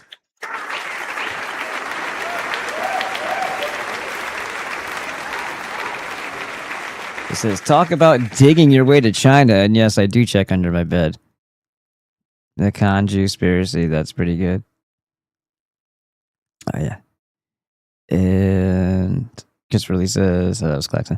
Christopher Lee says, "It's not their fault, Dan. The Muslims are pushing them to poison the planet." yeah, that's gotta be it. Claxon SS says, "If these data centers are using millions of gallons of water, where are they dumping it? Back into the aquifers?" Oh, remember, it's a fully contained unit. Bullshit. Think Dune, Claxon. Jesuit casting crew each time. Smiles a court. Hey, says, hello, lurking while working. Hey, I like that. It's good. Great show, good subject matter. Thank you. And Christopher Lee Stetler says, smiley. Yeah, okay, that's you guys talking to each other. And then I'd support. Smiles, of course, says, I'd support, but I gave the last bit of my prepaid to help keep FGJ running. That was cool. So I gotta wait now. That was cool of you, man. Juice did this. That's hilarious. That's a mad cat. Mad kitten. Even he understands it. Christopher Lee says, out of a gazillion possible diagnoses, a farting ghost did it. Haunted? Nope. Hanta. More like Walt Disney. To think it all began with a mouse. Mossad agent using diluted mustard gas. Again. Claxton says, notice, hey, I recently bought a Skull Candy wireless speaker for like $50. Makes listening to podcasts or music videos so much better than just using my laptop speaker system. Wider range of volume and bass, just letting you know. This is like Truman Show. Like, who are you talking to? It's like, I got this thing. It slices it. It's like, who the fuck are you talking to? Oh, that's great. Yeah, I use an external speaker when I'm sometimes when I'm on the elliptical or if I'm working and I boost up the volume a little bit. Sometimes I'm too lazy to don't do it, but yeah, it's good to have it. And then also still use my phone's bass boost. Next set, Sennheiser. Trust the science, Claxton said. What does Smiles and Court says? What does a virologist dress up as for Halloween? A hantavirus. Oh wait! I got that. Hold on. You gotta find it. Where is it? There you go. Edward Snowman, did you see the Chinese Natasha stress relief doll scandal? No. That sounds like another one of those child sex dolls. No, tell us more, please. And then Burn Before Reading says, excellent show, but gotta hit the hay. Have a great night. White power. And he says, doubles. Thank you, sir. I appreciate it. And thank you for the high five from the chest. All right. Now, let's see. Anyone else saying anything? Nope. As they say. Let's see. Over here. Boom. Hi, Karen. Hi. So I was being a little bummer boy tonight, but it's we gotta address it, right? Yeah. My stepson's home. I can tell because it's loud for no reason. He likes to hear the sound of his own voice. I'm gonna play this. I just realized I'm gonna grab one more thing. I should be back before it does anything. I'll be back. I will be back. The video I made yesterday about the guy getting arrested by basically mental health police is this the is so comments fucking crazy. and some of like the people commenting. I think you guys are insane. Like the fact that you're saying, what if he is actually mentally ill? What if he is having psychosis? It's like, yeah, okay, he's still an adult. He still gets to have to be assessed in order to be committed. And what we are saying is you cannot just on the side of the road commit somebody because you believe that they will not go to an appointment that you never even set. Like, that's the part that we're saying is kind of wild. And if you honestly, the other part of the people that are commenting, we have very rigorous, like, standards in Canada. Really, do we? Because there was a guy who basically had mental health issues, bowel syndrome, got assessed in a Tim Hortons parking lot, and then got taken to MAID. And if you don't think that that's real, it's a real story. Here's, like, the Western News.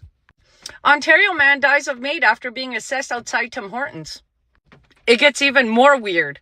London, Ontario, doctor who assessed patient with inflammatory bowel disease and a history of mental health issues for MAID outside a Tim Hortons location and later personally drove the man to the place his life was ended has agreed to a minimum of 6 months supervision. That's all he got for ending a man's life by assessing him in a Tim Hortons parking lot. Oh, but it gets even better. The same doctor failed to administer one of the 3 drugs used in assisted deaths, one that paralyzes the body's muscles, including the muscles involved in breathing. The patient resumed spontaneously breathing again after initially being pronounced dead and after McLean had already left the home. I beg your finest pardon. People are getting made in their homes. Doctors are literally coming to your home to administer like MAID, just a doctor. And this guy got a mentally ill patient from a Tim Hortons parking lot into MAID. And you guys think that we have like rigorous and strict anything?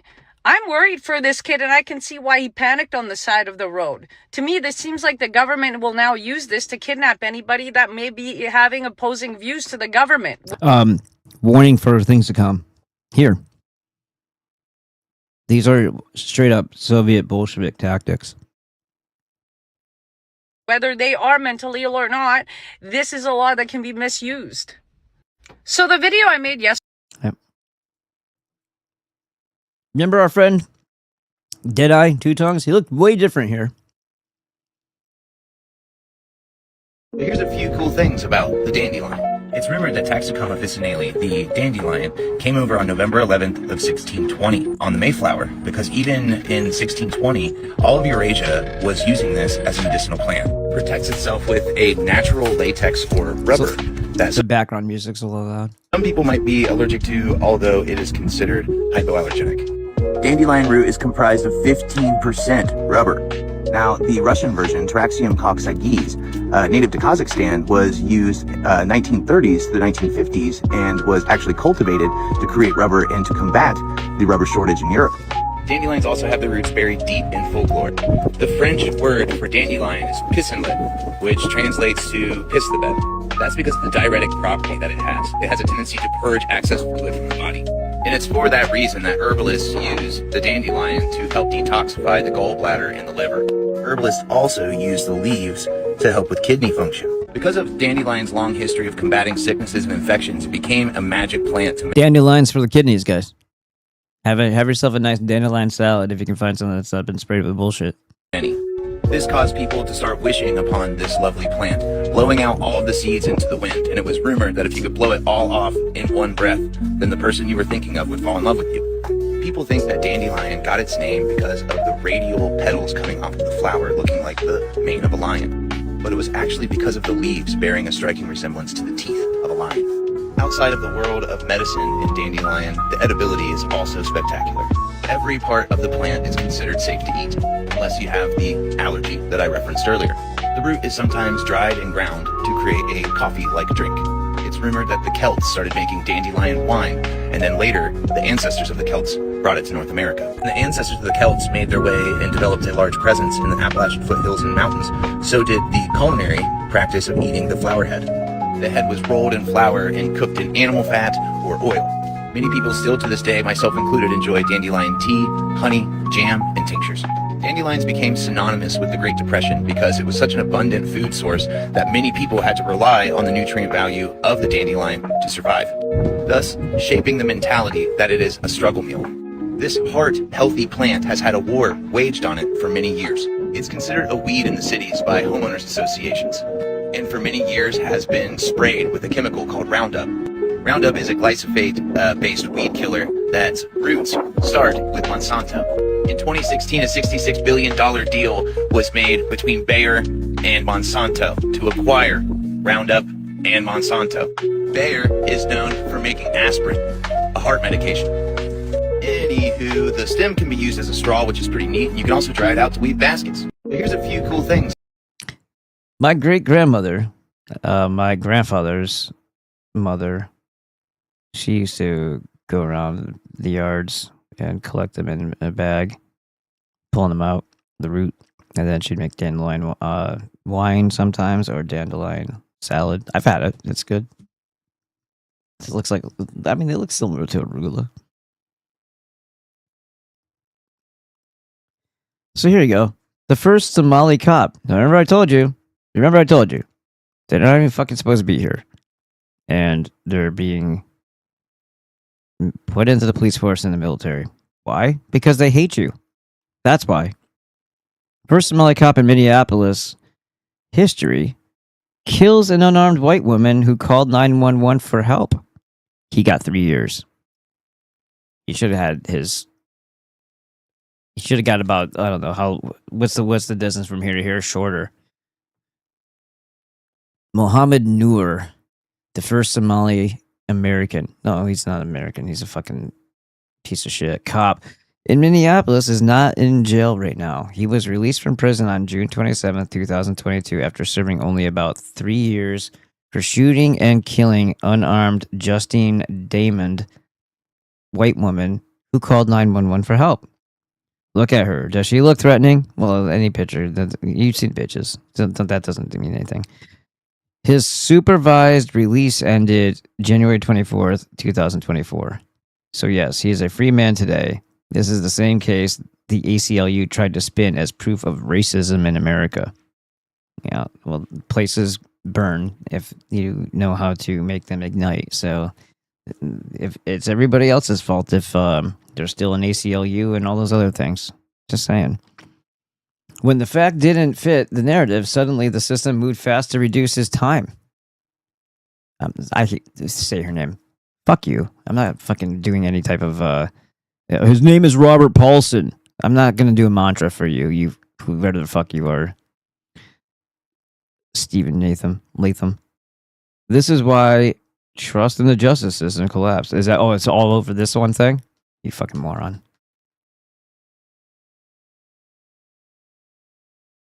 This person's retarded. But yeah. They always go a little bit too long, and then you see that they're really not intelligent people. It's one thing when they're reporting something that they can just transfer data to, and then when they start putting their own thoughts into it, you're like, oh, this person's retarded. Got it. Oops, wrong one. That's crickets. That's crickets. All right, enough crickets. Fuck you! Mm-hmm. All right. Ding, ding, ding, ding. No.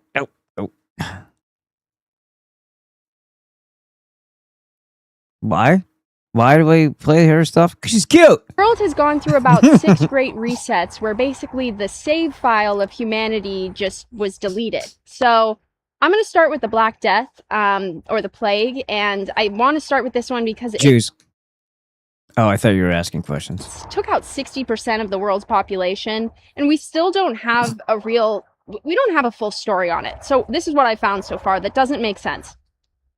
So far, I've learned that if the plague traveled by rats, which we believe that it traveled by fleas on the rats, it would have had to travel 30 to 50 miles per year. Instead, the plague traveled 2 to 5 miles per day. So that's 36 times faster than what's actually possible. But the whole thing of that it traveled this and that and the other thing, no, it's just Jews and many communities collectively got together and started poisoning wells, and what's better to poison a well than a dead child that they raped to death, or and bled out. The rotting flesh itself would probably suffice.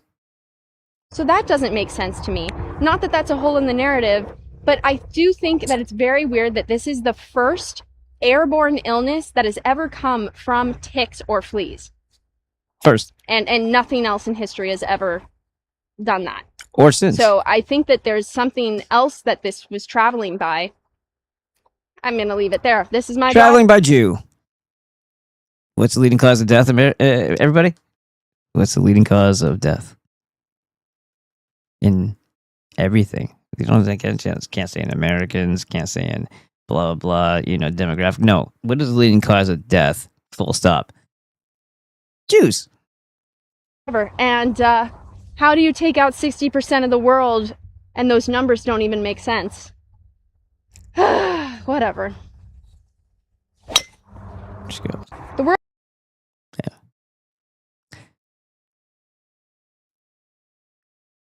Swaggy lady golf daddy.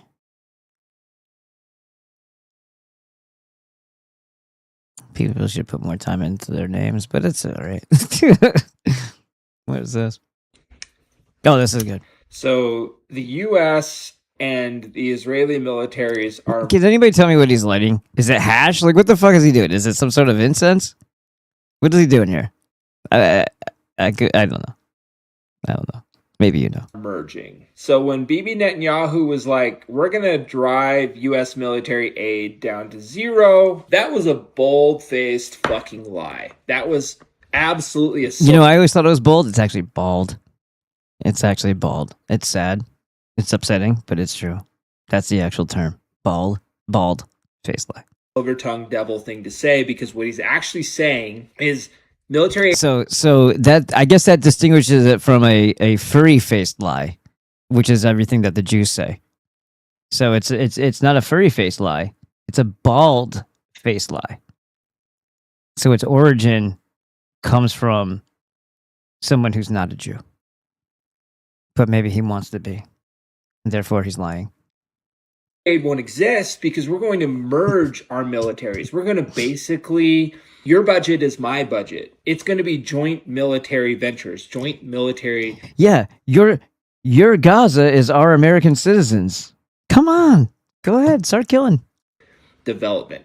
Check out this clip from India's We Own News. This gives you an idea of how the rest of the world perceives what's going on in the United States and Israel. A new provision in U.S. House version of the 2027 National Defense Authorization Okay, very Act, good.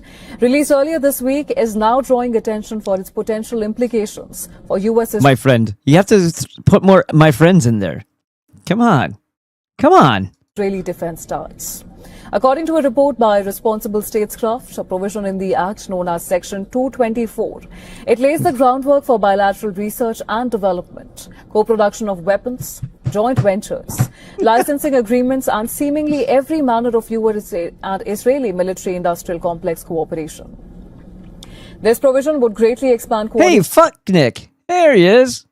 Oh, look, and there's, hedging your bets with head stuff. Yeah. Who cares? Who cares that is J.D. Vance? Who cares? Michael Aquino fucking lookalike. Nation to seemingly every area of defense tech, including AI, quantum, autonomous systems, directed energy, cyber, biotech, and many more. It also proposes network... And many more. Yeah, way to run that off. ...integration and data fusion. In other words, the report suggests that U.S. military's data could soon be the Israeli military... Soon be, as if it's not always... It's so... stop with the fucking lie already. Everything about America has been directly... It's a tool. It's been a tool. They're just managing society through these corporations that have been nothing but abusing you and your rights and making it harder and harder to live here progressively over time. Just like the fucking protocols say. Death tax, inheritance tax, estate tax, recurring bills. Oh, you mean like subscriptions? Or do you mean like utilities for something that you already paid for the infrastructure of and therefore should be yours? And, you know, the upkeep of that, if you're still paying taxes, what the... Because it's not going there. It's going to the IMF, kids. It's going to San Juan, Puerto Rico. Yeah. It's going to more Jews.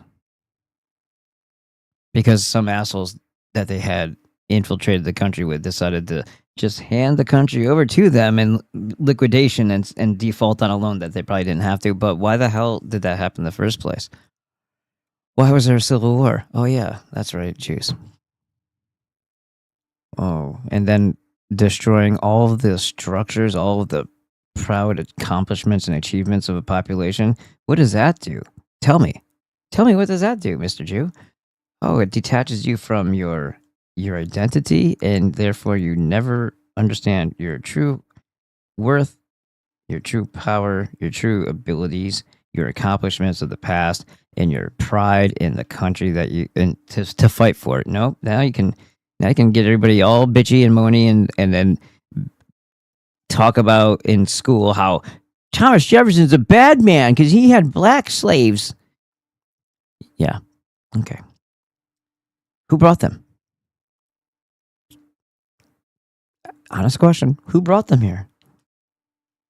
I'm pretty sure he actually treated his pretty well and let him go too. But yeah.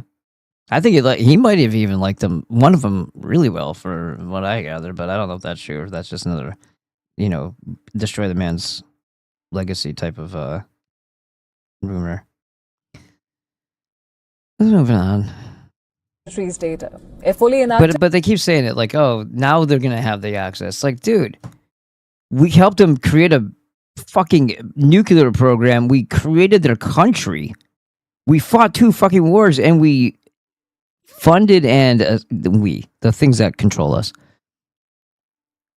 funded with $20 million worth of gold the Bolshevik Revolution to murder. You could say Russian Christians or whatever, but yes, 60 million of them in total, but not all from starvation. That's the one thing that our Asian Korean friend there got not correct.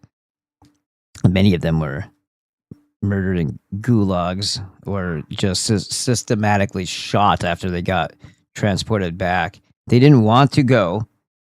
I believe it was Patton, could have been someone else, warned, if we send them back, he's just going to kill them. He's just going to kill them if they come back. Send them back. All dead. All dead. They would rev the truck engines so that it would drown out the sound of the gunfire that lasted like fucking all day long as they were murdering people. They shot 10,000 Polish soldiers in the head. 10,000. That's a lot of. That's a big number. It's a big number. This is what Jews do, guys. This is what Jews do to human life. Trotsky got liked it so much he was like he didn't have to be MK'd. He was just born this way. But he was like the MK'd Whitey Bulger when he had to he took pleasure in the murders and wanted to do it himself. Stripping people down. What's with this making everybody naked first? Sick fucking weirdos. Tell them to turn to get, look at the wall, and then they shoot him. Didn't want to see it coming. Like, seriously. They know what's going to happen. Can you want to be in that position? Because that's the position we're going in. Some worthless, scrawny little fucking worm of a Jew is going to murder you. First they're going to try to humiliate you and possibly violate you and your children in front of you, and then they're going to make you watch as they torture. This is what they're going to do. This is why this is a problem. This is why we're talking about this and not something else. Please understand that this act right now of merging and out in the open is being conditioned into the mind. It's being, what they call that? It's not predictive programming. That's the wrong word. It's just being engineered into the thought process that when you see fucking Israelis running around your neighborhood shooting your neighbors, it's like, oh yeah, it's because they're us now. They're just like that. Greatest allies. That's why they rounded up little Jimmy and his dog. Yeah, where's little Jimmy? Oh, his innards are over here. His head's over there. I think they took his ass to keep raping it. I don't know. That's what the Jews do.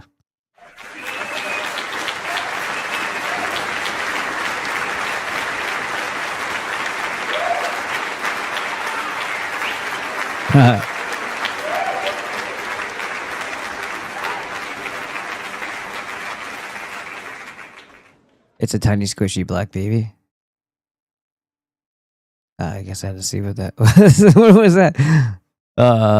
Wait for the onslaught of over-aggressive laws. Oh yeah, I'm retarded. Not the idiocracy. Dandelion wine. Love my grandma. Yellow and green hands every summer. Wrote this before you expounded. Merkel. All right, so it says, Claxon says, thank you, Dan. Can I get your opinion on this video? Let's open up. We'll look at it in a second. Just remind me. Thank you, Claxon. Fake or real? He says. Let's see. Christopher Lee Stetler. The common theme amongst Jewish folks' testimonies during the plague.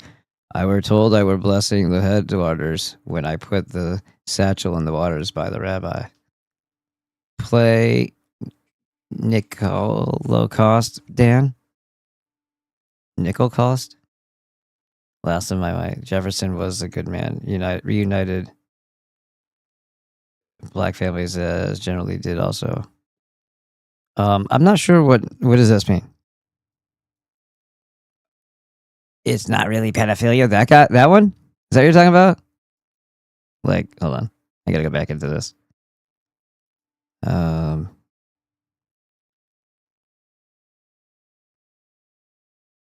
Where's that? You talking about this one? It's not really pedophilia, okay? They weren't trafficking 5-year-olds. It was like, Yeah, they were. They were technically not legal. They were fucking eating babies. Big difference. Yeah, no, they were eating babies and much younger than 5-year-olds. But yeah, do your thing. Do you remember the Dan Harmon video that we showed you, where he's raping a doll infant? That actually happens, and they're not dolls. Okay. Let me go back to what I was looking at here. Let's go back to so I jumped around. Let me. Can you believe it? Bibi Netanyahu has not been to the White House for a whole 5 months. His last visit ended with Bibi as Trump's special guest at Mar-a-Lago to bring in the new year, 2026.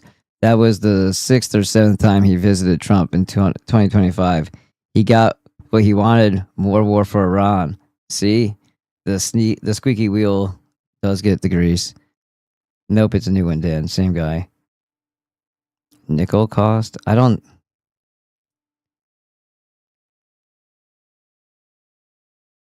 know what that means, though. Where do I look at? What are you saying? Tell me you look it up at. I don't know.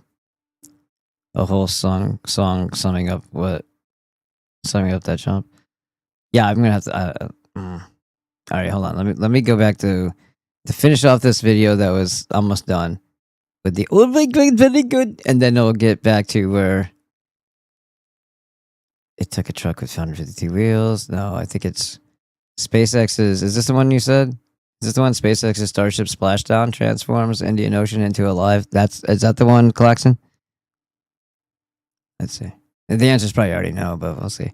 If it's in the space, then probably no. Let's see. Where the hell was I? What am I doing? There it is. We'll just finish in short. This proposal will likely provide a higher level of military-industrial integration than US has with any other country. Oh, look, they have a commemorative plane for the thing that didn't crash into the towers, because this guy crashed into them instead, meaning rigged them with explosives. In the world. However, I mean, the CIA and the feds probably did that along with those art students. Yeah, art students. On that, the proposal could give It's Israel a good thing they weren't there that day, because man, that plane hit right where they were all at. greater influence in the United States politics and make it easier for Israeli interests to shape American foreign policy decisions in West Asia. They argue that the plan would mark a major shift in US-Israel defense ties, moving beyond the long-standing model of military to a much deeper level of cooperation between the two countries. Right, they're going to be here on the ground with the military, fucking your shit up and torturing you. That's what he just signed off on. That's why he said he's not going to fucking heaven. I'm not going to heaven. I don't think anything will get. Yeah, right. Yeah. How about the video that I shared with? I don't think I put that intro in here. You know what this? Oh, you know what? I got it though. Hold on. He said this back in 2016 or 17. Hold on. We just have to see the beginning of it. We don't have to see anything after it. You know what this represents, he says? Let me find it. I think it's right in the beginning of this one. You guys know what this represents? Well, I don't remember just the calm before the storm. That was a warning to us. No, it's because of COVID is about to happen. He knew about it. He knew that he was going to do it. Yeah, that's probably true too. But he probably was abreast of all the fucking problems that he was going to cause America. And then he was also going to, I don't know, fucking have us all killed. Yes. I'm pretty sure he was well aware of that. He was already Shabbat at this time.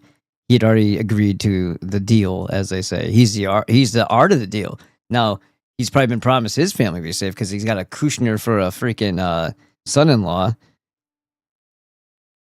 Yeah, as long as he's good. You don't give a fuck about anybody else.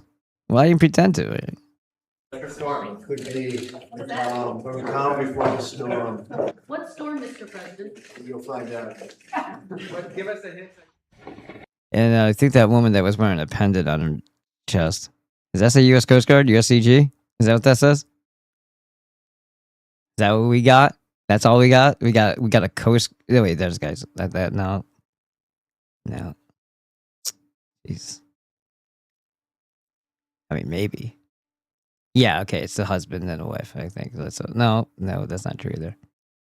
Unless that dude's with her, then I don't know. I don't fucking know. Doesn't matter. Okay. Stop it! Jesus. Back to this. The calm before the storm. Defense sectors. Now, this new development comes. Remember that said the storm's coming? Yeah, stormtroopers coming. Stormtroopers. Everybody's like, oh, storm's coming. Trump's going to go drain the swamp. Trump's going to stop all the bad people that are doing bad things. He couldn't even put fucking Hillary, the child killer Clinton, in jail.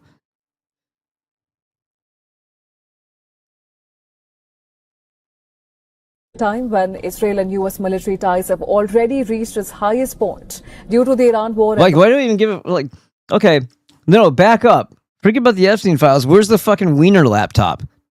Motherfuckers. You're in there now. Where's all that? West Asia conflict. However, the political foundations of alliance are becoming increasingly fragile. Demographic changes, political polarization. He said extremely flatulent. As I think she's not fragile, flatulent. Declining public support in America. All of these. Well, look, there's a large woman in a suit. She must have eaten the person that was wearing it. Factors reportedly pose a long-term threat to the alliance. According to several public surveys, public support for Israel in the United States is declining, and particularly among younger Americans and Democrats. Okay, very good. ICE has a base in Israel. They extended U.S. military benefits to the IDF. And now right, because it's the same fucking entity. And it's also an insult. And they're trying to invoke a response in us. Which, yeah, it'll happen eventually. But if people wait.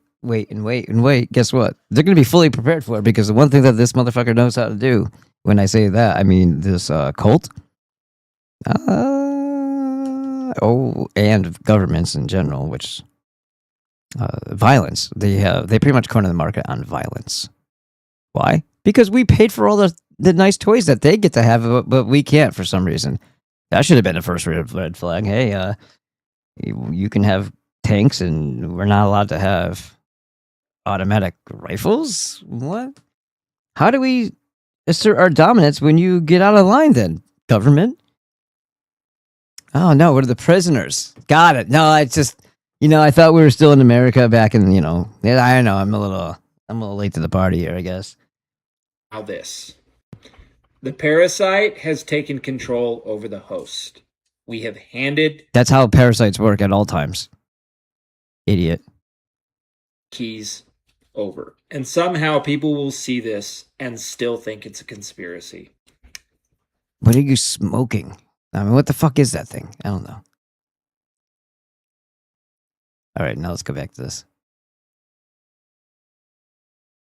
All right, so this is from Alex. It took a truck with 152 wheels to move a 302,000-pound tunnel boring cutter head that just so happens to, if you made this yellow, which there is one that is, it's green and yellow, looks just like the symbol of Walmart.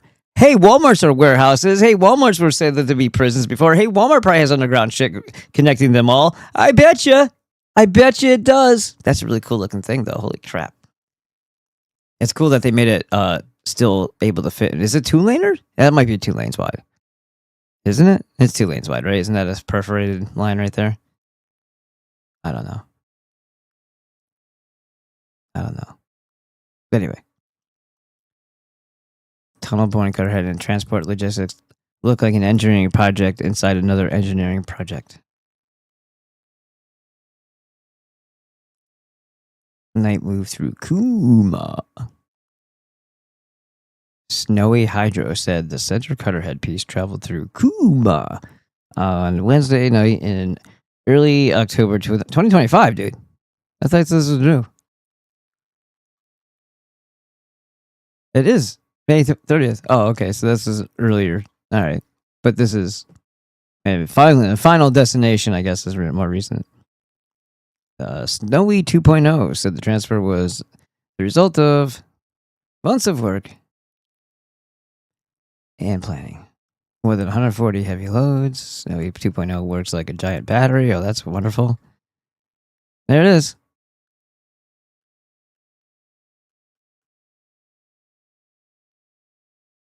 Well, is that the 2.0 though?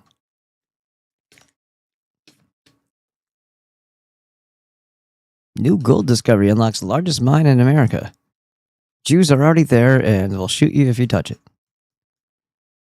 A 70-year-old hiker says someone chose a spot real hard to get to near Rinconada and Dixon to dump decontamination canisters from the 1980s, and the state still cannot say. Well, I guess you can't say either because you didn't finish the thought. Yeah. Well, we're worried about this contamination. Meanwhile, like Trump is like pouring poison all over the entire country and lighting a match. Sounds great. Yeah, let's look at that one thing. Because we're definitely not going to be hypnotized chickens if we do that, right? This is it. Come on. Shut the fuck up. Dude, this is so gay. Nice penis in the air, though. That's like, looks like a freaking, when it starts spinning like that with the white body and like underbelly and the black, kind of looks like a killer whale, doesn't it?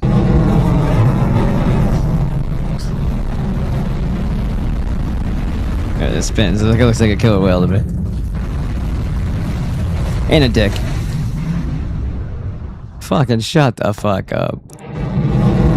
What the Most. Oh my god. I'm gonna say probably not, Claxon. Oh, what's this one? New audio reviews POTUS worsening incontinence. Okay, here we go.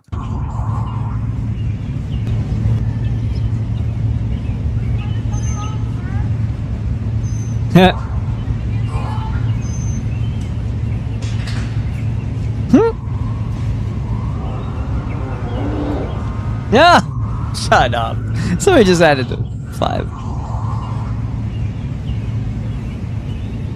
I need to stand behind this post and just shit myself. I'll be right back. I'll also give you pants. Don't touch me.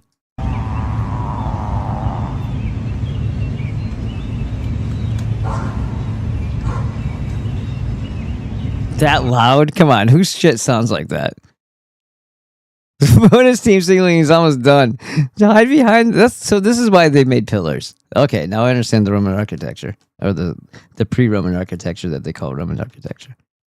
It happens to everybody who's a leader of a country that are about to genocide.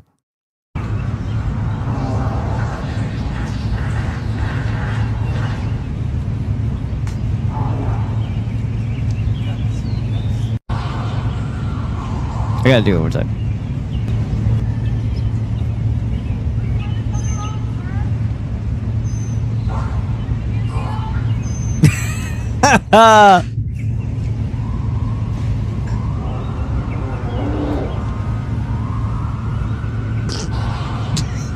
This is so fucking stupid. That was a long one. He's laughing. I don't think I'm sure they probably added the sounds, but yeah, I've heard some things. That's hilarious though. Jesus Christ. Hurts my face. Ugh. Okay. Where? On what platform though?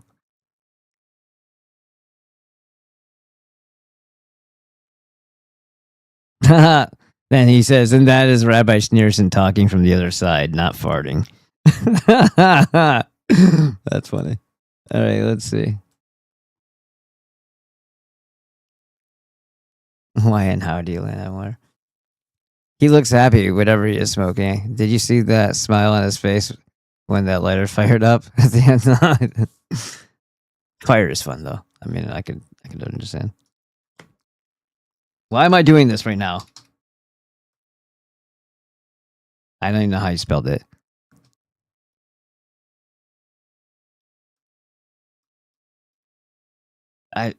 Is that right? I don't know. Oh, there's a nickel cross with Nicki Minaj. No, fucking. What the fuck did you say? Hold on. I gotta just copy and paste it. I thought I did it right. I guess I put an extra O in it. Well, if it doesn't pop up, dude, I'm not doing it.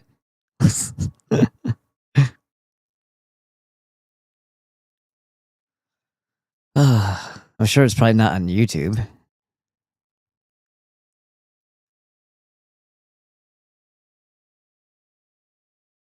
Dude, what are we doing? What are we doing here?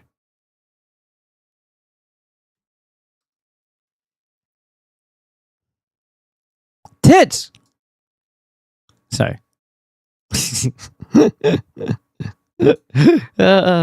Jetson 1. What? No, those are real. Oh, okay, they're drones. What? I want one. All right, support the show. I need one of those things. Now, we're not going to find it. So, there you go. You find it. Send me a link if you want me to play it.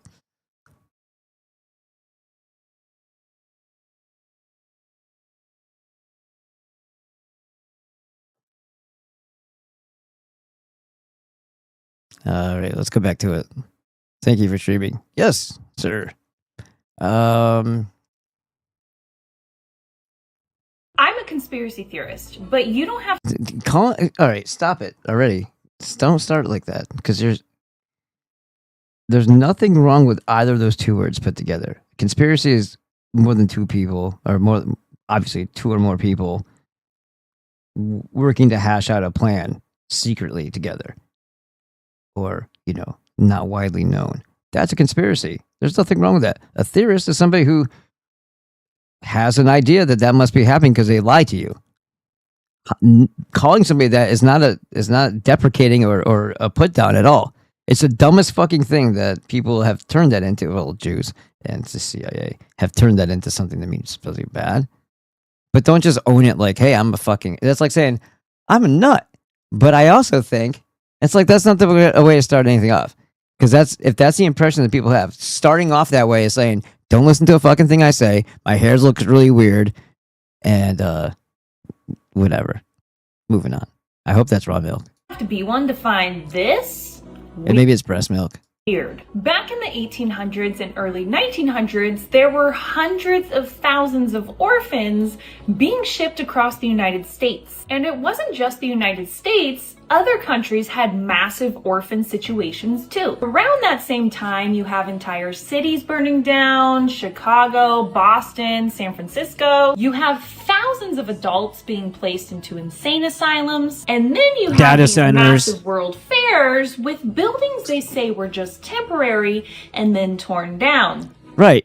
Totally that, and definitely not destruction of the old world after they've conquered it after the Civil War. Right. Totally not turning us into exactly what the Communist Manifesto said. Make the art ugly and uninspiring. Totally not that.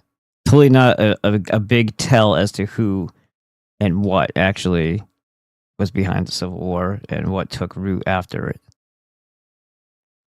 Now, I'm not saying anything crazy, but hypothetically, if someone wanted to I really hate her personality, and I think she should get hit in the face with a shovel.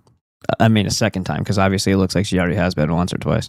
reset the world and rewrite history by making sure the past is forgotten, what would that look like? Would it look like burned cities, the adult population being thrown into asylums, and tearing down remnants of the past, and then being left with orphans to repopulate the world and shape the narrative? Maybe it's all just coincidence, or maybe our Think about the massive amount of children that means they destroyed all of their families, stole all their parents, and killed them, and fucking killed them.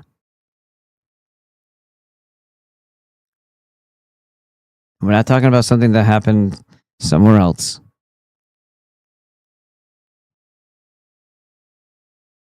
They had the power to do it once. So all this shit with, oh, they're gonna let this guy in here and do that. Dude, that entity, that evil is already here. It's already here.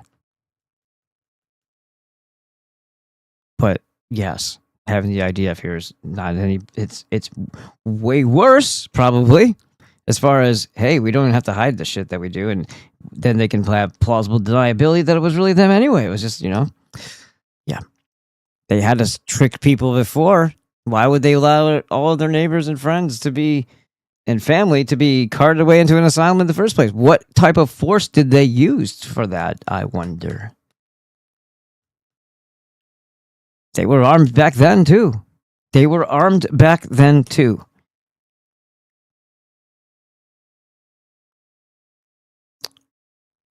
History is a little more complicated and more weird than we were taught. But I don't know.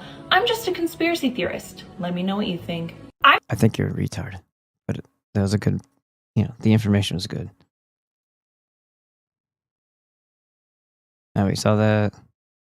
Make it make sense. We have retarded horses with demons riding on them.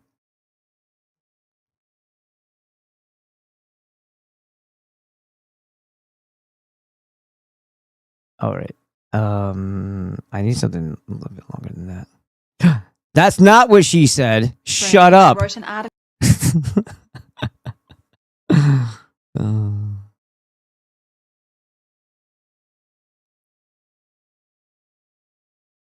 Okay, hold on. How much time I got left? All right, I will be back. There's things going on behind me. I have to check in on them again. Hold on, just please. Thank you. I'll be back. Involves circular reasoning through antibodies equals infection. In fact, certain antibody levels equals infection. Unlike many virology papers, the word controls does feature once. They state, controls for the various antibody techniques included sections of lung tissue from normal mice and sera from persons never resident in Korea or other regions where KHF-like disease is known to occur. This is a deceptive use of the word controls because no independent variable has been established. They have decided in advance what constitutes a quote infected mouse and a quote normal mouse. Likewise with the blood samples taken from humans. Once again, for those of you wanting more details, Virology's Event Horizon formally outlines why the virologists cannot perform controls with the methodologies they employ. If they are claiming that a virus exists, the particles must be found first and then used as the independent variable in subsequent experiments. So Table 3 in the paper is completely misleading because it states, quote, isolation of the agent, when in fact it is simply the results of the antibody assay in various small mammals. No virus required. Once again, it has nothing to do with sickness. The rodents are healthy, and it is asserted that they are, quote, asymptomatic carriers. The isolation of the alleged virus also fell to pieces when they attempted to culture it. The authors conceded that primary cell cultures prepared from rhesus monkey, kidney, duck, and chicken embryo, rat liver, and human embryonic liver also failed to develop cytopathic effects when inoculated with infectious mouse lung suspension. So even with their fatally flawed cell culture technique that cannot be controlled, how was it possible to conclude that an agent, later called a virus, was present? This involves resorting to an unfalsifiable paradigm, as we have previously outlined. Welcome to the world of virology, where cytopathic effects could mean A, a virus, or B, something else, and no cytopathic effects could mean A, no virus, or B, a hidden virus. In the conclusion to the 1978 paper, it states, these observations, although definitely preliminary, provide substantial evidence that the etiologic agent of KHF has been isolated from the wild rodent. This is exemplary of the virologists' massacre of scientific terms. They are claiming that mixing ground up rat organs with cow's blood qualifies as the isolation of something. In their conclusion, they refer to it as an agent and a pathogen. Predictably, over time, this has become a virus. For example, Wikipedia states in 1978, the virus was isolated for the first time and named Hantan virus after the river. So now we are all the way back to the claim that hantavirus infections can be diagnosed by, quote, the detection of the nucleic acids, proteins, and or antibodies specific to the associated hantavirus. They did not find a virus in 1978, and neither has anyone else since then. What has been built up with regard to first antibodies and subsequently genetic sequences and proteins relies on this foundational fraud. It is the same story we have seen with all alleged viruses. No virus is ever discovered and then studied. Instead, they are fallaciously declared to exist in advance, and all findings are made to fit the imaginary model. They've done studies, 60% of the time, it works every time. Yes, specific genetic sequences and proteins can be found in some rodents and humans. And yes, these may vary over time and in different states of health. But that is not evidence of a virus. Invention of a test does not require a virus or make one real. People may ask, well, what about the CDC's images of hantaviruses? The image caption states, a species of the genus hantavirus, the Synnombra virus, is the cause of hantavirus pulmonary syndrome in humans. If they were honest, the caption would state, vesicular structures of unknown significance, for there is nowhere that these were shown to be replication-competent parasites and the cause of any disease. In any case, the problems with imaging go deeper than this, and you can watch my video, Electron Microscopy and Unidentified Viral Objects, for more on this issue. In the modern era, a fanciful story now exists that rodents are, quote, asymptomatically infected with hantaviruses and can pass these on to humans to cause a fatal disease. You would have thought that the rat-infested sewers in cities of old would have plagued the populations with this problem. No, we are told that it is an emerging disease, and the risk is increasing with... Did you ever notice how gaunt and, bug-eyed the people look in older photos? It's like... I can't make my eyes bug out that much. Climate change. Oh yeah, that's right. Wikipedia even featured these comical diagrams to show how that is supposed to work. They fly in the sky, just like the unicorns do, and they bite you.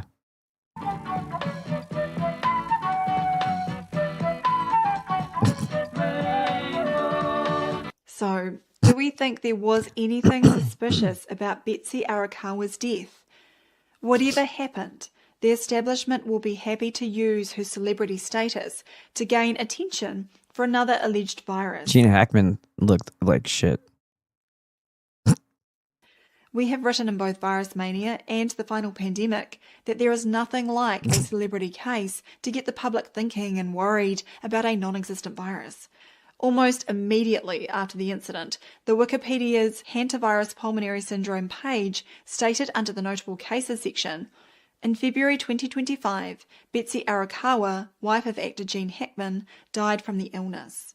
As I have outlined, the hantavirus tests are not... She died of the illness. I'm sure that's what it was, and certainly not because she was sitting on the top of a freaking inherited fortune. I'm sure that had nothing to do with it. A virus, so it was something else that killed her. In fact, it sounds more like a sudden death, something we've seen a lot of in recent years, so they might want to investigate what other products she was taking from the local pharmacy. As always, it comes down to the same problems with regard to why people get sick. Either one or a combination of... Remember, it's never the shots. It's never all the poisons that they feed you. It's got to be those darn viruses. Mental poisoning, pharmaceuticals, contaminated food and water, poor hygiene, nutritional depletion, and various compromises to living conditions, including psychological stress. Heed the words of investigative reporter John Rappaport that the virus is a cover story. The Hackman-Arakawa news coverage has been shameless fear porn. Time to dismiss the viral delusion, ignore and the get us some real porn. Hype, and get on with discovering the real causes of illness. I'll see you again soon, and in the meantime, please look at the free resources. In the meantime, check out my boobs. She did that. She just said that.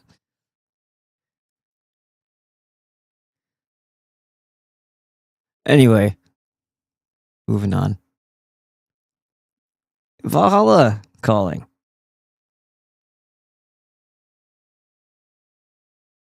Hi. All right, let's go back to the hell cycle here. So you got that thing. Then you got the Littlefield Fountain. 1933. The clock tower. Yeah. What was significant about that year? Oh, we're all enemies of the state, you say? Lingering. Yeah, I doubt that was built then. 1934. They said they wanted to represent the Littlefield from the Confederacy, but they didn't want to leave a blot. You know, I guess like a bad taste in your mouth. So they said it was for World War I. Another red flag. Fish horses. Bugged out horses. God forbid they're having a good day. They're never having a good day. What is someone kicking him in his nuts? Like, what is going on here, man? Sorry to be so graphic, but why else would they make a face like that? Come on, Texas. Let's get into it. Who's this lady? On a beautiful day in Austin, man. Let's get into it. Come on, man. Who does this make sense to? Who does this make sense to? We got some chimera fish horses here with tails, with demons riding them, with horns on their heads. To make sense. Tell me about myths. Oh no, we add ology to the end, so we believe it. But if someone else was telling you a myth, you wouldn't believe it, right? How do you know they're not telling you a mythology about that in 1834, huh? But this mythology with horses, with seahorses at the end of the day. You know what I mean? Like, this is real to you. But me questioning this building, I'm crazy. No. They built that. Right before they built the guy with the horns and the seahorses. For water in the desert in Texas. Come on, man. Make it make sense, University of Texas. Look at that guy. The big sword. Swinging that big sword, huh, buddy? What does that say? Columbia? What do these Roman numerals say? I'm from Brooklyn. They don't have November 1918. Apparently, according to this guy. Roman numerals in Brooklyn. They have 1, 2, 3, 4, 5, the classics. Who are these guys? Come on, man. Tell me some mythology stuff. Listen, I always talk about how bugged out these horses are. Is that a pen in his nose? Does somebody stick a pen in his nose? What is that? What is this? Peter, help us figure out these lies. Why are the horses, the seahorses, always bugged out? And who are these dudes? Come on, tell me about mythology during the Great Depression. 1933. Guys with horns on their head, horses with fins, always bugged out. No one cares about the animals anymore. Come on, man.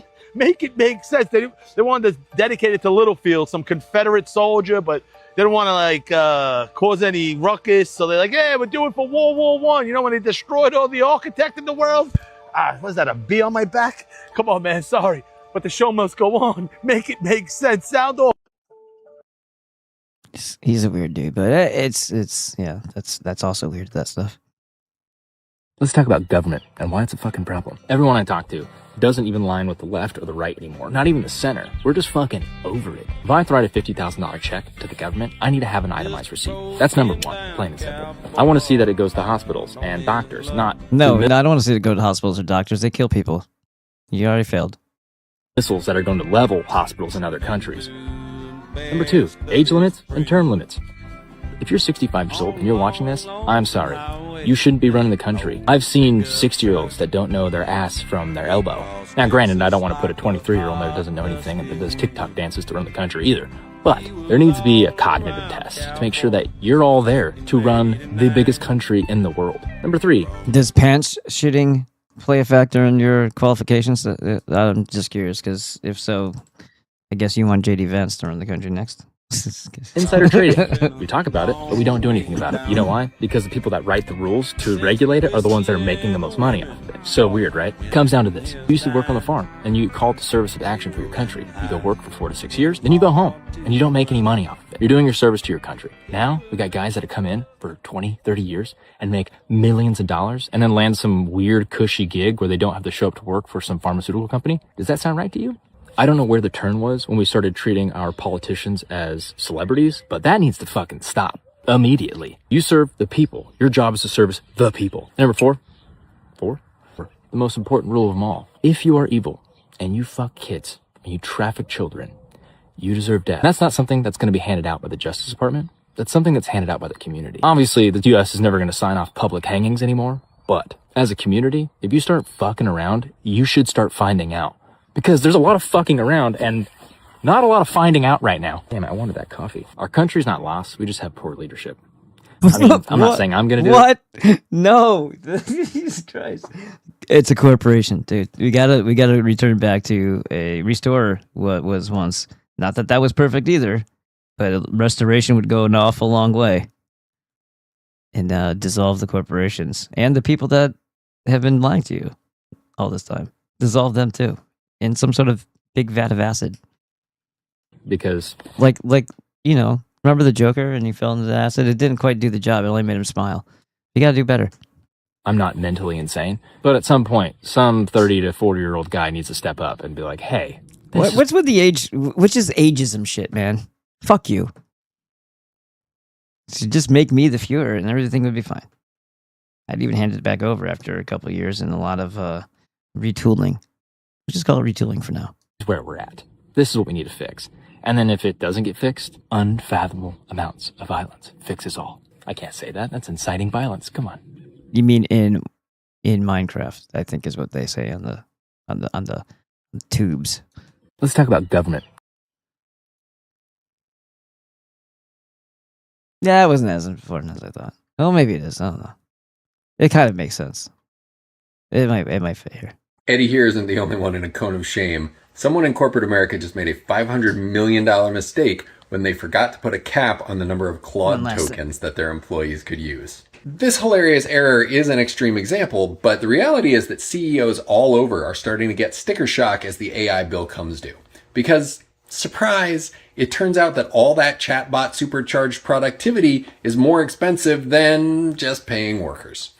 But now that they've spent all that hoarded cash on AI tokens, the only way executives can pay the AI bill without cutting into their almighty profits is firing workers. The realization isn't just hitting companies that accidentally spent $500 million in a month on Claude. Uber's CEO just admitted that the math ain't mathing. Microsoft is cutting off most of its Claude licenses, and companies across the economy are running through their entire annual AI budget in just a few months. The venture-backed Silicon Valley business model is a big part of the reason why. See, to get companies hooked on their slop factories, firms like OpenAI and Anthropic started with a per-license contract. You paid, maybe $50 per user per month. But that is a money-losing proposition, and once they get users hooked, the price goes up. You might remember this from when, say, Uber started up. Back in the beginning, Uber rides were cheap. They took a loss on every ride to get people into the service and drive taxi companies out of business. But as soon as they had a serious share of the market, prices went up. That's exactly what's happening in AI. They got companies hooked by paying a flat rate, and now those companies are getting charged by how much compute they use, which is measured in tokens. And guess what? It turns out that buying enough tokens to replace human expertise is more expensive than just paying fucking humans. Which gets us to the basics of this thing. AI is not about efficiency, it's about control. It's about a handful of creepy billionaires gobbling up as much wealth and power as possible while they build out the surveillance creep state to monitor, manipulate, and control everything we do. The real question isn't whether AI will replace us. The real question is whether we're going to get together to put these tech bro creeps in a cone of shame before they take over. Eddie here isn't the... Yeah, that's one way of phrasing it. Just about everything Elon Musk says is not for us at all, okay? Elon Musk says that we're going to Mars. And he says that like we're going to Mars. There is nobody in this room, okay? That's going to Mars, all right? Nobody you know is going to Mars. You can walk down the street all night and be like, not going to Mars, not going to Mars. You either do. It's going to be a real short list of people going to Mars. It's going to be Elon Musk and Richard Branson just standing 69ing each other the entire way there. Just laughing about the money they made. But Elon says it enough that you hear regular human beings, regular people that have been inside of a Bed Bath & Beyond. Regular people. They'll go, oh man, maybe one day we'll go to Mars. You haven't been to Jamaica. You're talking about going to Mars. If you haven't had a beef patty in the grill, why do you think you're leaving the atmosphere?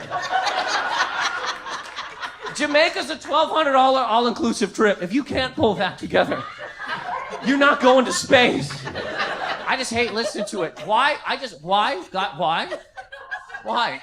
Why would a very rich man make it possible for poor people to come with him? I don't know if you've noticed, rich people don't like living around poor people. Here. On this planet. Do you think they're joking down here? When the ships are here, oh, you, yeah, covered in barbecue sauce, get on. You with 9 wet kids, climb aboard. Try to go where rich people are here. Try, go to a gated community. Go. Pull up, there's a little guy in a booth.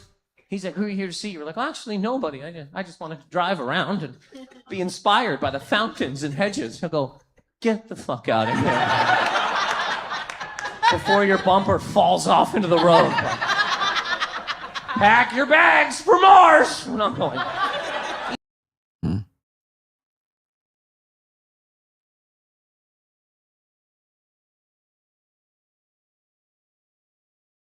So the asylum explosion containing the witnesses. This is related. I strongly believe that this is related to a cycle that we're actually living through right now. But what about the adults? The orphan trains took care of the children, the blank slates, but what do you do with the people who remember, the people who lived through whatever happened and might talk about it? You can't move them all on trains, but you can make sure nobody listens to them. Between 1850 and 1890, the number of psychiatric institutions in the United States increased by over 400%. That's a lot. That's a lot. A lot of increase suddenly. We're not talking about a few. And if they were doing that in the 1850s, they were already preparing for the outcome of the Civil War. There's a snort for you. New clinics. This was an explosion. We went from a handful of small facilities to hundreds of massive architecturally grand complexes built across the country. And these were... Well, that's the other thing too, is that these things were probably not that beforehand. They just say, oh, these were built to be those things. No, I don't think so. They were just repurposed for said asylum. Just hospital. I mean, let's hope that that story is a lie too, and that's not what it was, but I think that's probably accurate. They were palaces. They were built with the same impossible style as the World's Fair buildings, with the same ornate stonework, the same grand columns, the same sense of permanence. Which means they were repurposed. They weren't always like, why the hell would you make it they just said, hey, really large building, let's cram a bunch of people in there and make it into an asylum. You mean what do they call that? Like a hostel kill room? Yeah, like that. Yeah, great. Why does an insane asylum need to look like a Capitol building? The Kirkbride Plan, developed in 1854, the same year the orphan train started, produced over 70... And those orphan trains began because of railroads, from what I've gathered so far, is that the railroads would just decide that they were mapping and planning out this thing. Hey, sell and get the fuck out of here to whole towns. And if somebody said no, they burned the whole town and took the children. Everybody. These enormous campuses. Each one was designed to be a self-contained world, isolated from public housing, hundreds or even... That would also explain why there were such big, huge buildings, and they called these capitals or post offices or whatever else they said that they were, courthouses, banks. They were repurposed for all that shit. There was a much larger population here. That's why it made sense when it was first built. But it didn't make sense after the fact when you're like, why did they have all these big, huge buildings? And they said that the population was this. The fuck is this for? Who built it? There's nobody here. Well, there was. Past tense. Thousands of patients. They were built on the outskirts of towns, often on hills looking down. They're going to be saying the same things about another 150, 250 years. They're going to be saying the same. That's assuming that they're not all hooked up by the brain to a metaverse and being slow dripped a drug to make the experience seem more real. That's assuming that's not happening. to whatever's left over of mankind. But let's just pretend that doesn't happen, and 200 years from now, they're gonna be like, those data centers. Except they'll be like, no, those were asylums. Those are pretty plain asylums. And everything. They were designed to be seen but not accessed. Now, the official explanation is the mental health reform movement led by Dorothea Dix. That's exactly what AI will tell you, because I asked. And that is real. She advocated for better treatment of the mentally ill, and that is documented. But reform doesn't explain the volume. It doesn't explain the sheer number of admissions that were listed as unknown origin. Everybody's crazy. You got that anti-Semitism disease. You got that patriotism disease. You got that nationalism disease. All mental illnesses, especially religiosity, according to I believe it was like the UN, these are all mental disorders.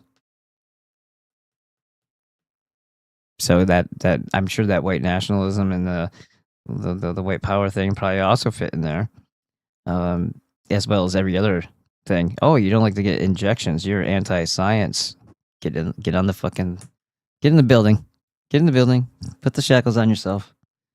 Family or admitted by the state rather than by any relative. What kind of mental health epidemic specifically targets people with no past? That's not an illness, that's a profile. These institutions were the perfect containment system. Patients rarely left. The records weren't public, and conveniently many of the facilities were demolished in the 20th century, long before historians could fully examine their archives. The paper trail was literally bulldozed. So the asylum explosion contained... So there's that, and there's one more from her and him, who just sits there and nods his head. Good boy, Cook. No, I'm just saying, I don't know what the situation is. The evidence is still there, hidden in plain sight.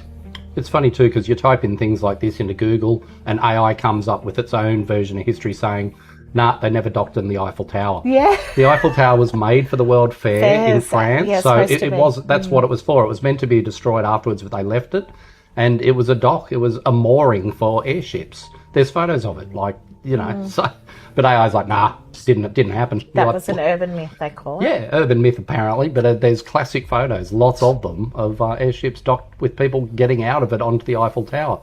And the thing seemed to be made for it. It was made as a mooring station because, as you could imagine, these things are intercontinental. They're flying from like London to New York and stuff. You know, and these weren't small little toys. These some of these things were carrying 4,000 plus people. That's a huge amount of people compared to modern day, even our biggest jets. I can't even visualize quadruple that. Our biggest jets. And they could carry massive amounts of weight. Like in the background, we've got photos rattling off. Again, most of these are authentic. You can see from airships.net, just a credit to them for doing the work they do. This is a wackier kind of thing going into the research than I thought it would be. Yeah, so much more detail. And they're lightning proof too. It's so weird. And like these things apparently, so 4,000 people and they could do 200 miles per hour, so up to 400 Ks. And I think the trick is, like modern air balloons, you get in different layers of atmosphere. So every 10,000 feet, the wind direction goes one way. You go another 10,000 feet, it goes the other way. You go another 10,000, it'll go... Like a hot air balloon. Yeah, exactly the same. So if you're in one of these big airships and they've got propellers and whatever, then you get into the slipstream, and whatever you were doing 50 miles an hour max speed, now it can be 200 because you're following the stream of air flowing that way. So, these things were just magnificent inside and out. You can see here like cooks and like these things had grand pianos in them. So they weren't worried they look about... like ships on the water, Absolutely. but in the sky. And inside them, so there's a little carriageway underneath. That's mainly the pilot where he's driving the thing. But inside the bottom kind of third of these airships is where everyone was seated. They had like full rooms, like, they had everything. It was a floating hotel. You can see like the difference of a Boeing 747, how small our modern jets are compared to, what we're talking about today. Like they just seem like a toy compared to it. The evidence is still there. Whoa, we've been here for a while. Kids, thanks for showing up today. Did I miss anything over here?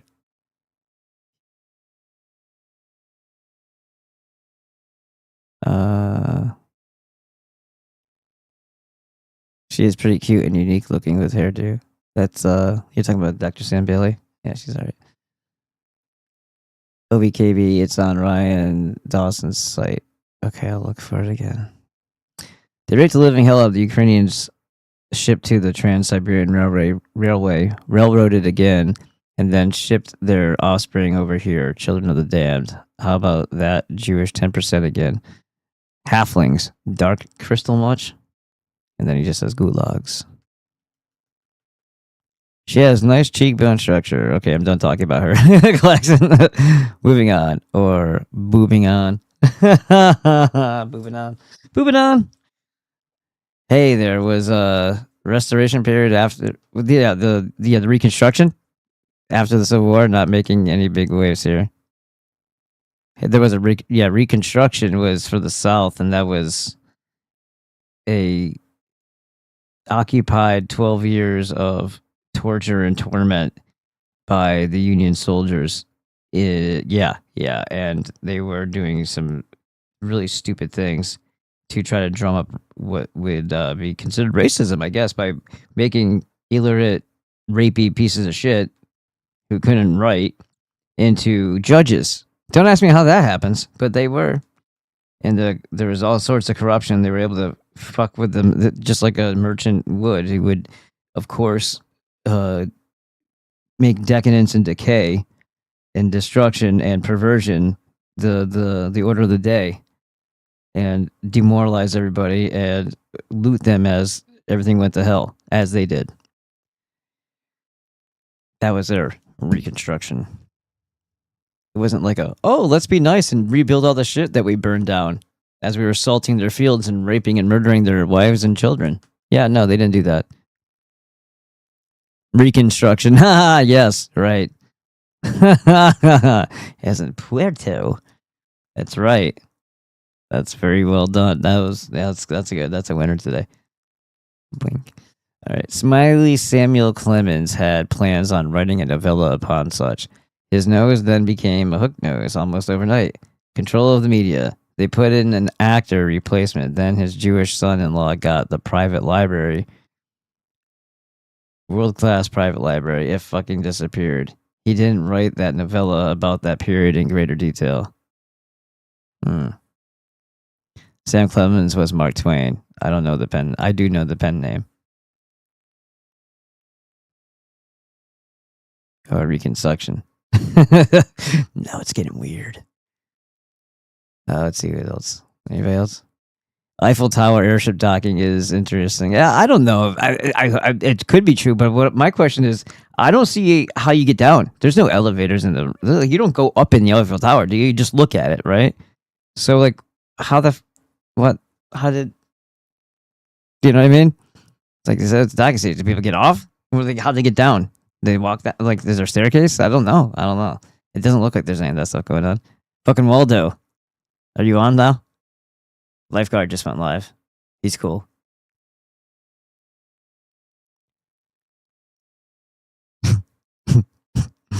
Watermelons. KFC, you guys got some. Wouldn't you like a Fanta and a 40? Shit. Like, also, I just recognized that you're also in jail.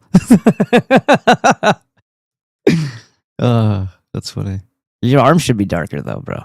You gotta complete the circuit there, you know. And then I see the noose too. Johnny Rebel. All right, let's go back to it. Did we finish? What's this? In plain sight. It's funny too because you type in things like this into Google. Oh yeah, we already went around. What was this about? Oh, you had a midlife crisis? That's cool. I'm a millennial. I didn't get one of those. I have never once experienced a period of stability long enough to interrupt. I watched the Twin Towers fall on a TV that my elementary school teacher wheeled into our classroom. And then that kicked off a 20-year war with the Middle East. And I graduated into the worst economic recession since the Great Depression, the 2008 financial crisis, caused by boomers that spent the 80s and 90s deregulating the banking industry, then veered directly into they say it like it's the population. Just like people nod their head and act like they know what the fuck is going on. That's about all they had to do with it. It was the occupying Jewish banking cult that had little people dancing around on stage for you with ties and podiums that did all that shit. Wreckage with a degree that we were told we had to get, and student loan debt into a job market that actively was not hiring. And then when the economy did finally... How do you actively not do something? I gotta learn that. That's like being actively... and actively celibate. It's like you're not, but that's the absence of doing something. So how can you be active if it's the absence of something? I'm in hot pursuit of nothingness. What? Start to stabilize. We got hit with a global pandemic, which exposed every crack in the system, from healthcare and housing to employment. He says you look like a rich kid that avoided all these things, though. Yeah, good job, casual bigotry. Yeah. And mental health. All of it broke at once. And on the other side of that, the housing market became completely unaffordable. And it's not because we were buying avocado toast or iced coffee. It's because the average home price has outpaced wage growth by 300%. Someone taught her something and she thinks she's smart now. Since the boomers were buying. So they bought homes for like 60 grand and then watched them appreciate to over $500,000. Now they're sitting on half the country's wealth while telling us we just need to work harder. And now, war with Iran. That looks like a really small house you got there. No, it doesn't. And $5 gas. Who's your husband that you are destroying? Yeah. Yeah, she turned out horribly, didn't she? Fucking stupid bitch. This massive building is the Crystal Palace, and it was supposedly built in 1851. Think about that for a second. History says this enormous structure of iron and glass was constructed in the mid-1800s, a time when horse-drawn wagons were still the primary form of transportation, yet somehow they built one of the largest glass structures the world had ever seen. When you look at it, it doesn't feel temporary. It doesn't even feel real. I hate the way fucking AI talks. It doesn't feel this way. You don't feel anything. You're fucking... Shut up! Nearly 1 million square feet of glass and iron, towering arches, massive domes, an architectural masterpiece that would still impress people today. And according to history, it was built for a World's Fair, a temporary exhibition. But that's where the questions begin. Why invest that much labor, material, and engineering into a structure that was never meant to last? And what exactly was inside? Rare artifacts, ancient treasures, strange technologies, objects brought from all over the world, many of which were later lost, destroyed, or disappeared from public view. Then something even stranger happened. The Crystal Palace in New York vanished. The Crystal Palace in London was destroyed by fire, and one of the most remarkable buildings of the 19th century simply disappeared from history. Some researchers believe these structures were more than exhibition halls. They point to the enormous amounts of glass, the unusual architecture, and the focus on resonance and acoustics. And they wonder if the Crystal Palace served a purpose we've completely forgotten. Because the deeper you look into the old world, the more it feels like these buildings were designed for something far beyond what we've been told. This massive building is the...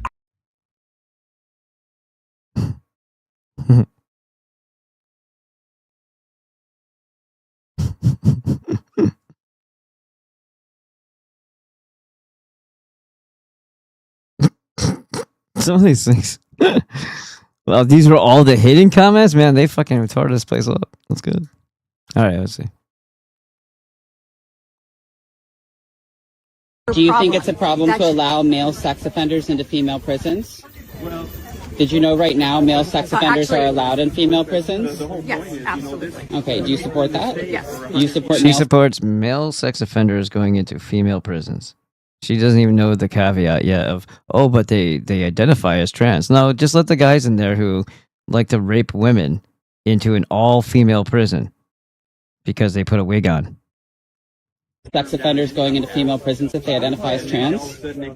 Yes. Okay, do you support... This is why you should be killed. I mean, in Minecraft, isn't that what they say? State spending $4.5 million to transition those sex offenders? One, it's not that high. Oh, sure, it's not that high because she said so, and then you know, we just Freedom of Information Acted it. We're spending $4.5 million. You liar! You with the words and the statistics. Look at this face. This is the face of unlovable cunt. Not mean what you are representing. We are spending $600,000 on SRS for prisoners, sex offenders. We're spending $600,000 on boob jobs for sex offenders, and currently we are. Well, I mean, at least we're prioritizing, because this would not happen in a constitutional republic with sound leaders like, I don't know, Adolf or Gaddafi or me or, you know, anybody. Sex offenders who ideate as trans into female prisons. And if all of that is true, I would support that. You would support that. Thank you. Isn't that embarrassing? You have this picture of evil in your mind, of like this big, powerful man, like punishing the weak or something. What's that? The elderly woman using tax dollars and putting men's sex offenders in prison with women. Now you just can't leave scenario. She looks like your grandma. And then you turn off the light and she's, give the trans people money. It's like a horror movie. She could be an obsession. She could be the next character. We've covered this before, but like women have so much empathy for people that really don't deserve it. They have empathy for criminals. They have empathy for sexual perverts, empathy for illegals. You can't look at someone's behavior and say, well, I usually support the LGBT, but if you're a criminal and you did something, no, that's different. Like, you can't. You have to go all the way with it, or else you're not all the way enough. Do you think it's a problem to allow male? I think that guy's voice that you don't see the head of, asking her the questions, I have a problem with that too. It's very feminine. You think that? Shut up. This dog is facing the death penalty. Here's what you need to know. Also stick around till the end to find out what you can do to help stop this. This is Lucy playing with a friend. She was saved from ISIS-controlled territory in the Middle East by Army veteran Brandon Jones, who brought her over to the United States. And this happened. She was kidnapped from the family by local authorities. The 11-year-old dog is now being held in the Virginia Animal Shelter. Brandon Jones, a military veteran and Arabic linguist, rescued his dog Lucy while deployed in the Middle East. He said that after the birth of his son, he struggled with returning to deployment. Lucy changed that for him. He found Lucy while deployed near the border with Islamic State-controlled territory. He said he had to bribe a Jordanian officer to get the dog. Well, it's because the dog might be a terrorist. Is that why? Is that the reason? Or maybe it's a double spy, double agent? Veterinary care before bringing her home. But nearly a decade later, trouble with neighbors began after a decade fucking later. Some Jew neighbors, ... family moved into a multi-acre farm in Strasburg, Virginia. Dolly Jones, Brandon's They're in a fucking farm, and they have a dog. wife, said neighbors were upset with their way of life and that the family had faced over a dozen police calls, multiple visits. This is what they do to... granted, we know that we fight wars for demonic child killers, but this is what they treat... This is how they treat veterans. Combat veterans, right? From authorities and court complaints over things like animal sounds. The family said that Lucy had been declared dangerous, quote-unquote, a year earlier after she nipped a passersby. They said that the behavior was out of character for the dog, who had recently come out of surgery and was groggy. 3 weeks ago, Lucy temporarily slipped out of her collar while on a morning walk and barked at a neighbor. The family insists the dog never left their property and did not bite or touch anyone. However, because of the strict rules surrounding the dangerous dog registry, the incident allowed... So anybody can register your dog as a dangerous dog just to fuck with you? You know, anybody can call a complainant from any part in the country and say that, you know, you're bad this or you're bad, and then fucking cops will show up, rip your family apart. Neighbors to call authorities. Hours later, the family said authorities removed Lucy from their property. Especially if they're Jews, by the way. You know what happened to Peanut the Squirrel, right? This has a Peanut the Squirrel vibe to it. Oh, I just said that actually too. It says this has a Peanut the Squirrel vibe. Unfortunately, Jews complain, Jews win. When they actually came and kidnapped her off our property, the kids were outside playing and the cop came up and stole the kid's dog. Moved her from the field. She said they don't remember a day without her. They miss her, asking questions to us if she's going to be put down, and we have not had these answers for them. And this is video of Lucy in the animal shelter waiting to go home, but potentially faces the death penalty for basically barking at somebody. In a world where we refuse to give the death penalty for the rapist, the murderer, and the pedophile, instead we're going to give it to the dog who doesn't even know anything what's going on. I don't think that that's fair. Do you think that's fair? I don't think that's fair. And here's what you can do. The Jones family has launched the Save Lucy campaign in hopes of saving the dog they've owned for more than a decade. They've also requested people to contact the Commonwealth's Attorney's Office. Here's the number. Be respectful, don't be rude, state that what you believe, that Lucy does not deserve the death penalty, and she deserves to go home. this dog is facing the death penalty. I put that in there for that reason, because I thought that was something that should be shared.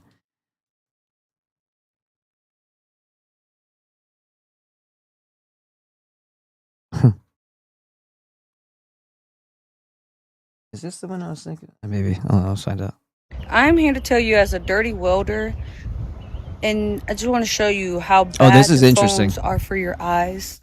And people will say, oh, welding's bad for your eyes. Yeah, it might be if you're not wearing the proper equipment. If you're a welder, you know this is a welding hood. If you have auto darkening hood, you cause an arc, right? Correct. It causes a spark. The light turns on. It gets too bright.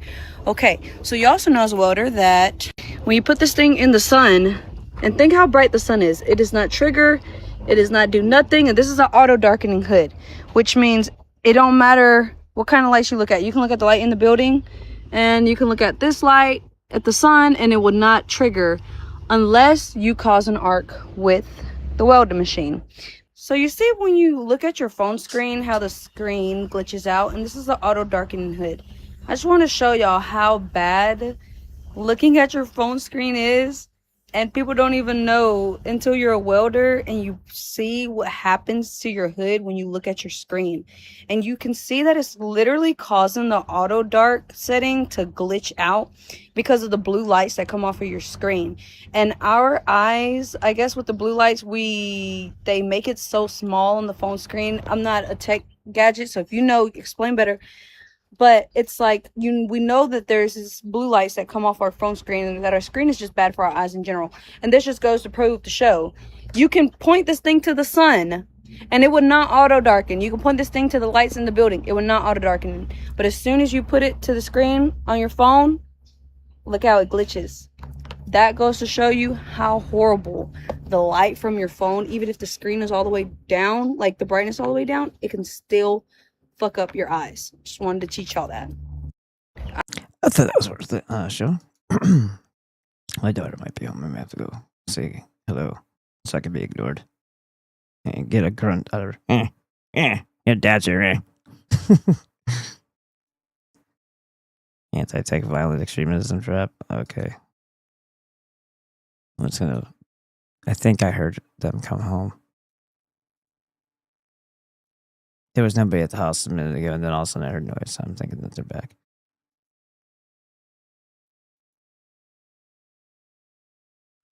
Or I'm being raided.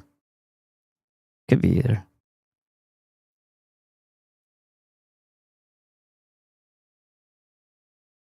Marjorie Taylor Greene is the one defending your right to protest. You know something has gone seriously wrong. Wired obtained more than 1,000 pages of unpublished documents from the FBI, DHS, and fusion centers across the country. Here's what those documents reveal.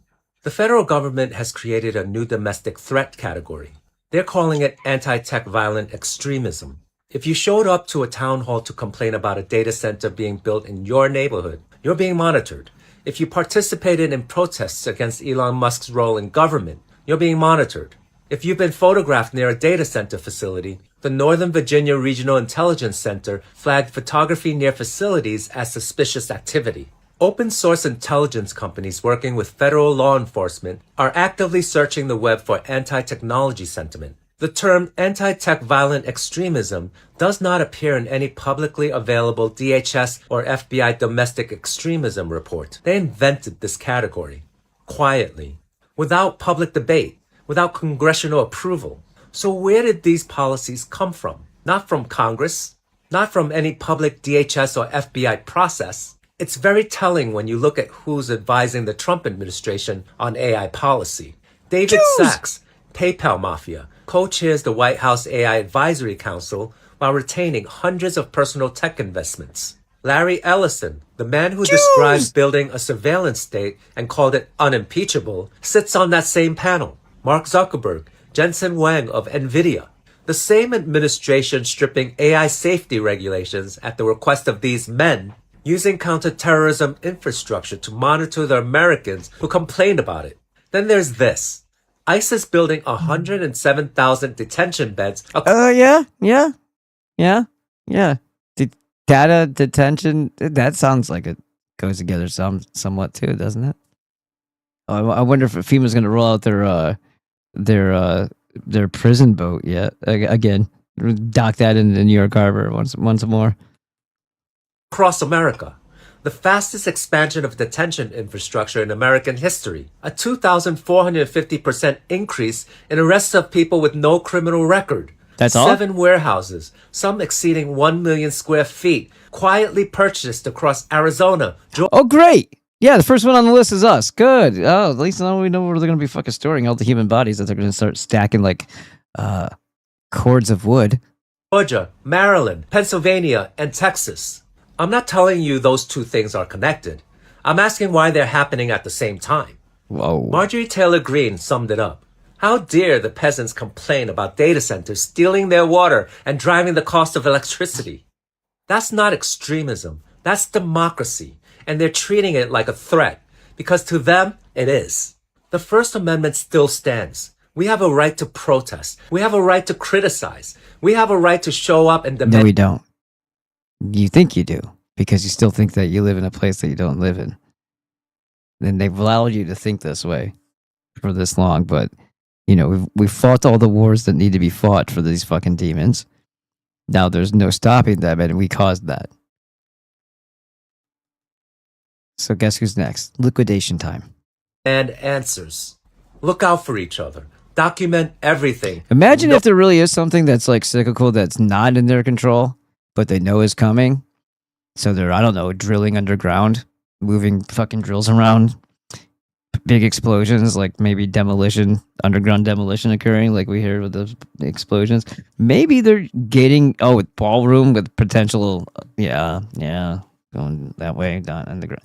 Yeah, and they're just gonna let us all fry and die or whatever the fuck's gonna happen on the surface. But in the meantime, they don't want us to get unruly or try to get where they're going. So they gotta kind of lock us down a little so that we don't try to, I don't know, through the sheer force of the masses, push through them, through their goddamn chests and out their other side into whatever bunkers that they have for themselves. Guess who has bunkers? Every fucking rich person. You think it's because of zombie apocalypse, or you think maybe something's actually happening that either they're going to cause, like Samson Osborne style, I don't know, or that they're going to, or that they're just aware of. You know, like the whole Chan Thomas book. It's got a shitty title. It's called the Adam and Eve story, because all of a sudden you roll your eyes and like fucking religion bullshit. But no, it's actually, they're saying in his book, which was redacted still, there's supposed to be 234 pages of this book or something like that. There's 57 that have been allowed for view, and I read them all a long time ago on one of the streams. But it's talking about cyclical cataclysms, and they like start the book off with what appears to be like a Genesis creation story, but it's post cataclysm, and they're talking about, because they say words like Los Angeles and things like that, and it's like, okay, so there was this massive tidal wave, killed everybody, whatever the hell happened, and that was the Genesis story post apocalypse, you know, I guess you could say near extinction level event. So it's like, so this is why we have a Genesis story, blah blah blah, is because something fucking brutal happens, and then people survive, some of them with a memory of their, you know, how to use techie stuff, and some of them don't, because they never did in the first place, because they never evolved anyway in the last 5,000, whatever, you know, that type of thing. So I don't know. Know your rights. Don't let them silence you. That's exactly what they're counting on. When Marjorie, but yeah, we don't have those things. It'd be nice to have them. They'd be pretty nice. We do exercise them, and then we get shown very quickly that those rights don't apply to you. This is Larry Ellison, co-founder of Oracle, 4th richest man in the world, and a filthy demonic Jew, speaking to investors. Citizens will be on their best behavior because he looks literally like a caricature of the devil. If he had the little stash here, like the little, what do they call that? Is that jazz? What do they call it? Jazz, or what do they call that? Jazz patch? What the fuck do they call that thing? I don't remember. I was thinking like an upright bass player. It's like, We're constantly recording and reporting everything that's going on. It's unimpeachable. In 1791, right, unimpeachable. And you know what else? Remember, Trump said, you get me in there so I can fuck you hard and sell you out, and you'll never have to vote again because you'll be dead, or because it'll be a totalitarian dictatorship of a it's like what they call it, a unipolar globalist federalism. Yeah, something like that. English philosopher Jeremy Bentham designed exactly Remember, what I keep on saying panopticon? That's the guy. That's the guy. Ellison just described, the perfect prison. He called it the panopticon, a massive circular building with a watchtower in the center. The guard could see into every single cell, but prisoners could never see inside the tower because they never knew exactly when they were being watched. They had to assume they were being watched every single second. The prison forced them to police themselves. Ellison just described the digital version and called it unimpeachable. For decades, government surveillance had a human bottleneck. The NSA could steal your data, but they didn't have enough humans to read it all. AI eliminated that bottleneck. The algorithm never sleeps. It reads your private messages, tracks your location, maps your social connections, predicts your behavior before you act in real time, every second of every day. Pre-crime. Gotta love that, right? This guy's a threat. Better get rid of him. And Palantir, send in the drones. How about some of those killer drones that just blast you in the face and blow up? Those are good times. Ellison framed this as accountability. Every police officer supervised at all times, AI reporting problems to the appropriate person. But the infrastructure he's building doesn't distinguish between a corrupt cop and a peaceful protester. The algorithm watches everyone equally, and the infrastructure to run it is already in place. DHS is deploying a... This is the problem with that whole thing. Like, peaceful protester, okay. Do you just like to hang out with people and hold signs and chant? Like, what do you think that does?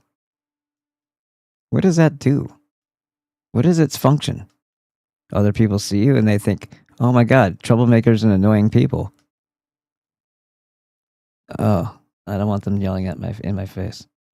Or, yeah, that's great that they believe that. Me too. But those people don't even know how to holster. You know what I mean? Like, can they even shoot straight? Have they ever held one in their hand before? It's like, did they do any of this training? Like, what are you protesting? Like, okay, let's say that you standing on a corner far away from the Jewish empires somehow doesn't get their attention, surprisingly.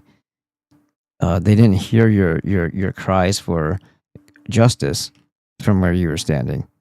Then what? What is your next step?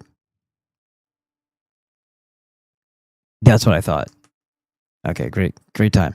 AI surveillance in every airport, converting agents' phones into biometric scanners, building platforms that vacuum up all 911 call center data to predict behavior across entire cities. Earlier this year, the Defense Department blacklisted Anthropic for refusing to allow its AI to be used for mass domestic surveillance and autonomous weapons. Within days, OpenAI moved in. Their models are now on Pentagon networks, cleared for all lawful government purposes. No limit on what that covers. He wants to collect your DNA into Oracle's AI data. You ever hear that song by Madonna called "Erotic"?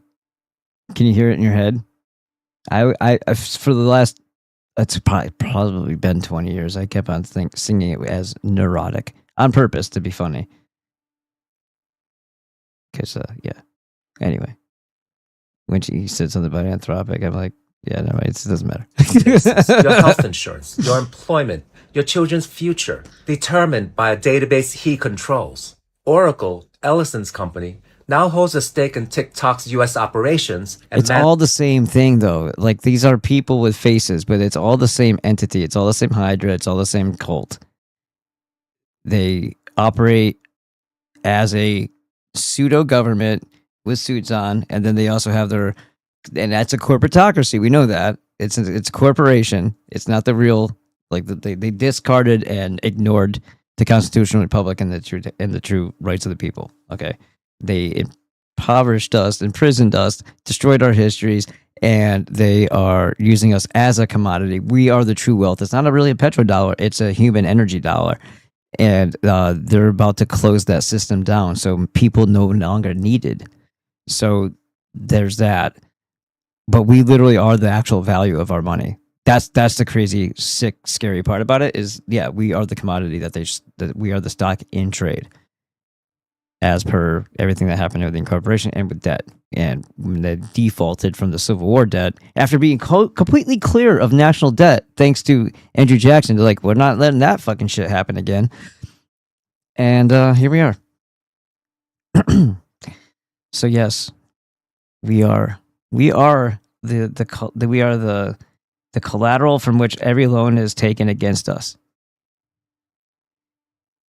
Isn't that nice? And they're given a blank check to just, no, we want you to continue to borrow, because it's all bullshit anyway. But that means we can further obligate the prison class that they made into prisoners. Prisoners don't have rights. You know what else doesn't have rights? Property. If we're a commodity, we're a property. Property can't even own property. You will own nothing. And you'll be happy or we'll fucking kill you. Subscriptions as well. Manages as user data. The man who described the panopticon and called it unimpeachable now has a financial interest in the platforms where you get your news and your information. And Oracle isn't alone. Peter. Yeah, and like again, this guy is just a representative of CIA, even though it's a corporation called Palantir. That's all these people are as much government as anything else is government.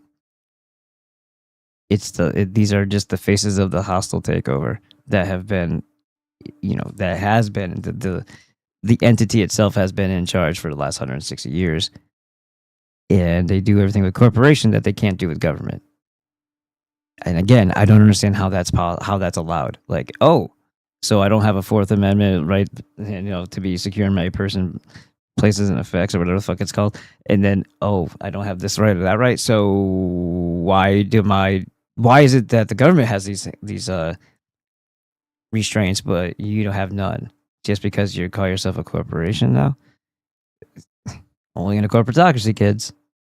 Peter Thiel's Palantir has been building government. He sucks cocks. Did you know that? He takes it in his asshole.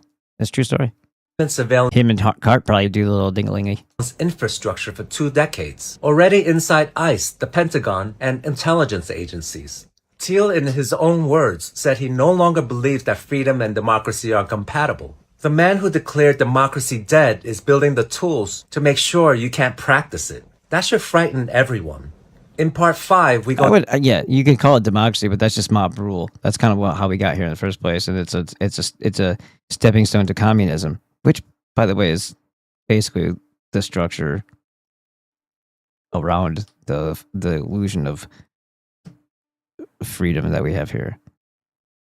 Just it's like everybody thinks every dog thinks that they're free until the leash jerks them back. You know what I mean? And then they realize they have limitations. They went a little too far. The illusion of being free was so nice, they wish they didn't even get to the edge of it. Deeper, who built the ideology behind all of this? Where it came from, and how it ended in the White House? Follow so you don't miss it. This is Larry. Don't threaten me, mister. Did I go then out of order? Why does it say 3? What are you doing to me? Alexa or Siri sets your alarm using a data center the size of a warehouse. So what changed that suddenly requires them to build AI data centers hundreds of times bigger? Let's talk about that. You've already been using artificial intelligence for years. Every time you ask Siri a question, every time Google Maps reroutes you, every time Netflix recommends a show, that's AI, a machine performing tasks that used to require a human brain. And all of it runs on infrastructure that has existed for decades. Nobody seized farmland to build. Your AI is going to be like, I am the algorithm. It. Nobody put it on a military base. Nobody locked the public out of the process. It worked.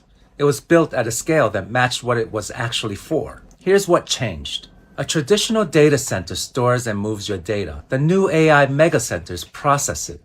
running billions of calculations simultaneously across thousands. Threat assessment, kids.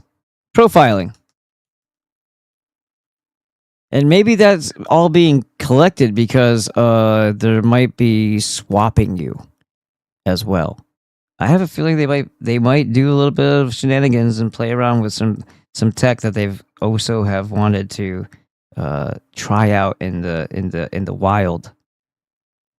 So if they think they can copy your personality and how you would respond because of all the things that they've collected on you over time, who's to say?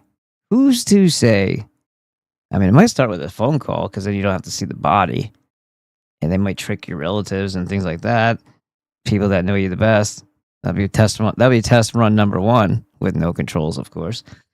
And then maybe move on to something even biological looking. Who knows? Just throwing things here. I don't know.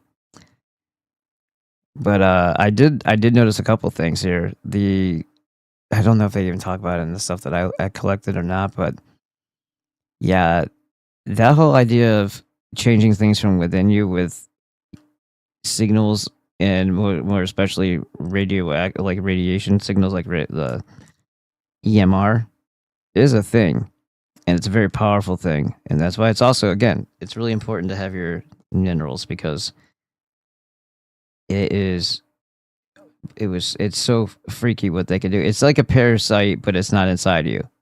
It's like remote control, but outside of your body. But also you have all kinds of shit, we probably all do, that we don't know about because of all the contaminants in our food and water and all that. So, and if you got it injected, dude. So yeah, there's other things that they can interface, that signal can interface with, that can give it more access to you. So rather than playing replacement, why not just replace your behavior? Maybe they can make you do bad things to people that you love and you have no control over it. To me, that would be hell on earth. That would be the true goal of the most demonically evil thing. Would be to basically force you into it. It's one thing to make somebody watch. It's another thing to force them into doing it because they have no control of their faculties. But they're in their mind. They're witnessing it all in horror.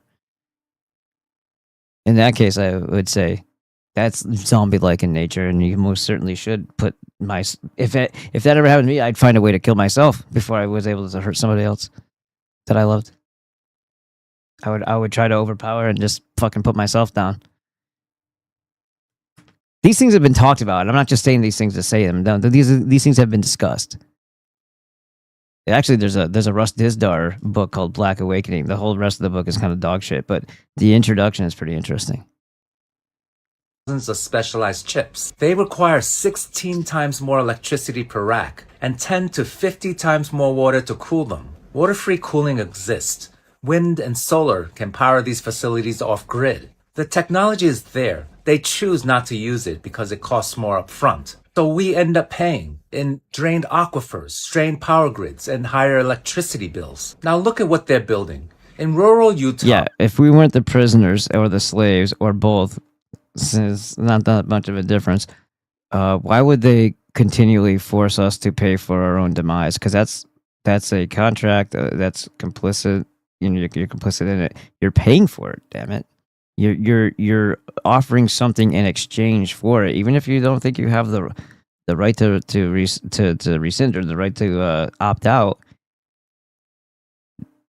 There's always a no. You can always make a no occur. You can always withhold something.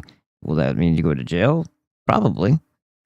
But is it better than participating in evil? Is it better than your money burning children alive somewhere in a country either near you or far away from you? Is it better than paying for your own captivity continuously? Tough decisions to make, especially when you know they're just going to print what they need anyway, or pretend it into existence because money isn't even a factor. It's just a matter of them taking it from you. That is the ritual. making you have without in a world of abundance, making you live in anguish and scarcity. That gets them off. The only thing that makes them different than us in that sense, like as far as class, what class or level in society you are, is simply this artificial bullshit that they created, because they could never ever compete in any other arena or any other area. So they had to make this fraudulent bullshit up that they controlled, so that they could take from the powerful and transfer that over to themselves. That's the only way they could do it, is through a fucking sleight of hand parlor trick. And we've been too stupid or too polite. I don't know which one it is throughout history. It's time to wise up a little bit here. We are in no way dependent on their doling out of fucking paper for our worth or for our value or for our property or anything. Just simply tell them fuck off. No. We have to use another alternative form. We have to be like, the reason why things were able to be done so amazingly in the much deeper past is because there wasn't a money exchange. It was resources found, resources acquired, resources sometimes you had to conquer and take those things. And then you took those raw materials and you built shit for your kingdom. There was no money exchange. They fucking Scythians didn't even know what to fucking do with gold. They started making jewelry out of it. It was too soft for them to use as weapons. They thought it was useless. A Shark Tank investor named Kevin O'Leary is building something called Stratos, a 40,000-acre data center complex the size of Washington, D.C. It'll consume more power than the entire state of Utah. Scientists warn it will dump the equivalent of 23 atomic bombs worth of heat daily, spiking nighttime temperatures by 28 degrees, conditions comparable to the Sahara. O'Leary got the energy tax cut from 6% to 0.5% and an 80% property tax rebate. Taxpayers are subsidizing it. And O'Leary himself... This is why, like, this alone is more than what the founders endured. So where's the response? If anything that I've pondered here tonight is indicative of what actually is going to occur, which I 100% am sure of, that the digital Cheka Bolshevik 2.0 with actual literal IDF soldiers on the ground here, because they just told us where that's happening.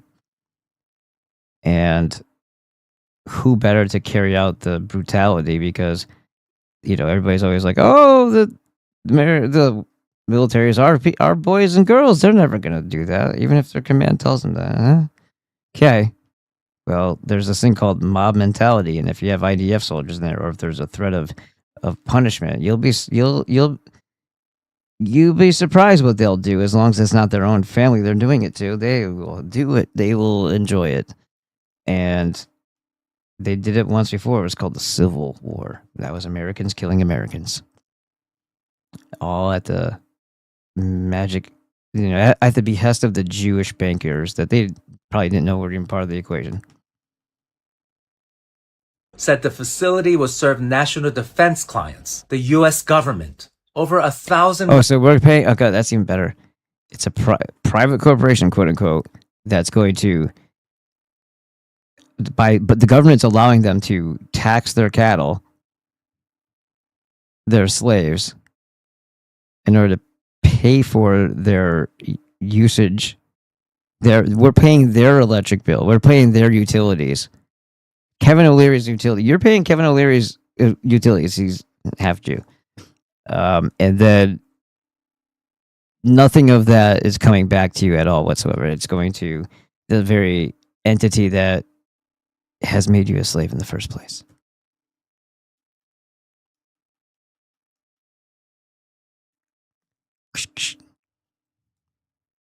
Residents showed up to be heard. Commissioners refused to let them speak.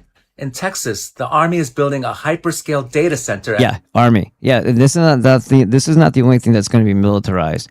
All these data centers have like 4 or multiple or more layers of high security with literal, like, if they're not mercenaries, they're actual military defense and all kinds of weapons that most people in the private sector shouldn't have. They shouldn't have it, but they'll have it, and they do have it. And the first ones that went up like that were the switched data centers. They're basically military bases in disguise. And if that is literally, I mean, if that is actually going to also be a true data center, any of these things that are proposed, then they're going to need that security, because if people finally find out what the hell is enslaving them and why they're in a geofence grid and they can't drive anywhere and they're forced into starvation because they can't even, go anywhere, do anything, or require anything because of some sort of digital dollar social credit system, then guess what happens? They'll suicide mission that fucking place and try to unplug that crap. That's why they have to have a lot of security. And that's why it's going to be way too late if we let it get to that.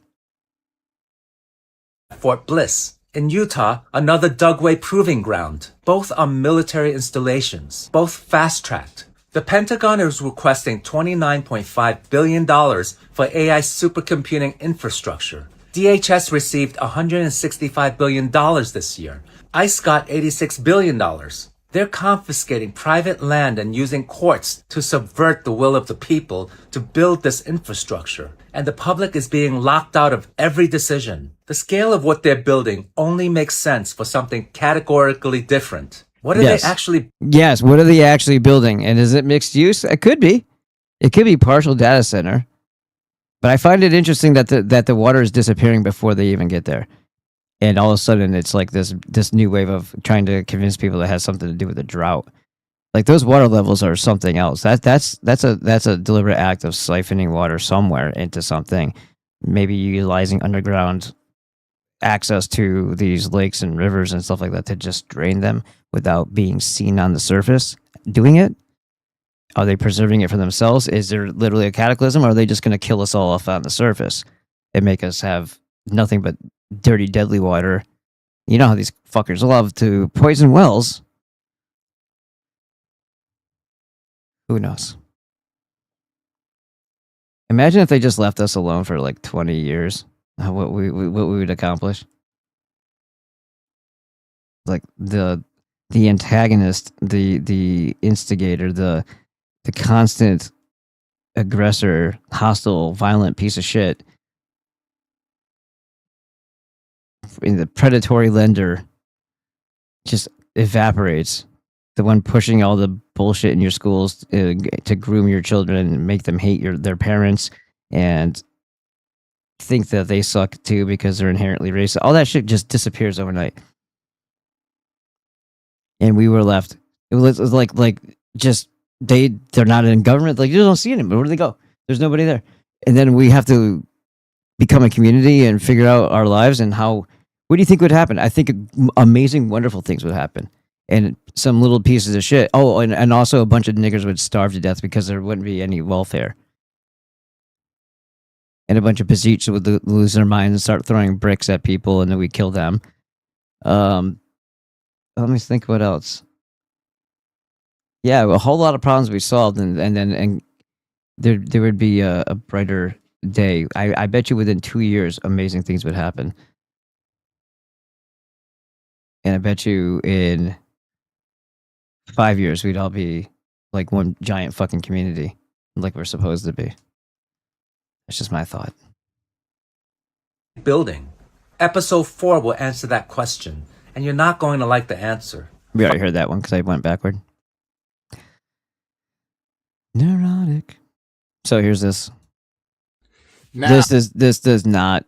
I think he also misunderstood. I think somebody's misreading this at the end and saying that they're at the Deadpool level now, after already saying that they're at they're somewhere between the 950 and maybe 960 or something like that. They're not where they are, but then they started acting as if like, this is the warning is when it gets here, it's going to be bad. And he's like, we're here. Like, no, we're not. You just already said that they're not there yet. So what the fuck? Anyway, have a look at this. Federal government said no water will be given to Lake Mead or Hoover Dam. I think that's Oklahoma Point Blank. Deadpool in 8 months. Now we see what will happen to 10 million people with that's not the there that you're supposed to use their electricity and fresh drinking water. Southern California, Arizona, Las Vegas, Nevada, and New Mexico. Oh, wonderful. Yeah, of course I'm on that list. Suckers of cock. Pieces of shit. And the water rights holders are the data centers. Stop using it. Oh, that it's not going to solve the water issue if you just stop using AI. Do you think that every time you use AI, it's making the water drain? No.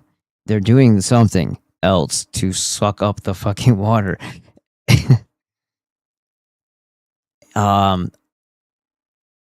And also, I can't stop thinking about that Nestle nigger, right? That white guy, obviously, but he has like that, or he's a Jew maybe. He's got like that one really weird looking eye. Like he got the Black Eye Club thing, but it became permanent or something. That weirdo who said, yeah, it's not fresh water is not a human right.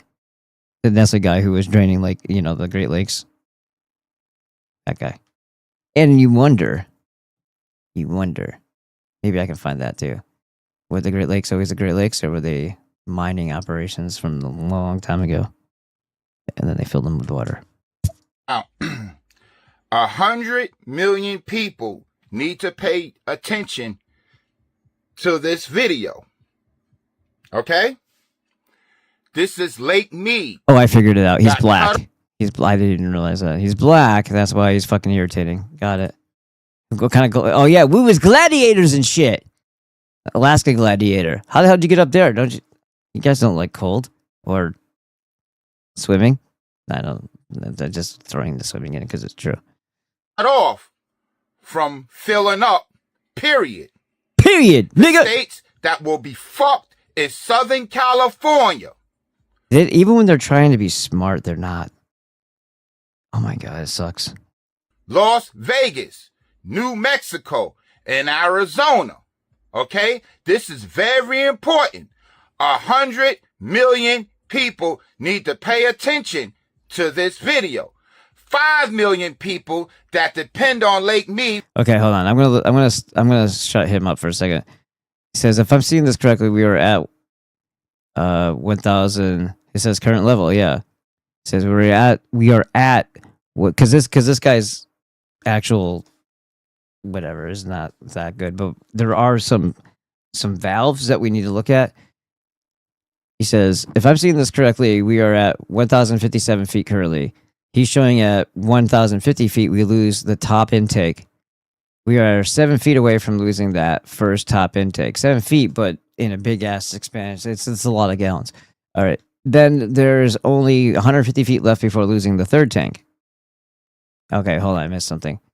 We're 7 feet away from the first top. Then we lose intake 2, which is at 1,000 feet. Then there's only 150 feet left before losing the third tank. That's Deadpool at 850 feet. That's when zero water goes through. Everything shuts down. No water for anyone once it hits 850 feet. And then they're grateful for his videos. Nigga, blah, blah, blah, blah, blah. That's what I hear when he talks. For electricity, need to pay attention to this video. Someone asked, what is the what's the bottom at Hoover Dam? And Summer's not here yet. Shut up and let him talk. Fairly well. So up top here is our full pool, 1,229 feet above sea level, okay? At 10,070 feet, Tier 1 cuts begin, and the USBR starts making contingency plans, and they start throttling the amount of water that's released to all the water rights holders, all right? Now, this says 1057 because that was that video, but like I just said, we're at 1059. Not much of a difference, just 2 more feet. And then now here, you'll see our minimum power pool level, 950 feet, all right? So this is what we have to play with once we get down There, we have 950 feet for minimum power pool where they can still produce electricity.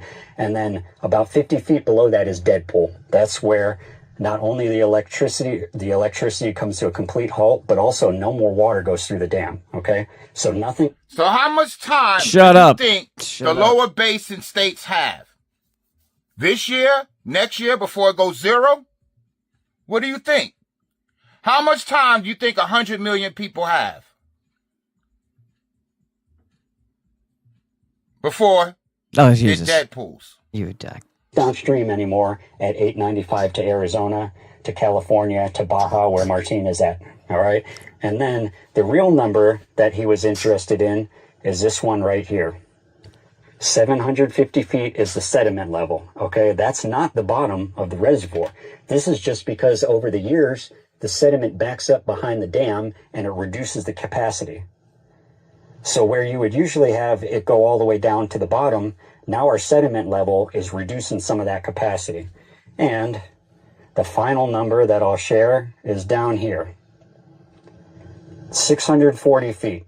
That is where I got the number from the USBR's official numbers of where the bedrock, approximate bedrock level is at the very base of Hoover Dam. All right, so we've pointed out before that technically all dams are planned obsolete, right? Because as the sediment level starts to back up behind the dam and back up, it starts reducing this capacity year after year after year after year. The sediment backs up and backs up and backs up. So look at this, 640 feet is back when they built the dam, where they drilled down to bedrock at the foot of the dam. And now we are up to 750 feet is where the sediment level at. So we've lost about 100 feet here, just from the sediment alone. Okay, so if that was Clinton pointing that out, I thought that was a neat figure. Since 1935 or whenever the dam was finished and filled, we've already lost 100 feet of capacity. All right, so that's going to constantly go up as the dam goes on. And I thought that number was neat, so I wanted to share all that with you. But another thing to pay attention to is these two numbers: 1057, 950, 895. All right. How much People time do you ask think they about this have? a lot. What Shut up. happens once it gets down to dead pool? Does Las Vegas lose its water? We covered that very thoroughly last episode. No, we don't lose our water, because at dead pool, the third intake comes up like this, and it's at 850.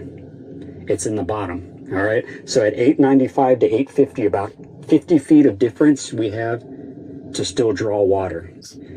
To Las Vegas. And then he was also asking, how far is it from the third intake to the bottom? No, asshole. He said to Nevada. You stupid nigger. You can't even follow along. Shut up and let him talk. You obviously don't know what the fuck you're saying. Well, technically, since our sediment level is... Okay, so Las Vegas has two intakes, right? The third intake comes up like this, and it's at 850. Okay. It's in the bottom. All right. So at 895 to 850, this about one... 50 Shut the fuck up! feet of difference we have Okay. to still draw water. So, and then he was also asking, how far is it from the third intake? All right, I did a video, and this is where I disagree. Las Vegas intake was this one, and I did. This is where he disagrees. Okay, we're done with the nigger. Okay, I'm sorry that I subjected myself to that. You want to see a cop run over a geese and their children? This happened. They chased them down and ran them over.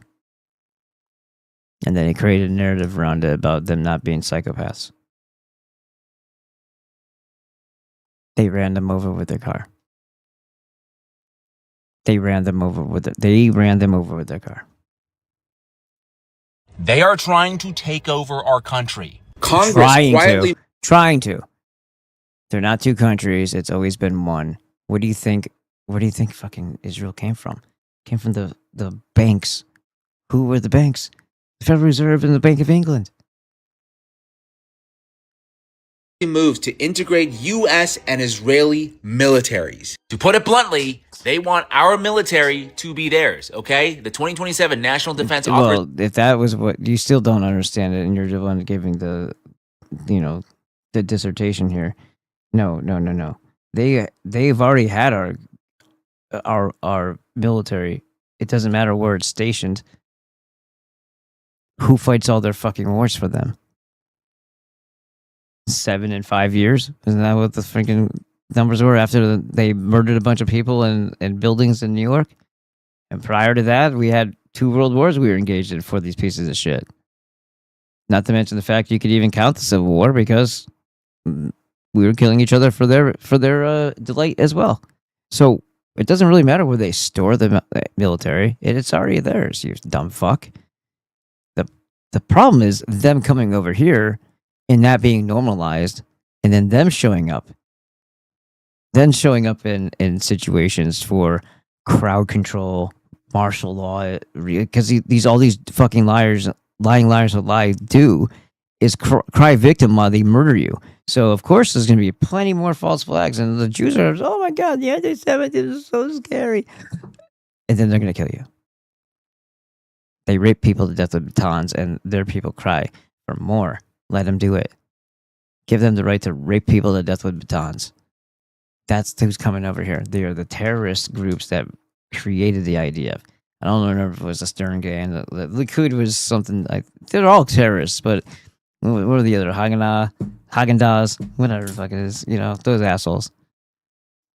Act would, quote, all but fuse the two countries' armed forces together. And that is only one of a laundry list of items that Israel has taken to try to take over our country. Quite a year for Israel. Buy TikTok and censor. Buy CBS and censor. Buy CNN and censor. Buy influencers. Charlie Kirk gets killed. Stupid bitch with stupid fucking... Like, none of the...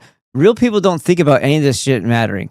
We already know that they control the media. It doesn't matter if they buy it outright or if they just control it from it, but they do fucking own it. And it's just like, one Jew owned it before that. Now another Jew, besides TikTok, is the only difference.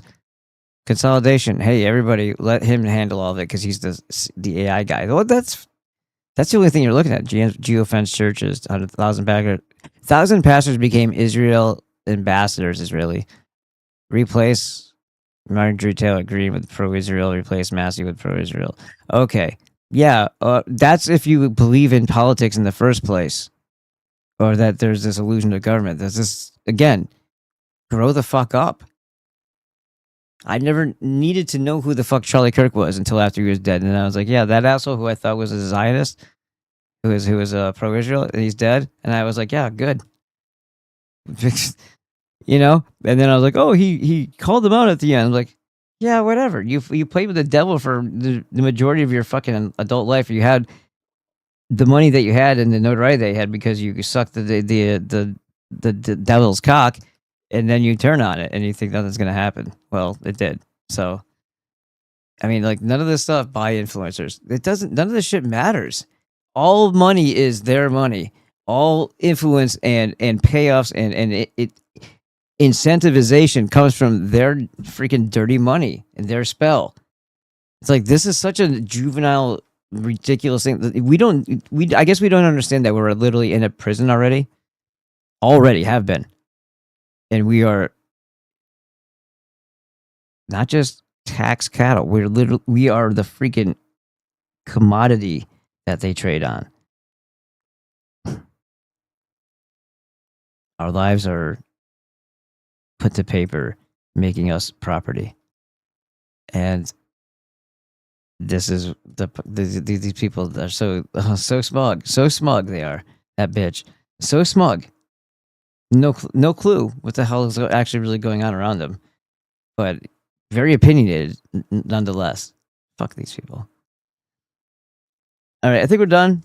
I had some. Oh wait, hold on. We gotta get this guy in there. Here's your juke. How to say sorry in Spanish.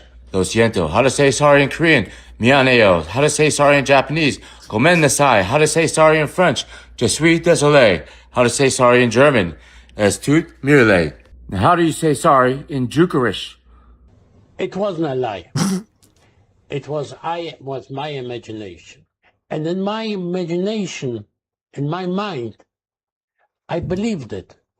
Even now I believe it, that she was there and she threw the apple to me. How can you say it wasn't a lie?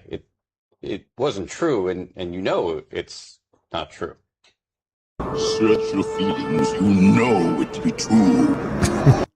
Yes, it's not true. But in my imagination, it was true. Rosenblatt says he made the story up to give people hope and to promote understanding about the Holocaust. But And then he said, "Smoke bomb!" of his own family say his real motivation was money. Wasn't that funny? That was funny. I was like, the Holocaust, Goyim. all right. What's this one? So basically, the government has granted an emergency order for data centers to tie into the main electrical grid across most of the Midwest and the coasts. And they've also, in that emergency order, granted You them... got to get that little thing that you put on your microphone. I don't know if it's your phone, but if you have, you're not listening, look, you're wearing a mic, but you got to get something for that wind, bro. You got to stuff. to run diesel generators 24 hours a day. With us having a diesel shortage already, because we're not getting any fuel in from the war, that means that they are digging into the supply that is already dwindling. So, yeah. But it's all for them their data centers because they're really, really dedicated to putting us in shackles or in ditches in the ground, mass grave style. One of the two. Yes, 8 to 12 weeks if nothing else changes. They're trying to build a prison. We most likely run out of diesel. Or at least the oil's needed to... Oh, you mean so we're going to starve to death from being truckatarians too? Awesome. Yeah. Yeah, that's another effect of that, huh? Create it. There's more to this, but obviously I got to get back to work. My break's up, so I will see you guys soon. I would not freak out about this. I'd just start learning how to grow your own food, if anything. Kind of like we do. Problem is it's not fucking grown yet. So basically...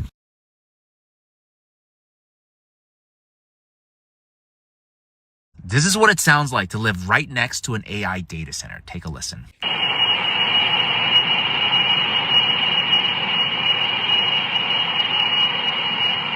Data centers are also sucking up so much water that parts of the Rio Grande are now bone dry. No more water. And if you're lucky enough to still have water, it's extremely toxic and polluted. This is where I fill up water for storage. Those are the things we have to fill up to flush the toilets. So you can see the sediment from the data center.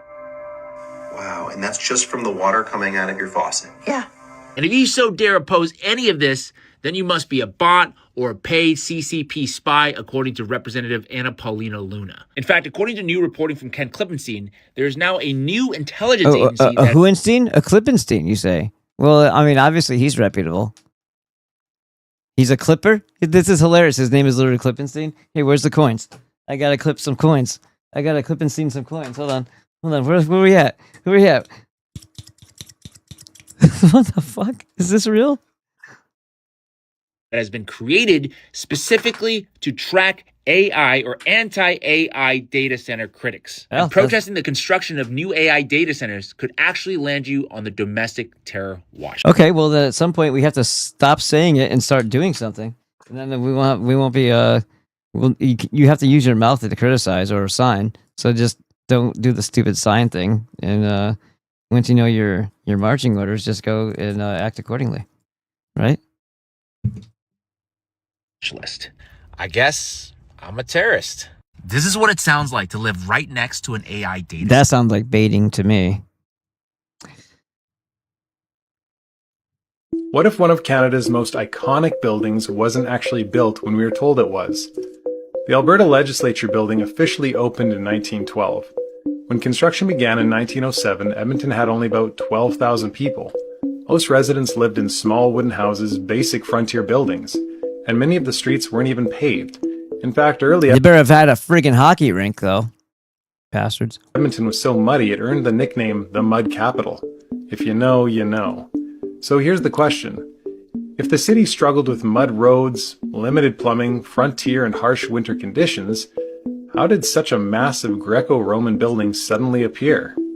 We are told that the structure was built with granite shipped from Vancouver Island, sandstone from Calgary, and terracotta imported from England. And the marble columns weighed up to 16 tons. All of this in a young frontier town where hundreds of other buildings were already under construction. And beneath the legislature grounds today, there are tunnels connecting government buildings Tunnels. and other Tunnels, you say? Let's not overlook that part. Tunnels. Infrastructure. Apparently the tunnels were constructed in the 60s and 70s, but I have yet to be able to find a single picture of that project. At the time that the building was supposedly constructed, the city still hadn't even prioritized paving the streets. Imagine pulling tons of material to and from the build site via horse and buggy. But that's obviously a bullshit lie, right? Yeah. During winter's freeze-thaw cycles and whenever it rained. Even stranger, many settlers coming from the United Kingdom were supposedly seeking opportunity and a more democratic society where the common man had a voice. Well, they had. Oopsie. It says, yet somehow 85,000 square foot Greco-Roman government palace with massive marble columns and imported materials rose above the river valley. You know, this is our shit that they took. You do get that, right? This is our shit that they took. Our ancestors, our domestic ancestors that were here, did all this, and they wiped them out, and they took it, and they made bullshit out of it. We should take them back. Yet one of the earliest monumental projects completed in this rough frontier town was a 185,000 square foot Greco-Roman style government building towering over the entire city at 187 feet. Of course, historians say the building was constructed between 1907 and 1913, but when you compare the scale of the building with the conditions and dwellings people were living in at the time, it raises some interesting questions.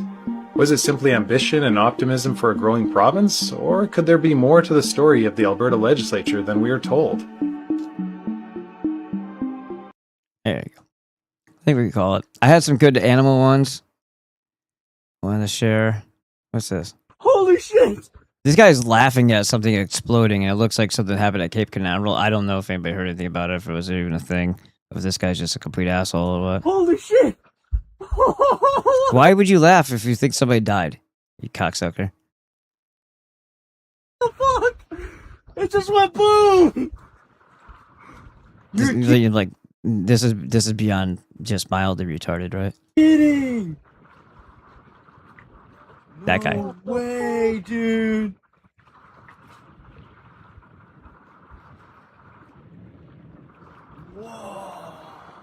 Whoa, bro! Dude! No way! What the hell? That's not funny. No, it isn't. I don't know how that would be that would not be my natural reaction. There's just some people out there that are just retarded or soulless. I don't know.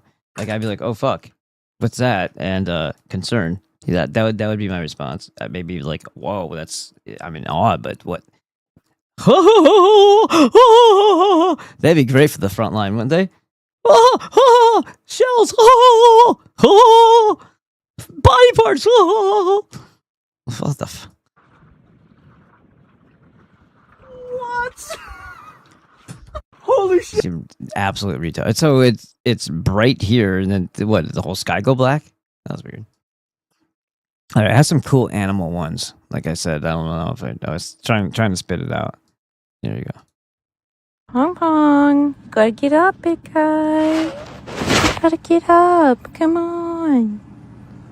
Come on, you little man. Okay, don't get mad. We have to go. Come on. Pong. Pong. You gotta get up. You have to. It's like me with Rascal. Tries to sleep on top of my... All right, stop it. So I sleep on top Get of my up. chest every night. Go on. Get your little booty up. Go on. I'm sorry. I know. No, baby. No, honey. No. Pong Pong.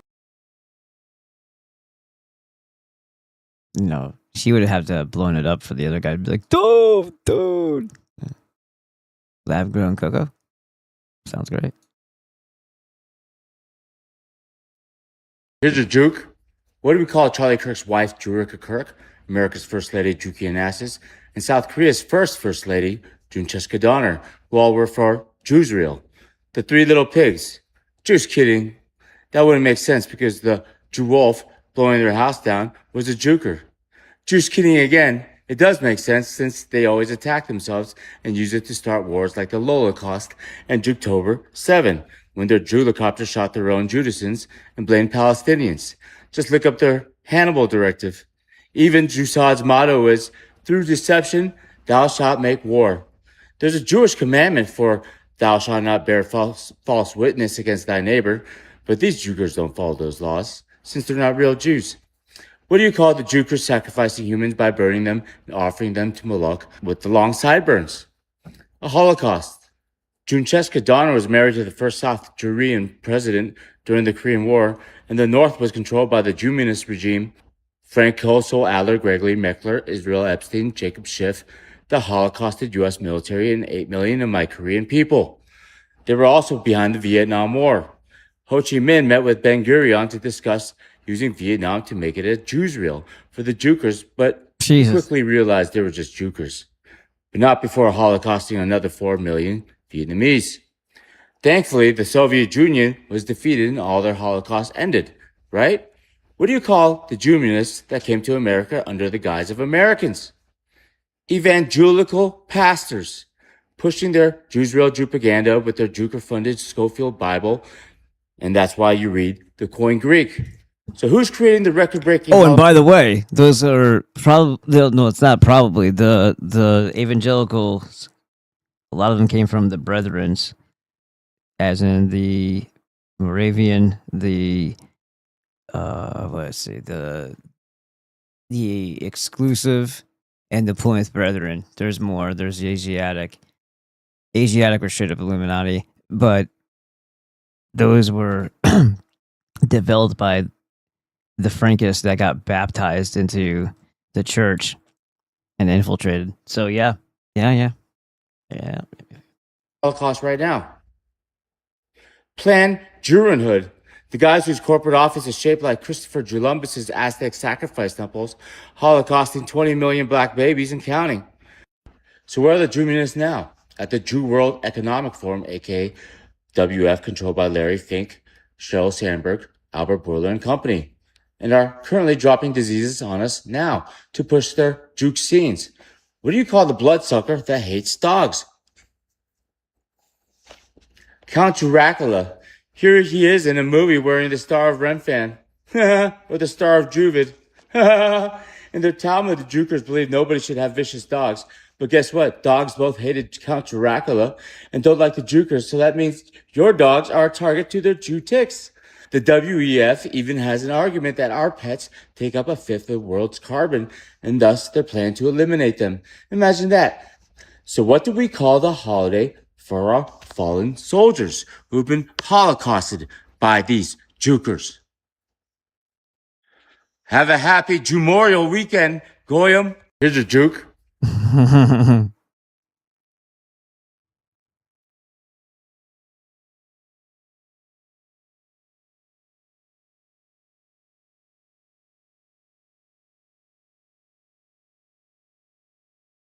I got $4 an hour, motherfucker, for my first job. Oh wait, where's that? Where's that? Sorry, but where's the...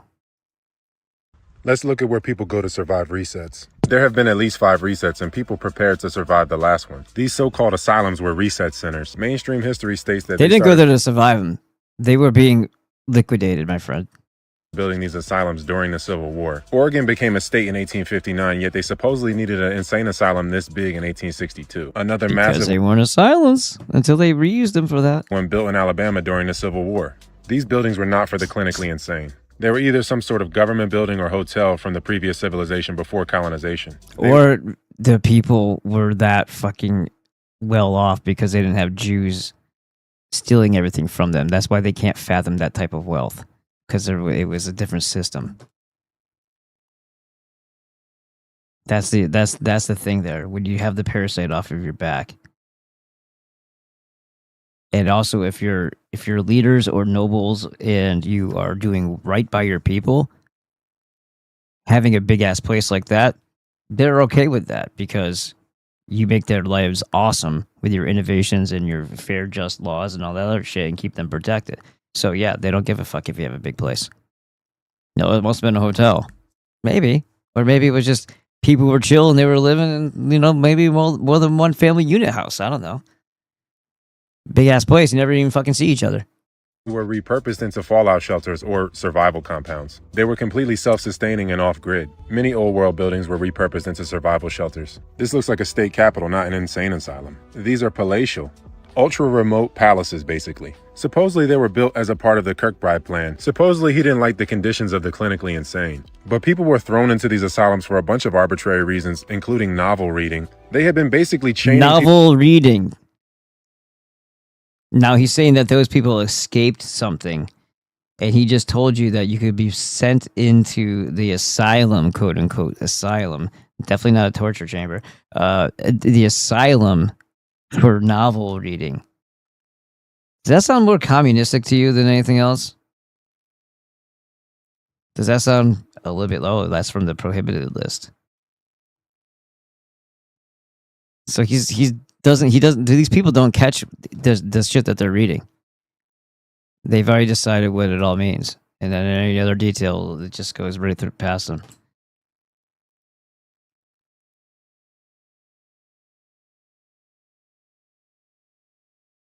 You want to see this thing?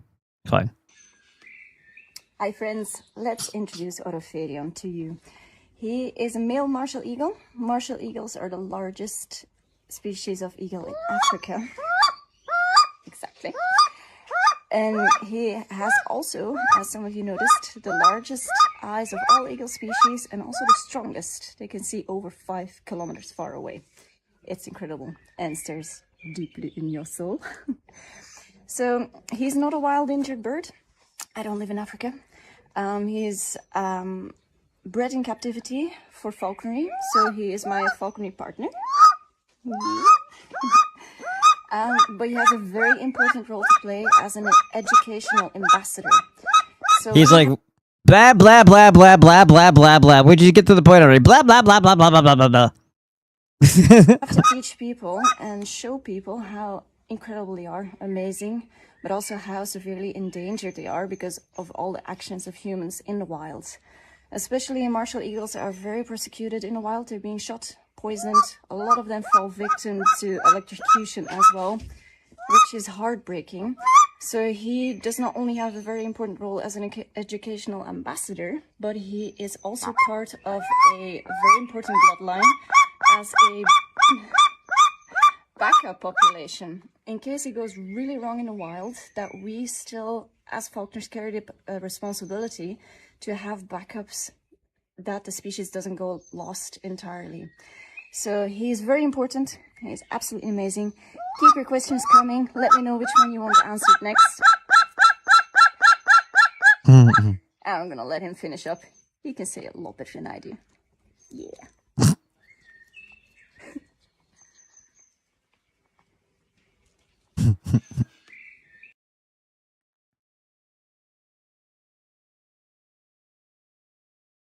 I'm just impressed anytime somebody doesn't get eaten.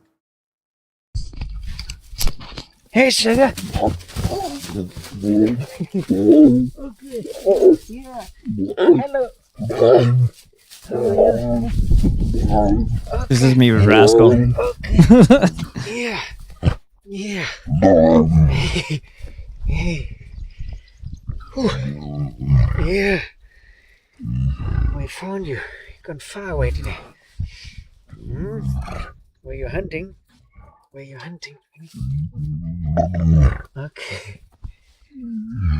All right. Here. I have water. Okay. I have water for you, but no meat. All right. Okay. Nice.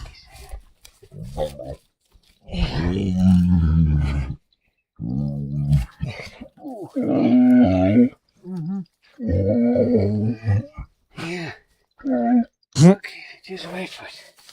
No meat. Hey, sugar. Tackle like Dino. Oh, this is. Did we do this one yet? Look at the way. Look at these animals. Another reminder of why I think white people for slavery. I could have been banging a rock on a fucking watermelon. They're all civil until the food's there. Then you tackle, freaking stealing it from the little kid. Like that's your mentality. That's your mentality. You rip it away from the little kid who's hungry. You pieces of shit.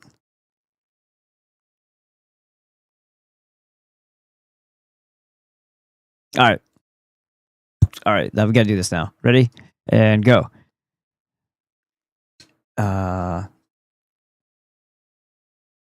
Who? What? Did something happen? Was he trying to say the dog is too stupid to punish? Nice. Speaking of women in sympathy, there are women out there that communicate with men in prison. Guys they never knew. I knew a woman a couple of years back that courted a man in prison. I've heard that. Yeah, they did that with the Night Stalker, Richard Ramirez, who was an ugly fuck. They got married after he got out. She is butt ugly. Well, that's there you go, or 100 pounds overweight, right? But had a good job and nice house. Crazy. Whoever cared about what a woman thinks, right? I am agreeing with you. E.g., crazy cat ladies can vote. A married man with a whole lot to lose cares about what his woman is saying. Half of everything can vanish with one signature. He says, I am a married man who knows too well. You guys talking to each other. D-Bot's over here. Says, when you gotta sleep with one eye open, the marriage is pretty much okay. You guys got the Panopticon in South Africa. In South Africa is tremendous, Dan. Every time you say that word, my mind goes there. Countries dumping U.S. dollars. Blocked from donations.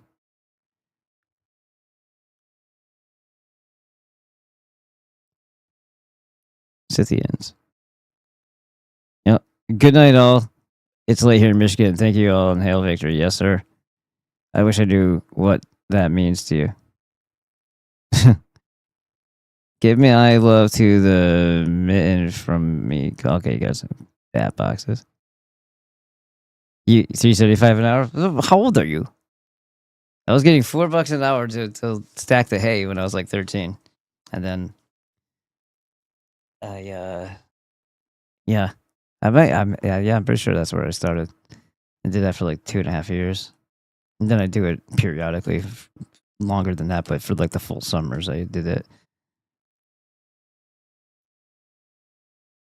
Pounds from FTK question mark? I don't know. I saw you over there. Let's see what's out. Soul Patch. Yes. Thank you. Soul Patch, right. Thank you. Shit slips my mind sometimes. Okay, and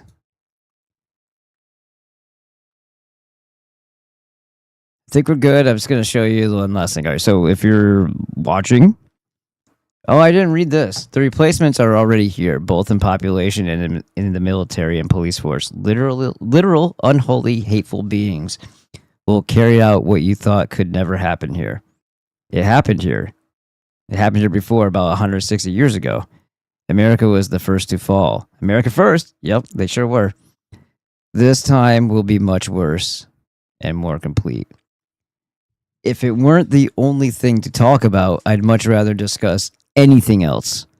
Focus spent away from the coordinated assault on the American population is no more than a distraction. That's what it feels like, because you don't play a game of freaking dominoes in a burning building. You get out of the fucking building, right? What? Oh, Karen must have got somebody. Karen got somebody. Let's see. Oh, I want to know what they actually said now. Let's see. Oh, it's just a link. Anyway. Where are we at? Oh, yeah, over here.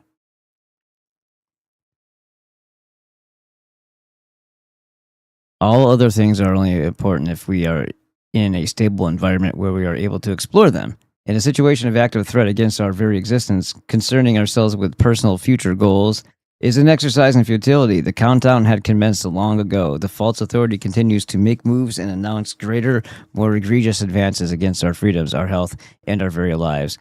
I would like nothing more than to think about other things. I attempt to. Then another avalanche of purely wicked predatorial developments become known, and it's crystal clear where our very near future is heading. No, we didn't choose to be born in this era. I hate when people say that. Well, you chose to be here, and you have a purpose. That's shut up. Shut the fuck up. Nobody did. No, we didn't choose to be born in this era. That's a nonsensical whimsy designed to make you ripe for martyrdom. This is a completely unnatural state of affairs we are being subjected to without any say in our own fates. They are building a greater prison within the less noticeable prison we are spawned into. The earth, especially progressive in America, is being made uninhabitable. The regime here has declared war on animal, plant, and human life at large. What more do they really need to say? Denial of this is no escape from its effect. Boom. All right, now, my website. This will be a quick run. Today's the 31st. You get 3 more days to use the code MEM10 for 10% off. Click this link. And then you see da-da-da. Do it on the computer, though, because I made the layout look a little bit better on the phone. I did actually accomplish that, but it's still not amazing. I still like it better on here, but it's better. So, SemperFryLLC.com. Remember, MEM10 is the 10% off. Once that is complete, then the 6% one will be Food Star. That one's like the stationary one that remains. Dr. Glidden's membership, you click it, you use Ballbusters, 25% off for the annual. We just had like 2 more people sign up. It's awesome. Click image for Dr. Monzo's book, which is this motherfucker around here. All right. And you get a discount. Over here is where I want to direct your attention to, though, until we get into the hot sauces. Code BB5, that big gold lettering right there. And then you see BB5 right here. You can actually highlight, copy, and then click it. What are the 90 essential nutrients? They're the things that keep you alive and healthy and all your functions at optimum, so you'll feel better. Yeah. Whole Food Multivitamin is one of them. Yes, I had mine today. I don't think I had the core copper, though. I forgot to get that one. I was moving around today. All right, so Whole Food Multivitamin, number 1 on the list. Alaskan cod liver oil, unflavored is what I use. And yeah, so that's the essential fatty acids. And then you get the super all-important fulvic humic blend. This is a 3-month supply in one container. So it's not $45.75 every month. Besides, you're going to get a discount with a BB5, and it's already 10% off right now. Usually it's $50.83 or something like that. Right now it's $45.75, and it's a 3-month supply at the very least. Because at the 16th teaspoon, it'd be 6 months at a 1/8 teaspoon, which is the max recommended dose. These are all your minerals and antioxidants and stuff. That would be 3 months. And by the way, it's 1/3 the price of the Shilajit that you get 1/2 of the amount of from that ass bag Andrew the Ashkenazi Kaufman. Fucking piece of shit. Shilajit isn't even full fulvic humic. It's the active ingredient that you're actually looking for when you take a big Shilajit is fulvic humic blend. This is just the fulvic humic blend, so this is better and it's cheaper. Okay. The last thing that you need on the list, we did 3. We did the essential fatty acids with the Alaskan cod liver oil, the Whole Food Multivitamin, the fulvic humic blend, super freaking important, don't skip that. And then you get, hold on. You get the IP6 Supreme with inositol, get it in the powder form in a scoop. And then this is your magnesium, calcium, phosphorus in an absorbable form with the inositol to help balance your iron. And if you're told you're anemic, because you don't have, iron isn't supposed to be in transport as much as they say that it is. It's actually probably stored in your fucking tissues because it's too much. So yeah, if you have fatigue, chronic fatigue, bone and joint pain, you might have a little bit too much copper. I mean, a little bit too much iron. Take a copper supplement, balance this thing. You'll get better ATP energy in your mitochondria, and you'll be feeling better. Okay, so grab the core copper as well, and that's code BB5. Bravo 5. Okay, all right. There's the core copper right there. Bam. And then, yes, there is an and then. God damn it. See this shit right here? That's the creatine hydrochloride. Hydrochloride is an instantized form. It's not monohydrate. That shit's cheap and requires a loading phase. This stuff, you can take much less of it. It's more concentrated, more potent. This is 100 servings in this container, and you can use the code for the 10% off on it right now. And I also reduced it. It used to be 41. Now it's $35.99. Plus, you're going to get 10% off. So do it. And then there's also the spicy honey that Rebecca makes. Fucking amazing. There's bundles here for like quantity orders, and those are already free shipping, so you don't get to use a coupon on it because it's already free shipping. But any of the ones that you're picking individually, yes. And just for weight purposes, like one glass bottle is about a pound. The 12-ounce size is twice the amount, but it's in a shatterproof plastic container. So it's the same shipping weight. So you're basically getting twice the amount of hot sauce in the larger container for the same shipping weight. See? Trying to help you out. There. So the 12-ounce, like let's say you click on one. We'll click on that one. It has two different prices as a range. And then you go down here and you go, I want that one. And then you hit add. Because, yeah. All right, cool. All right. You want my Fuck It Us book? That's right there. There's the links for the book if you want to get it direct. Or you can scroll all the way down and say, I want this one. I want that one. I want that. And then you do it. Okay. What next, kids? I don't know. Just try the hot sauce. They're freaking awesome. All right. That's it. You guys have a wonderful fucking day. I really appreciate everybody showing up. I really do. I got a couple more things. Hold on for you. Let's just do it. Oh yeah.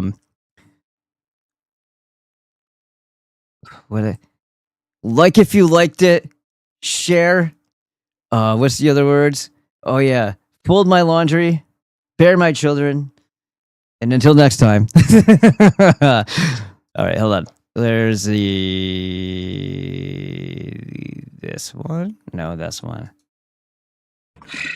All right, I'll see you tomorrow. Let's not drag this out. We don't enjoy one another that much. There was one more. Where'd it go? Fuck. I gotta be quicker with these. I'm here to help. If my help's not appreciated, lots of luck, gentlemen. Oh, maybe I never put the outro on here. That's why. Oh, wait, here it is.